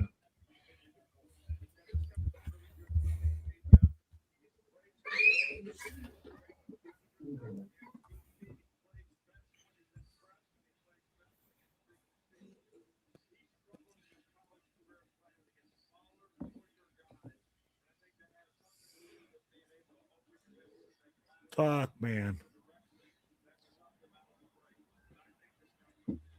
Yeah, Jay, did you see what Raiders.scout put out on Twitter about Aaron Crawford? No. I'm on like Rappaport right now and stuff.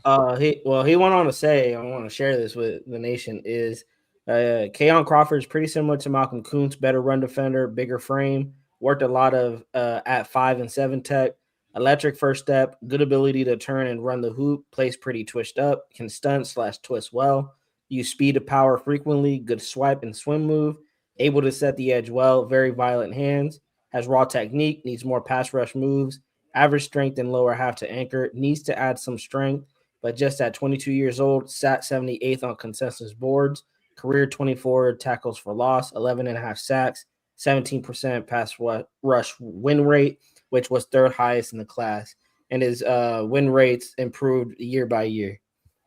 So he was ranked 78 on other people's on like most boards, and we pick him at 67. Reach. Duh. Right. You know, you can never have enough edge rushers. Facts. All right. For the 86th pick, the Cleveland Browns select Austin Barber, offensive tackle, Florida. All right, guys. We are about 1, 2, 3, 4, 5, 6 picks away from us being back on the clock. 6? I thought we were at 91. We are, but it's 86 right now. Oh, yeah. Yeah. Or 87 now. 87. 87 now. Oh, there's a trade. Raiders? Right.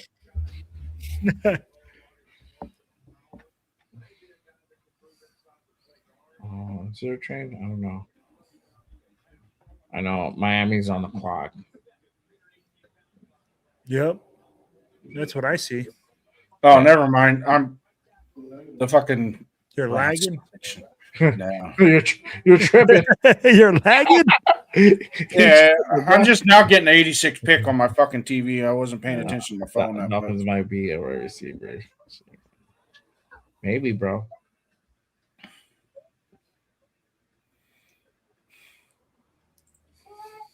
I was like, you may. Ooh, Browns took Austin Barber, Florida. All right, here we go. All right, so for the 87th pick, the Miami Dolphins select Will Kamarick, tight end at Ohio State. Okay. All right. Okay. Kazmarek. Who's their quarterback? Malik Willis. Yeah, they got Malik Willis. Have fun with that. Who's the other quarterback that they got from? Don't they got a quarterback from that they drafted from Texas? No, they got ours. What's his name? I thought they had Quinn Ewers too. Yeah, Quinn Ewers. They stole Cam Miller from us last year off our practice squad. Oh, that's true. They do have Cam Miller too.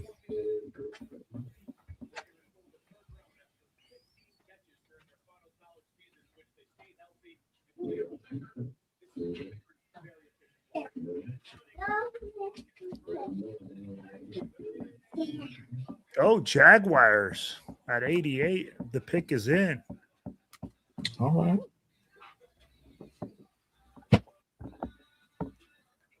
Josh says, let's see. Anyone having this vision like Spytek gonna want to keep Mendoza's recognition going? Oh, no.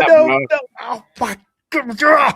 I don't know, bro. It's fucking weird. It's weird. That's like going your best buddy picking all fucking players on one team at fantasy draft.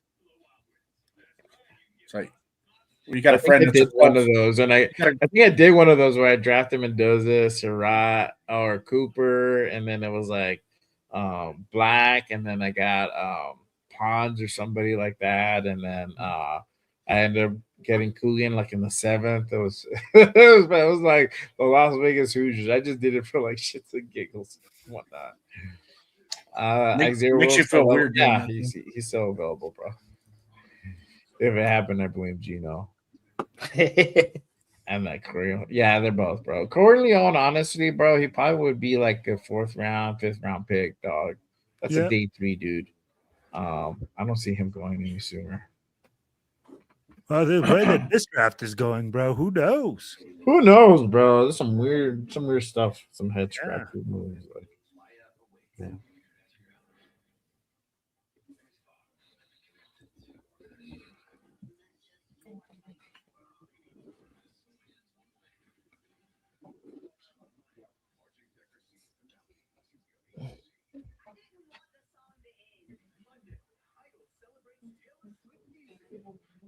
Fucking commercials, man. Right. Yeah. Well, at least put the pick at the bottom, man. Yeah, I mean, like, bro, like, let's just get this over with, motherfuckers. Gosh dang it, I need to know who the Raiders draft at 91 right now. Oh, we're 1, 2, 3, 4 picks away from being on the clock, so we'll see.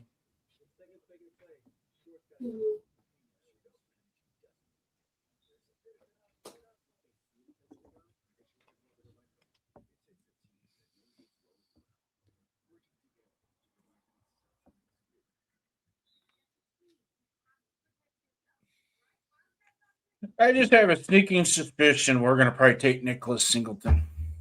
91. Oh, man. Who? Nicholas Singleton? Who's that? Running back, Penn State. Just got a fucking gut feeling. Hope I'm wrong. Jay, what are you thinking? About what? Sorry. Pick 91. I don't know, bro, anymore. That's what I'm saying. I can't even go on my big board anymore because I just don't know. Your big board's still alive, ain't it? Barely, bro. It's like I can. It's hanging off with your life. You at the moment, bro. The ICU, dog. Orange is gone. Jacoby Lane is gone. Big Newsom is gone. You know, so there you go. All right, here we go. Pick is in. Emmanuel Pregnon. Wow. What he said. Poor Jay, man. He's been trying to enunciate that name all night, man. Pregnon. They need a lineman help. Pregnon. They need linemen. All right. A couple more, 3 picks away.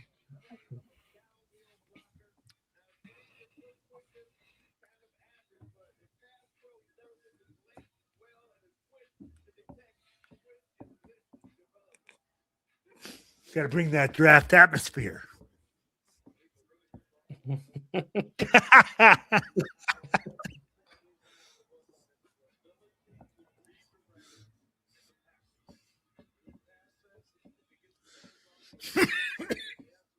Even the Jaguars have a halfway decent draft room compared to other people. Yeah. Yo, chat, I want to know who is your guys' next pick at 91. Let us know in the chat. If you guys are in the Raiders war room right now, who do you guys draft? You guys have seen that Big Citrus is out. Zachariah Branch is out. Drop us a name, man. Let us know in the chat.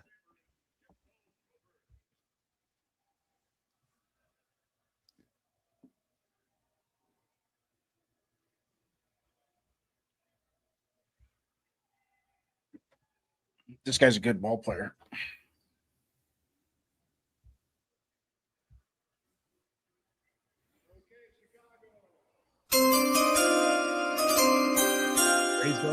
All right. So with the 89th pick, the Chicago Bears select Xavier Thomas, wide receiver at LSU.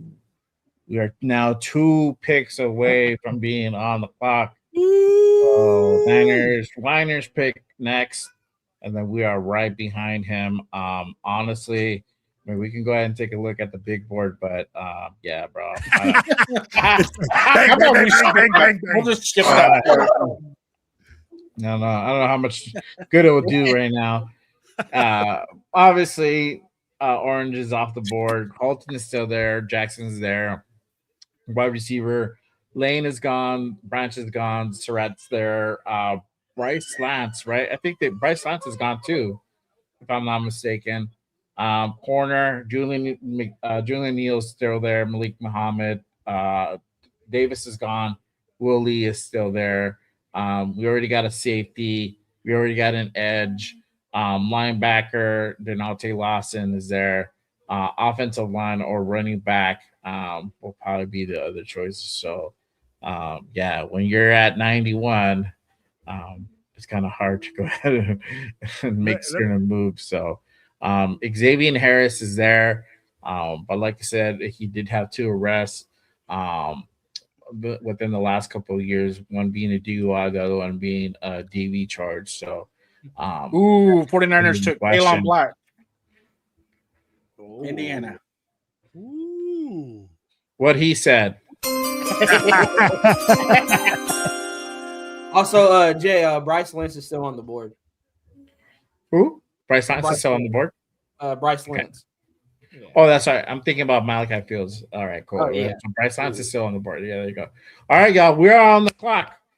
We're on the clock. So let us know who you guys think we're gonna go ahead and draft. Honestly, there's no fucking wrong answer anymore. Kicker and I think you guys. I'll take notable quotables for 400, Jay. Right. Exactly. Get together, motherfuckers. Come on, man. Spytek. God. And they're gonna try to have a 1-2 punch You there better with Kalen Black and Christian McCaffrey. Can we draft Stop two? it. Get some help. Come on, Spytek. There you go. Okay.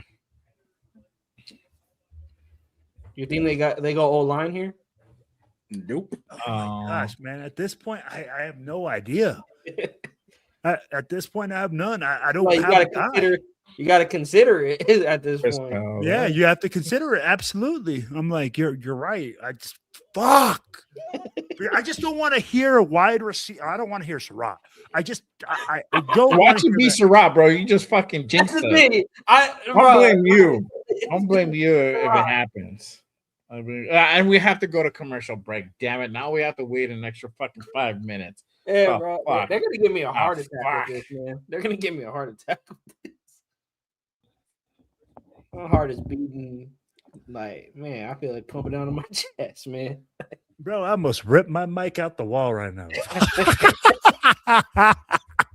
Gosh, I'm like, oh, come on, man. Right, pick it in. Spytek, don't fail me now, bro.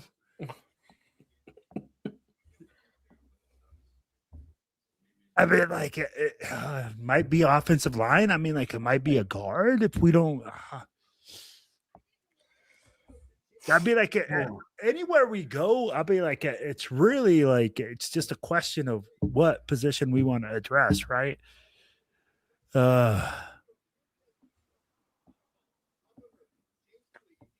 Oh my God. Come on, man.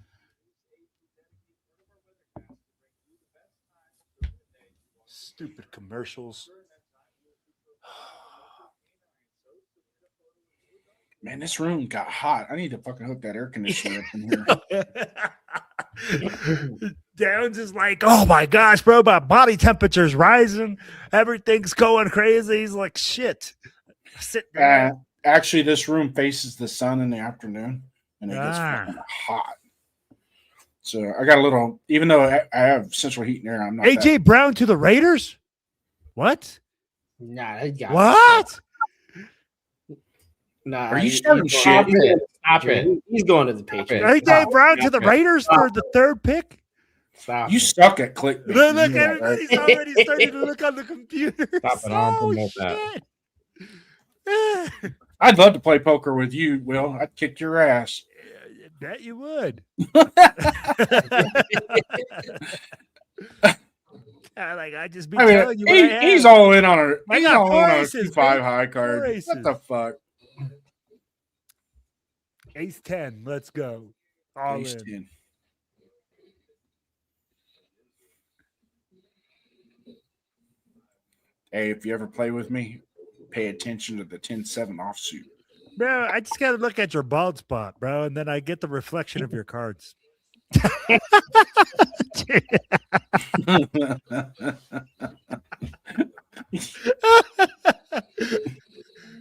Oh, man. Hey, I shaved yesterday, man. It's all nice and tight up there. Well, that's what I'm saying. You're shining, bro. Yeah. Got a couple coats of pledge on it. We're good. He's out there like Mr. Clean. All right, the pick is in. Who is it? Let's get it together. Could it be the guy I said earlier?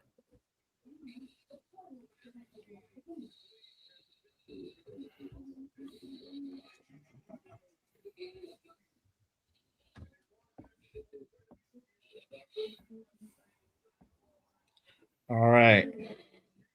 Let's go. So the Raiders draft at pick 91 in the third round. They select Trey Zoom. Yes. Out of Yes. Texas A&M. I don't know. Yeah. I Good don't know, fucking bro. pick. I Good don't think pick. that's a good pick, but He could play any position on the offensive line. in the third round for a center that we just went out and paid like he's not just a center. $30 He's million, played guard, and he's $30 played million tackle. for Tyler Lindenbaum or a guard, whatever. Jay, and we just picked up, mind you, we just picked up another third round guy last year. Jay, yeah, he plays good, all three positions. That's fine. He can play fucking a million positions, bro. Yeah. I don't give a fucking damn. And he plays them really good. But No. Hey, Jay, so we talked about it, right? But before I piss you off any farther, you're right. We shouldn't have taken a fucking offensive lineman now. That pick is a little bit up there. It's like the rest of the fucking picks tonight. If you want to trade, I'm sure if you waited till the 6th round, you could have got him in the 6th I want to hear the fucking explanation from Spytek and in his fucking presser. You ain't gonna like it anyways. Yeah. But no, it's funny because was he truly BPA though? Like even as an offensive lineman? I agree with you. I agree. I'm agreeing with you there.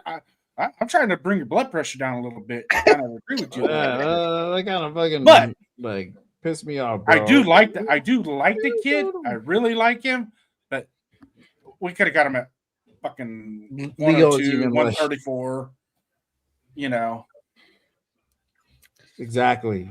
Yeah, he's listed as a center. I get that, but he played a lot of tackle. I mean, look at his stance profile. He's playing left tackle. And he did fucking phenomenal at left tackle. Shit. All right. Okay, so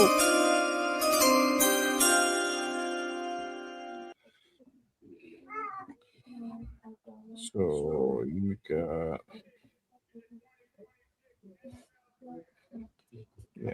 that just was kind of tough for me to swallow, y'all. I'm not gonna lie.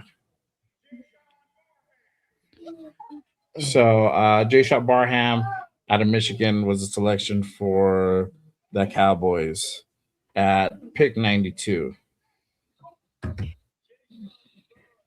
Yeah, he had 48 starts at left tackle, but they got him listed as a center. Look, bro, right now I'm just like what the hell's going around here? You know what, man? And Jay Downs, I appreciate that you're trying to put some whipped cream on a shit sandwich. But what it is a shit sandwich. So at the end of the day, I'll be like, it's still the same thing. And when we're looking at it, I can agree with you on this point, right? We talked about it once Zachariah Branch left and once Big Citrus left the board. I asked you guys, where do we go? Question marks, right? Primo said it, offensive line. If anything, why not go offensive line? We talked about it in earlier sessions that we needed to get guys that can play multiple positions, right? And I get that it's not the sexiest pick, and it's probably not what we wanted to see at 91, right? Oh, there you go. Greg says he would have been fine with Dunker. Okay. I think I could have accepted that Dunker more. Let me ask you I kind of agree with you with that one. Let me ask you why. Because Dunker is only a right guard. He can't play left tackle. He can't play center if a center goes down.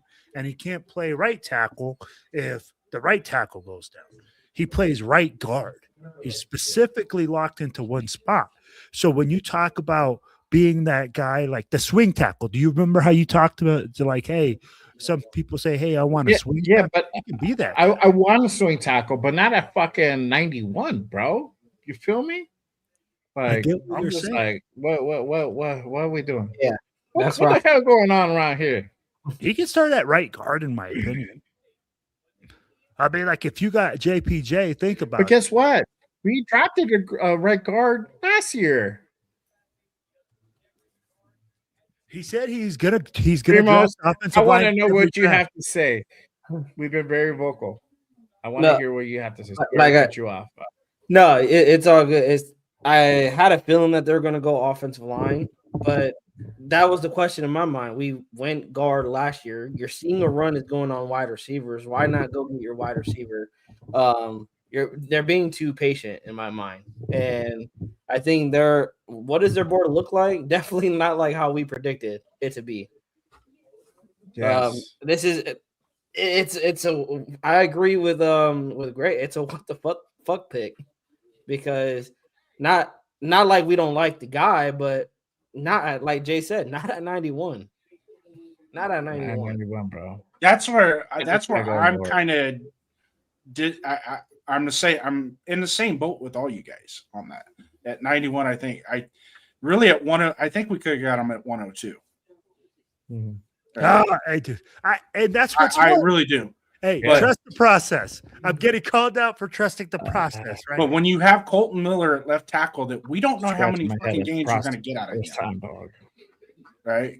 We don't know how many games we're going to get. We can't put a whole lot of trust in the longevity of Colton Miller. So there's got to be something there to help us just in case he goes down again. Yeah. Are you going to trust kicking Charles Grant over the left tackle? Because I mean, this guy has 48 starts at left tackle in the SEC. That's pretty fucking good. Yeah. That's a good resume. And if you watch him play at left tackle, he is better at left tackle than he is at center. And I don't know why it throws everybody off with the center thing. I get. Okay, so this is the thing. I understand the whole left tackle thing, but again, you could have used one of your 4th round picks for that. You could use a 5th round pick. If you that's why I'm not. That's why I'm on the same. I'm the same boat with Isaiah World. You know, if you wanted a kind of left tackle, if that's the consensus, right? But if you want a utility player, okay. But Zun, like I've seen him be mocked out of lower round, 2 rounds beyond this. So I don't know. Even if you would reach. You reach on him on the 4th round at 91. Yeah, man, I don't know how. This is a tough one for me to swallow. I'm not gonna lie. Can you admit, has any of our drafts any of our picks fallen the way we wanted to? This does the same thing to me. I like the kid. I'm excited we got him, but at the same time, I would have liked to waited to try and get him as well. I think 102 would have been a nice sweet spot for him. If you like him, that's cool, bro. I respect that. But does it make sense what I'm saying though? No, because it's too high, bro. For me, the pick is way too fucking high. This is a super reach, bro. I'm not arguing that that's a super reach. I'm not arguing that. That's not what I'm arguing. What are you arguing, bro? It's just it was the center. Everybody's locked in on the center. Don't be locked in on the center. No, bro, it's not even the center. Okay. For him, he said that he could have got more value in that pick at 91. And but what's Trey Zoom, none of us know what the fucking values is. Yeah, but hold on. This is why it's all an opinion thing, right? We all have our own opinions. We don't know whether all these guys are going to pan out. Trey Zoom can be a freaking Pro Bowler for all we know, and we're sitting here just shooting the shit.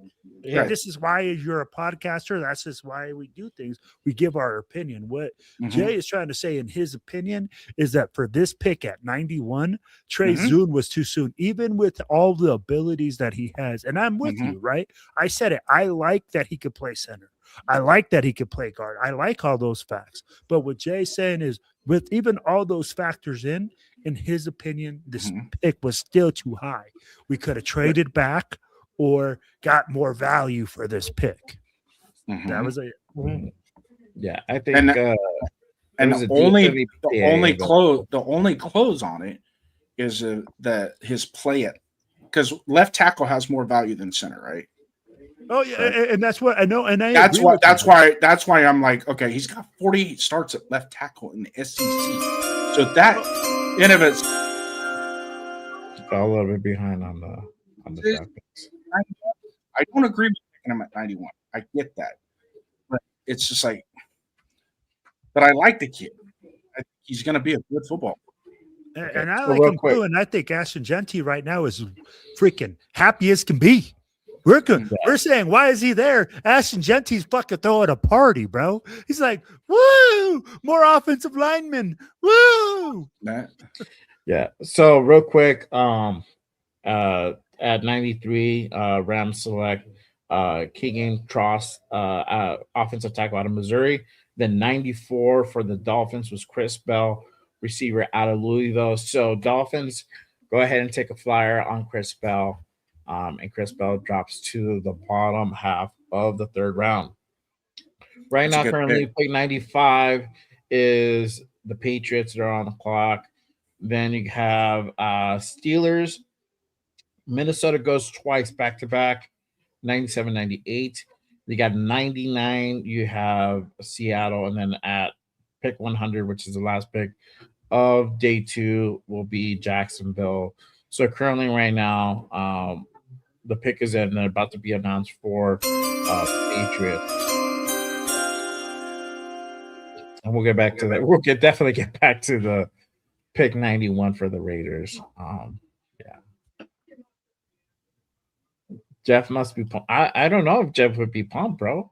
No, I think he would. Absolutely. I mean, it's a lineman. I think he'll be happy because it's a lineman. But for the actual player, I don't know. I honestly don't know the thought process. Let's see. You know what? I think he'll like it because of the versatility of the player. Yeah. Here, let me ask you I like that. What Jay Downs did say is correct. Playing multiple positions on the offensive line is definitely an upgrade because if guys go down, guys get injured. Colton Miller hasn't lasted a whole season in how long? He's the guy that's gonna, if JPJ goes down, boom. Colton Miller goes down, boom. Yeah, it could be. But at the same time, are we saying that in the third round we're looking for a substitute? Right. In the third round, in my opinion, we should be drafting starters. How much longer does Colton Miller have? I agree with you, but that's not here or not. I'm giving you my opinion by what information I have. Right, Colton Miller can decide to retire tomorrow, or he can decide to retire in 3 years, or the Raiders can decide to trade him. You know, all those things are all unpredictable. Yeah. But real quick, shout out to my guy John Leon with the $5 super. He says we have to remind Raider fans that we have the same GM as last year, so we are building off last year's draft, and coaching staff matters. Okay. With that being said, like you said, we're building off last year's draft. Last year's draft, we already drafted a swing tackle and we already drafted a right guard. So, and for this guy, for Zun, I feel this guy would have been there at 134. Easy. So, I need to hear from Spytek, honestly, in the reasoning behind why he decided to go ahead and select him at 91. So, I don't know. All right, real quick, the pick is in for the Steelers. They go ahead and select Jennings Dunker, offensive tackle or offensive guard out of Iowa. So Dunker is going to the Steelers. There you go. All right, but I appreciate you, my guy John, with the $5 super. I don't know, man. It's gonna be a hard. Jay right now is like when you get that bitter coffee taste in your mouth. He's like, man, I don't like the way this tastes. I like you. But, you know, let me ask you this, Jay, as we keep talking about, hey, they said, hey, there's a plan. There's a plan from last year to this year. Mm-hmm. How, if you were to evaluate our second and third round picks this year, what do you grade them out at? C- for this year? Mm-hmm. Right now, like if you were to say, hey, I'm just going to give a general grade to Spytek for the second and third round picks. What so for me, for second, I'm gonna give it a B minus. I think the player is really good. I think still we went early for him, but there being other guys out there. For this one, I'll give it a D, bro. So with Crawford and I'm sorry. My bad. Because I forgot about Crawford. So let me bump that up. I'm gonna give him I'll give him a solid C, bro, for third round. Okay. Yeah. John Raider says B plus. Yes. If I had to go second, I would say B minus with the second round pick. We needed a safety. Kubiak even addressed that in his, in an interview that we needed more safety help. So I would give that a B minus. But third round, I mean, that Crawford, makes the third round a little better. I would have to go C- though. Okay. I would give it a B-, just because for the third round, third round as a whole. Only because, again, not hating on the player. I'm loving what I'm seeing out of him.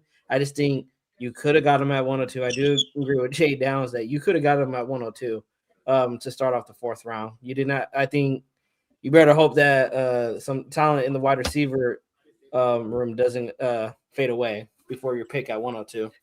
Yeah, there's some wide receiver talent there that you can utilize, especially for Mendoza. Unless I know will hate it. They're thinking Surratt's going to be there. Don't you talk to me that way, bro.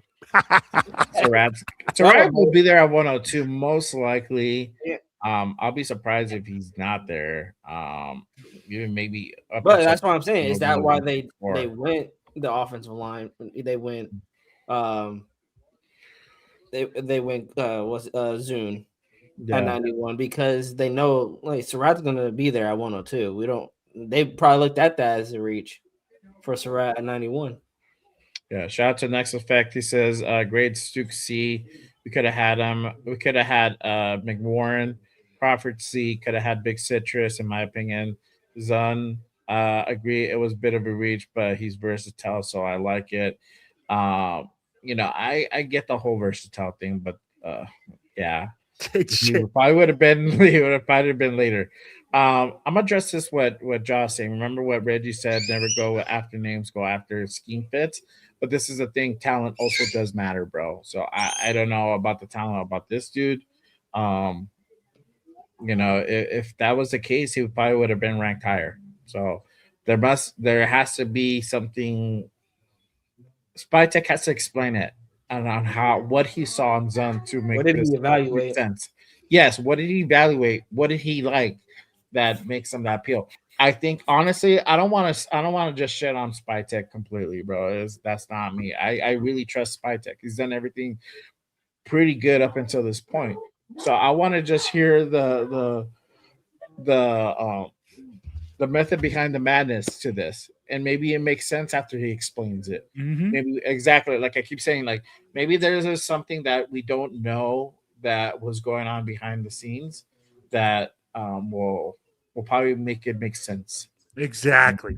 That's right there. And I mean, like, so people are saying, oh, you guys said trust the process. Nobody's saying that we're not trusting the process, but it doesn't mean that we're not going to sit here and say, hey, you want to see the process, what the process is like, right? So right now, when we're drafting players, of course, we're like, hey, where does this guy fit? Where does that guy fit? At the end of the day, like we said, all these guys can be Pro Bowlers for all we know. Mm-hmm. Like literally, like, oh man, we think we're overreaching and all these guys hit. Or opposite, right? Which has happened with the Raiders a lot. Guy, and then you go, that's that guy there. Yeah. So I gotta look at tape to see really. I mean, but I had him lower. So it's not somebody that wasn't like completely like no to, but at the same time too, it's just like fuck, bro.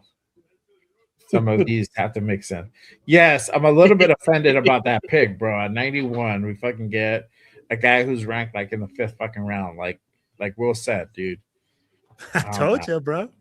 So judging on. We suck again.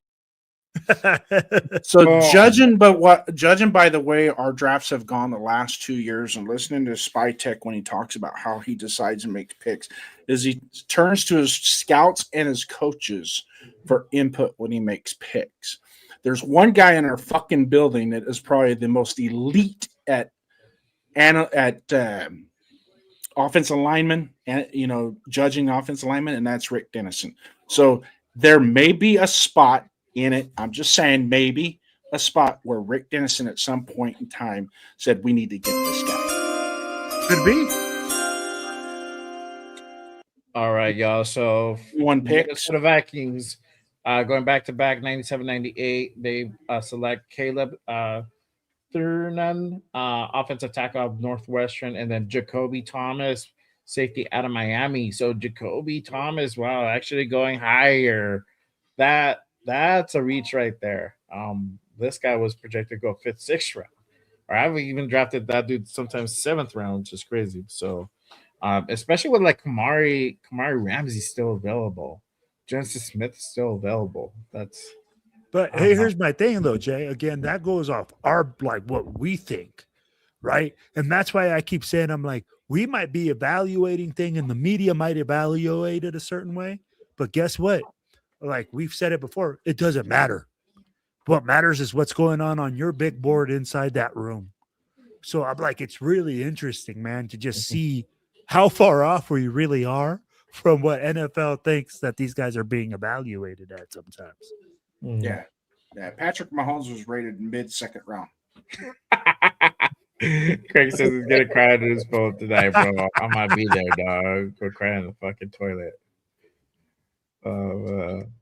That's funny. John, shout out to my guy John. He says when he makes it make sense. Darnold, everyone turned on him, and Kubiak made it work. Yeah. I honestly just want to know the explanation behind it, as far as what was the reasoning behind the draft pick.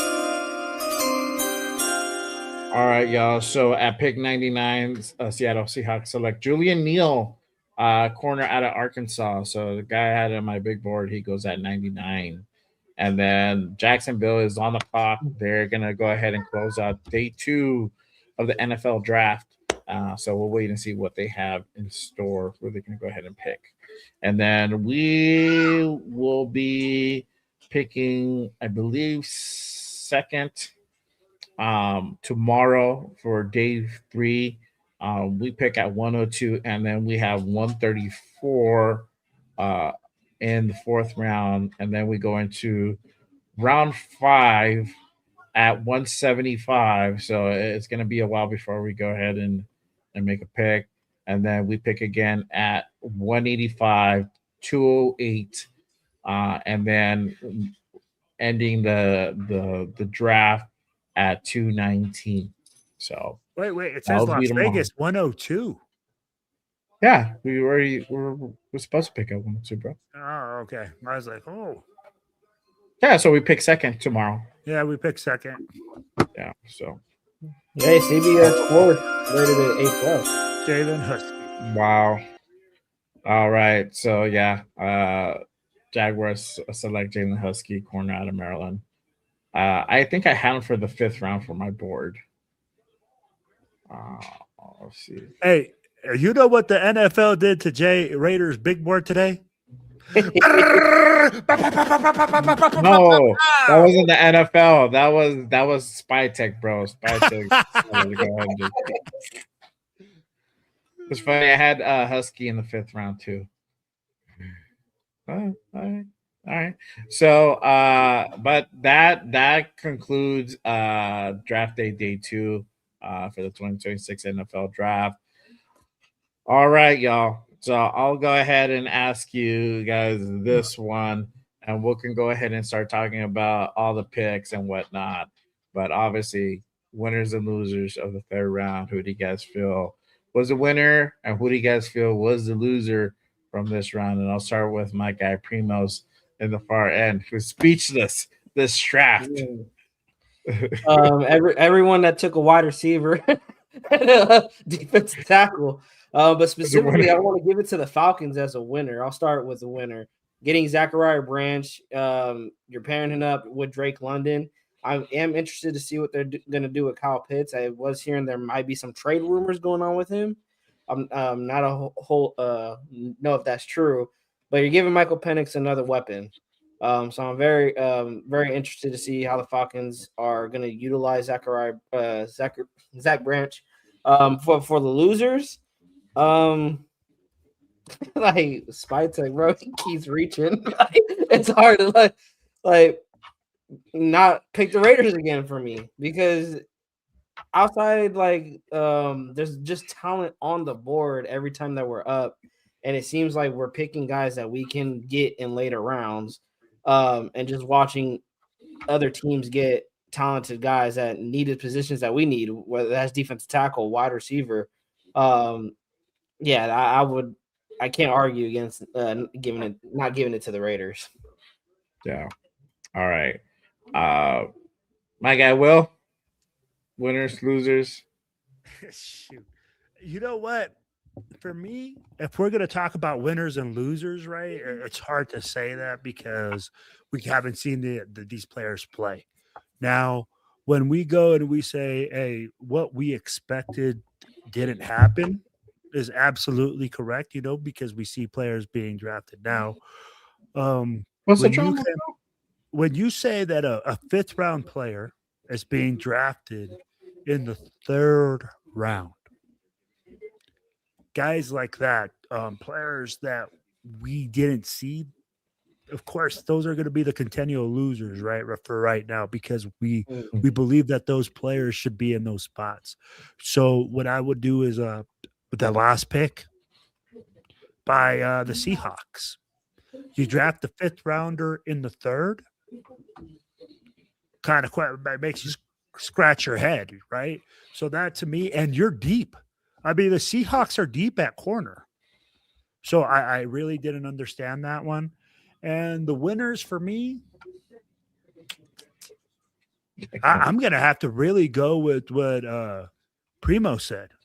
Bro, I really didn't think about how much Zachariah Branch brings to the table until you talk about the special teams and when you have Michael Penix and another young wide receiver or a young core with a young wide receiver, that can be it right there.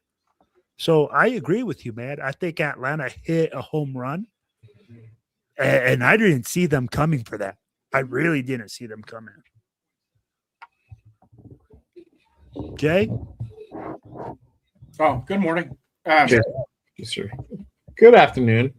Good evening. Good once night. again, I ain't changed my opinion. Houston fucking took us to the woodshed at 36 with Caden McDonald. After that, it doesn't fucking matter anymore. It really doesn't. Hey, it bro, really doesn't. he's not lying. Bro, after that, it was just shit parade the whole time. And now, mind you, Stokes and Zune, I've watched them play. They're fucking football guys. I get it. And I was like, and I'm excited. I'm excited we got Trey Zune because I like the kid. But yes, absolutely, 91 was probably 21 picks too soon. Yeah. Probably 21 picks too soon. But at the same time, there's something to be said about a kid that is versatile. And when we look at the left side of our line, because we got JPJ, we got Colton Miller, and neither one of them motherfuckers can finish the season. So might as well find somebody that can play both of their positions, right? Facts. Yeah. Do we know? I mean, I don't think Caleb Rogers can. He's probably going to start. Burford, we picked up Burford to be a backup, So now you got a utility guy, but I think he's more, believe it or not, I truly think that if he develops the way I think he can develop, he could probably be our starting left tackle in a couple of years. That's a second highest pressure rate. He had the second best pressure rate at left tackle this past year, which is pretty damn good. And I don't know why they haven't listed at center because that's what he played. He played better at guard and tackle. He really did. And maybe it's a JPJ thing. He wants to be a center, but it's like, it's not so much what you want, son. It's what's best for the team. So I apologize for my sassiness, Mr. J Raider. I still love you. I mean, no, bro, you're entitled to your opinion. My thing is always is just that, Zun is, like you said, 21 picks too soon, bro. If we would have taken Chris Bell with the 38th pick, I would have jumped up out of my chair. Yeah, I wasn't even okay with that, and he wasn't even on my board, bro. But like, I have an offensive lineman on here for the third round, and I'm okay with that. But there was still a lot of talent that was there that we could have gone after, and addressed, right? And we didn't. So we didn't do BPA, which is to me, I mean, like I said, once we traded back and Cade McDonald went out, it was a shit show from there. Yep. And that's why I always, this fucking trade back bullshit. You get the picks that you earn, pick where you land. If you do that, most of your better GMs don't go back more than 5 spots and don't go up more than 5 spots. And when they do, they have a fucking plan when they're doing it. They're not just doing it to get picks. We just need to trade back and get more picks. Okay, what are you going to do with that? Well, we could get – I mean, people are saying, let's trade with the Jets and we can get Arvell Reese at the second pick. Where'd he go? Yeah. How far did he slide back? Yeah. Mm-hmm. You know what I mean? So you look at it and you go, okay, well, have a plan. What is your plan? And to much of, and we all agree with this, mostly, is based on what we're seeing and all the mock draft and analysis of ESPN and Pro Football Focus and all the hard work that they put into this. You guys can take that shit, shove it in the fucking garbage cans, because none of these GMs paid attention to what you guys were doing. Bro, none of these busters. Hey, I want to see whose thing was even close to this. Yeah. Do you know what they should start doing? They should start doing like the college football bracket, right? Where you can, if you can guess the draft, you get like $1 million or whatever the fuck it is. Here's one guy that we can lean on. If we go to Daniel Jeremiah tomorrow, look at it when he blogs tomorrow. Daniel Jeremiah is usually pretty good. He's got about an 80% accuracy rate on his draft boards. If he's like at 30% on this draft, then you just know everybody just, put through shit on the wall and let's see if it fucking sticks. Yeah. I don't know. For me, in this round, I think as far as winners concerned, I agree with my guy Primos. Atlanta, definitely a winner there. Another winner as well. Where did you go? Damn it! Hold on. Zion, whoever got Zion Young. No, Minnesota. They got Big Citrus, and they got a tackle on there as well. The safety was a reach, but they got Big Citrus. I think that kind of justify Niners again also getting Romello Height, bro. And Romello Height is obviously, it just depends which mocks we've seen. He's either gone kind of around this range, around 70, 80, 90, or you see him around, the 120s, 105 mark around there. So, for the Niners getting Romello Height, I think that's good. I like Crawford. I want to see kind of what he has more to offer. I think he might need some work, but we'll see what happens with him. I do believe, obviously, Max needs help, and definitely Crawford could be that guy for the future. In the third round, I hope so at 67. So we'll see what happens there. Yeah, but Zun at 91. I need to hear what the reasoning behind this move was. What did they see? What did they see that made them be like, you know what? Let's go ahead and get this guy who's ranked, 150th or 67 or whatever. I don't even know his rank. I know it's like 5th roundish. to explain to me the reason behind that, and don't just tell me, because he can play all the positions. Okay, cool. How good can he play all the positions? That's another thing. If he can play like 2 good positions, okay, maybe I give you that. If he's playing 3 positions, okay, now he plays really at a really good level. Okay, now you kind of sold me on it. So I think I just have to hear the explanation. But at the moment, I'm not with it. I'm sorry to say. I do believe we needed to draft a lineman in this draft, but I had us drafting linemen probably as soon as maybe the 4th round, to be honest with you. I just had it there in the 3rd, I'm like, okay, if there's like nobody available, maybe we go a lineman. I do believe that we do need to go ahead and get a Colton Miller replacement for the future.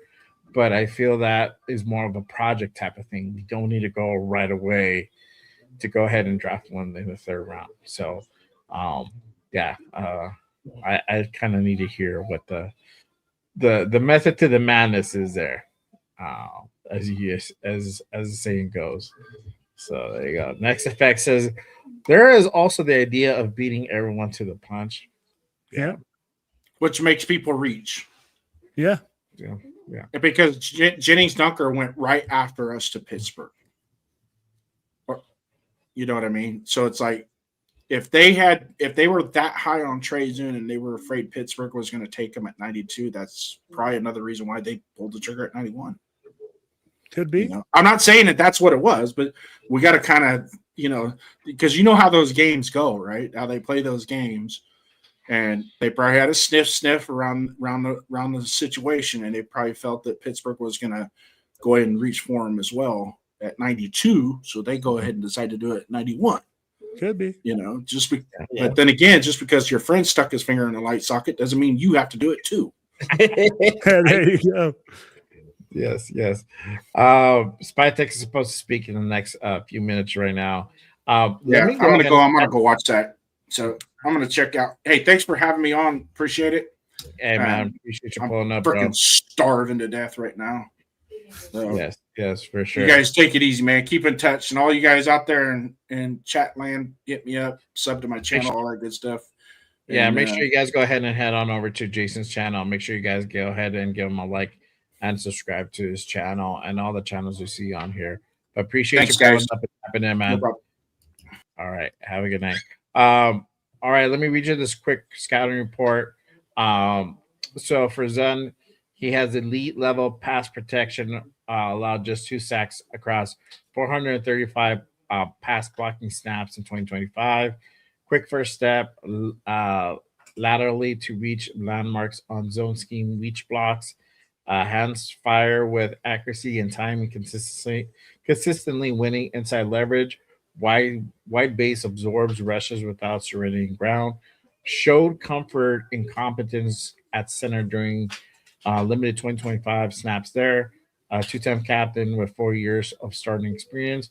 0 misassignments mentally. Good straight line speed for an offensive lineman. Moves well in the open field. Now this is his weakness. Short arms, limit his strike radius and make it tough to control longer defenders. Lunges into blocks when his punches misses. He stalls his feet. Run block performance dropped notably into last year. Recovery quickness is a concern with athletic rushes with an win edge. Leans forward into his runs, creating balance and ensues limiting ability to adjust. Will turn 24 during his rookie year, leaving less developmental runway. So he's an older guy. Has 24, bro. 24. Come on, man. I mean, like, are we really like gonna be like that guy's old? I've seen quarterbacks come out at 26. He's old. I mean, he's compared to. I think it's when he started. So he's gonna start like at 26 years old. Yeah, he's gonna be fucking already like getting ready to fucking get into his 30s by the time he starts, bro. So I don't know, but that's kind of the scouting report. Just a quick like strength and weakness for Trey. I don't know, man. Again, I have to hear from Spytek to hear the reasoning behind it. All right, so Spytek's on the podium. I'm gonna go ahead and share it. Fuck it. If anything, I'll cut it out if in case I get the strike or whatever. But I think it should be okay. Let me go ahead and pull it up. Here we go. We've just tried to load this roster up with guys that love it, that have leadership traits, that are great teammates, that will do the right thing, that will do the extra thing. And I think we all really felt like the 4 guys that we have so far in the 2026 draft, they fill those buckets up pretty well. What was it that jumped off the tape to you just about his skill set as it translates to what safeties are asked to do in the league nowadays? I think You know, with him he's got really good man-to-man coverage skills, which is hard to identify in those safeties sometimes. But with his versatility, with him lining up at the nickel spot, you have a chance to see him exhibit those. And he's got really good ball skills. He's also a good tackler. He's a physical player. So he kind of he checks every box kind of for the skills that you're looking for at that spot. And you got a chance to see him kind of display all of them because of the versatility and the way he played. How do you feel like Crosby's and Crawford's skill sets will complement each other? Well, I know when Key was here, he's a big fan of Max, and he made it known that if we would take him, he would try to replicate Max as much as possible. I would encourage Key to be his own person too. You know, I mean, Max is Max, as we all know. So they're just two rugged, tough players that really love the game of football. And probably similar with Max, he obviously wasn't at his ceiling when he got here as a 4th round pick. And I'm not comparing, I said it last night, comparison's the thief of joy, but we're excited about just the rugged toughness and the passion with which Key attacks the game of football. And I think that will resonate in our D-line room and a defensive meeting room in general. And, you know, I think when you find guys like that and they have a high ceiling that they haven't reached yet, they start to climb that ladder pretty quick. I know you got to go up and have meetings after this, but there is a lot of very talented football players left on this board. How excited are you with how your board has flowed looking forward to tomorrow? Yeah, we got a big night of meetings tonight to just kind of stack the board. It's early tomorrow. We're gonna be off and running with the 2nd pick, but we're just gonna keep trying to identify the really good football players that want to be Raiders and lay it on their line for their teammates. And we got a lot of really good ones left too. We got 6 picks left tomorrow, and we're thrilled and excited about that challenge and that opportunity tomorrow. When you look at your draft class so far, there's a theme kind of with Fernando and kind of being under-recruited, and then obviously Stokes not even being recruited at all coming out of high school. Is that kind of an underdog theme that you kind of sense, and is that something that you gravitate towards, knowing that you're drafting players that kind of have this chip on their shoulder coming into the league?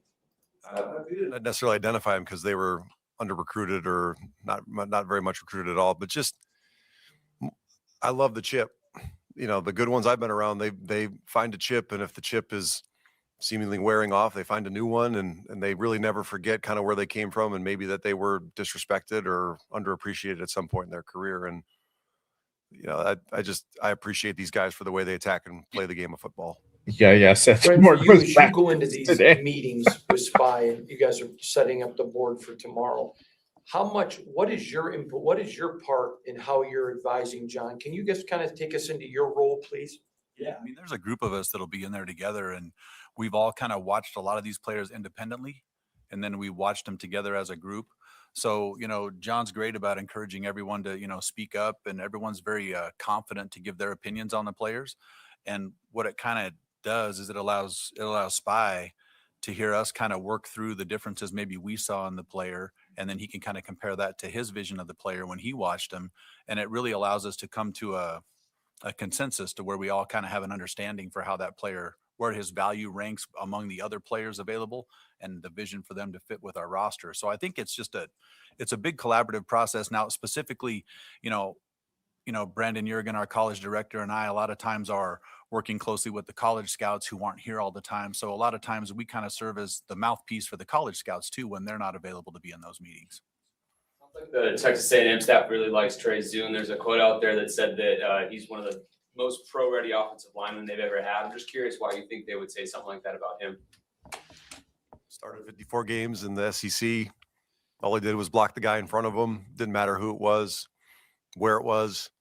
And obviously they played a lot of really good football this year too. And, I think they would, I like that they say that. That's a good staff down there. It's a really good program. And that makes me happy that they would think that way. What do you maybe foresee Key's role being in the defense? I mean, he's a little bit smaller guy, but he's been pretty good against the run in his career. I guess where do you maybe see him fitting in? Well, he's not that small. 6'4", long, maybe a little leaner than some traditional DNs, but we're just going to get him here and know that he's going to work hard, and he's got a couple cool skill sets, which is he can rush the passer and he plays his tail off, and I like being around guys like that. That's good. Thanks, guys. All right. That was Spy at the presser.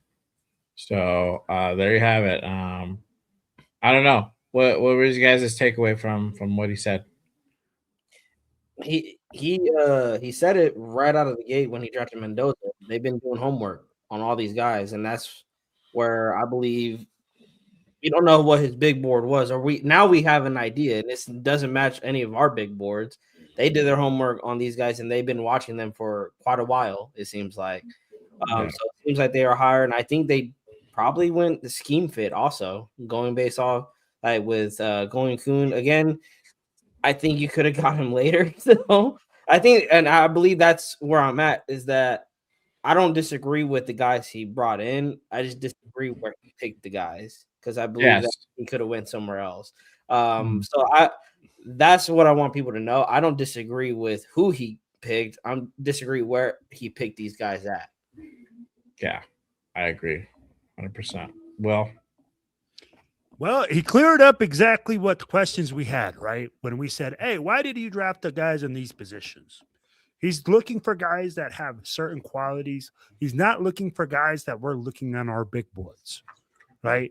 Like we look at our big board one way, he looks at a way in another way. He looks at leadership. He looks at other traits that we don't see.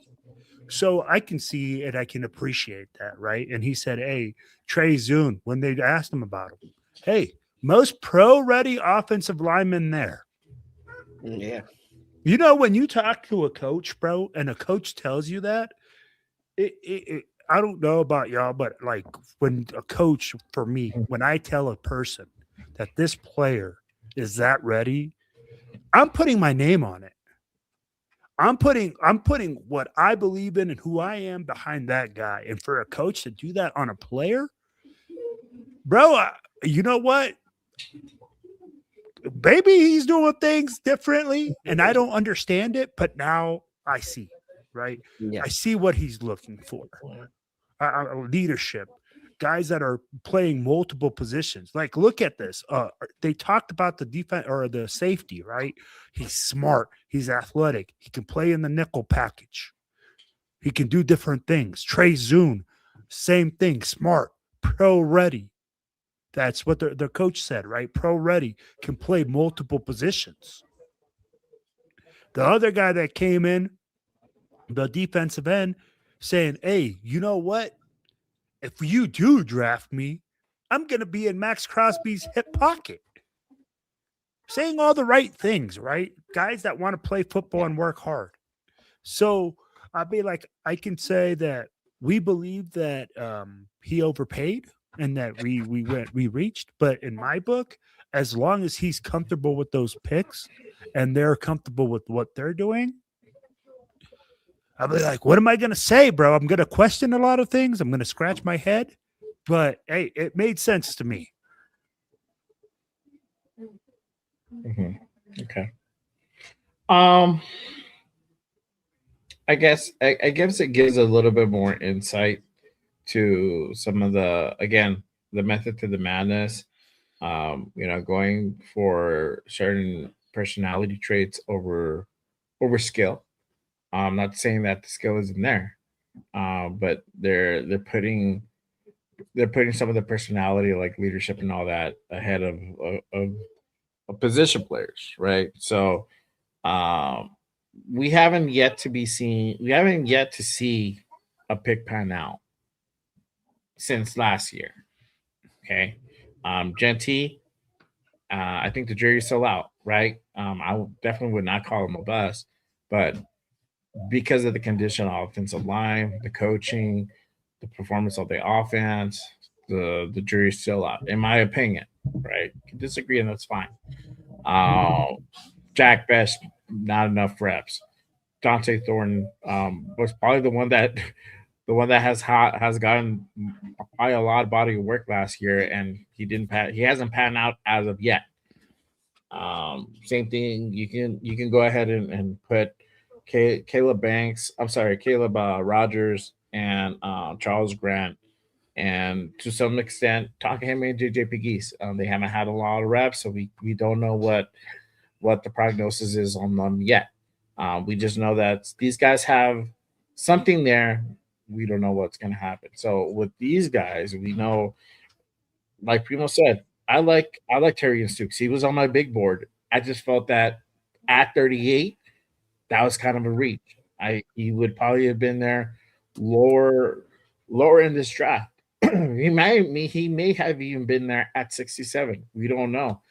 Some of these safeties didn't really get going until the late second into that third round. Kamari Ramsey's still there, just as an example.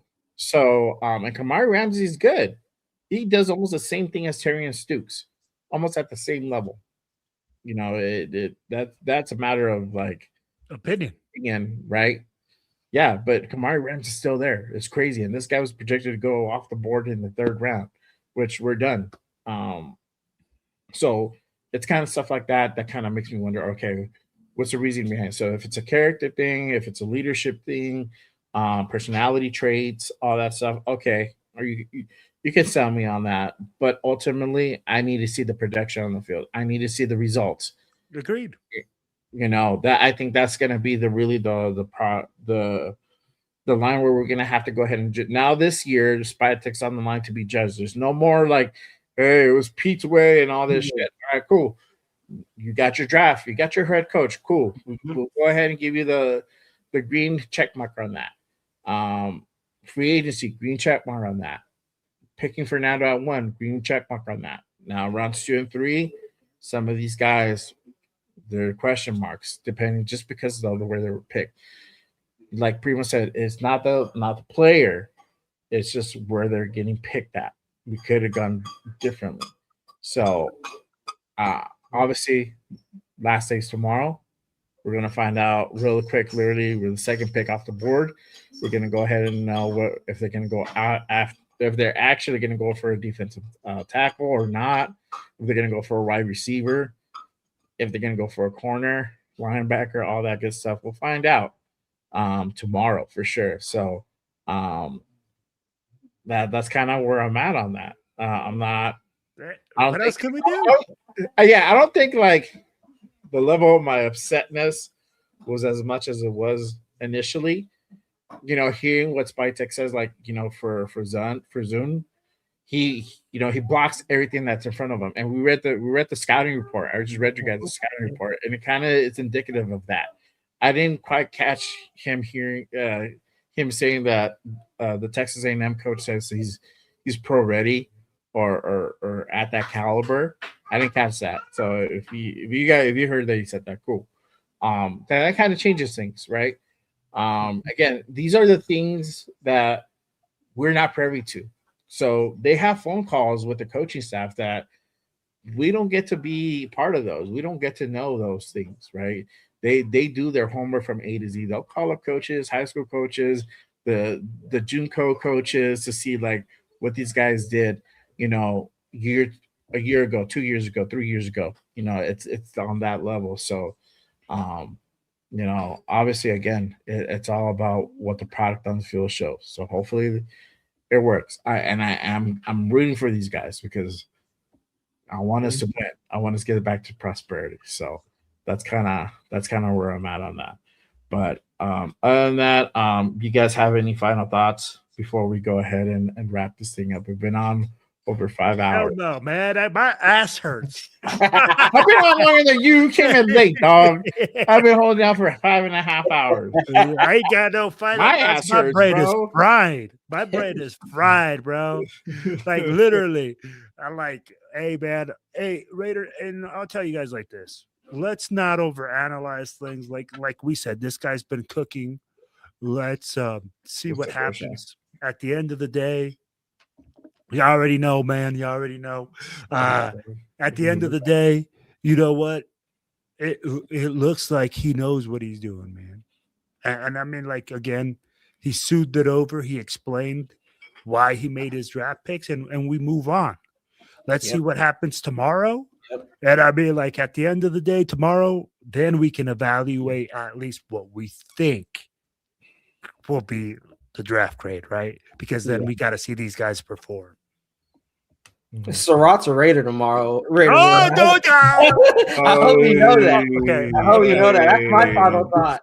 Is that That Surratt is final thought, I'm going to at be it. a Raider tomorrow? Yeah, Do bro. I want that? No. There's so much. There's still talent there. There's Oh, Skylar that's Bell- not true, bro. Tyler Bell, Bryce Lance. There is still talent there Yeah. that they can go for. Better at 102. They better not go Surratt at 102 They probably will at go all, Surratt, man. bro. At all. Think about it like in the upside down, bro. Like everything, front is back is front, right is left, down is up. Right. If I'm at, because The show's over, bro. The show's over. Let's just call it a wrap. I'm gonna be at work during round 4. Raider Will is somewhere showing his face during our pick, and it's Surratt. I'm gonna be tuning in. I gotta see the crash out. Oh man. All right. I don't have any final thoughts except this one. Tomorrow, Good Morning Raiders. We starting early though. Not 10 a.m. We starting at 8 a.m. 8 a.m. for day 3. We right at Bush and Chow, that motherfucker. I'll be holding it down. Make sure you guys go ahead and pull up to that one. We're going to be concluding rounds 4 to 7 on day 3, and we're going to be off. We're going to be off to the races at 102. So it's going to go by. 4th round's probably going to go by quick. It's after we pick at 134. It's that long wait. It's gonna. We're gonna go ahead and talk about some things. So I'll probably revisit this. The rounds 2, 3. So make sure you guys go ahead and pull up. I might have some special guests pop in. You guys never know. So we're working on some stuff, but make sure you guys go ahead and tap in tomorrow. Early edition of Good Morning Raiders. We're gonna be on 8 a.m. Pacific on the West Coast. So make sure you guys go ahead and tap in for that one. But other than that, that is it for me. Let them know where they can go ahead and find you guys at. I'll start with you, Primos. Let them know where they can go ahead and find you at. You know, you guys can find me at Raiders Primos on Instagram, on YouTube. Gonna be trying, now that the draft is wrapping up, gonna give my thoughts on the season. People think there's a quarterback battle between Mendoza and Cousins. I'm gonna get into that. You guys know I've been high on Mendoza, but I'm gonna let you guys know I do think he should sit for the season. I'm gonna leave it at that. All right. Tune in, man. I'm gonna get to my guy Will. Hold on, let me pull up Will. Let him know where they can go ahead and find you at, my guy. Hey, what up, baby? It's your boy Raider Will with the Silver and Black Radio Podcast. And you guys already know, man, I'm on YouTube, TikTok, Instagram, Silver and Black Radio Podcast. You're going to find me on the Most Notorious Podcast on Tuesdays. I do the Silver and Black Radio Podcast on Thursdays. And then I got a new project on the Vinny and Will Show. We release every Friday where we're talking to football players from all over the world and coaches and everything like that. We call it Football International. So, guys, make sure that you guys stay logged into that one if you guys are interested in anything that requires football worldwide. And one more thing, man, I want to send out a salute to my wife. Thank you for holding the fort down for these past 2 days that I've been watching the draft. I appreciate it. I love you. Hey, thanks for having me on, Jay. Hey, appreciate you, bro. That's it. She's like, that's it. Don't do day 3, motherfucker. You can go over there and work, bro. I appreciate Jay having me on too, man. 4 hour long. Yeah. Hey, man, I appreciate it. It's always an honor and privilege to have you guys on. Make sure you guys. I know, Primus. You probably have to run really quick. I'm gonna go ahead and end it off on this note. Make sure you guys go ahead and tap in tomorrow, Saturday morning. Good Morning Raiders special show. Draft day 3. So make sure you guys go ahead and hit that notification. I will go ahead and we're gonna be rocking tomorrow. So we'll go over pick 102, 134, 175, 185, 208, and 219, I believe. I remember that because I had to build all my big boards and do all these mocks. So I kind of have all the numbers remembered by now. So again, I appreciate you guys. Love as always. Y'all already know what time it is. Always remember Just Raiders, baby. All right, y'all. That is it for us. I'm gonna go ahead and do the short outro.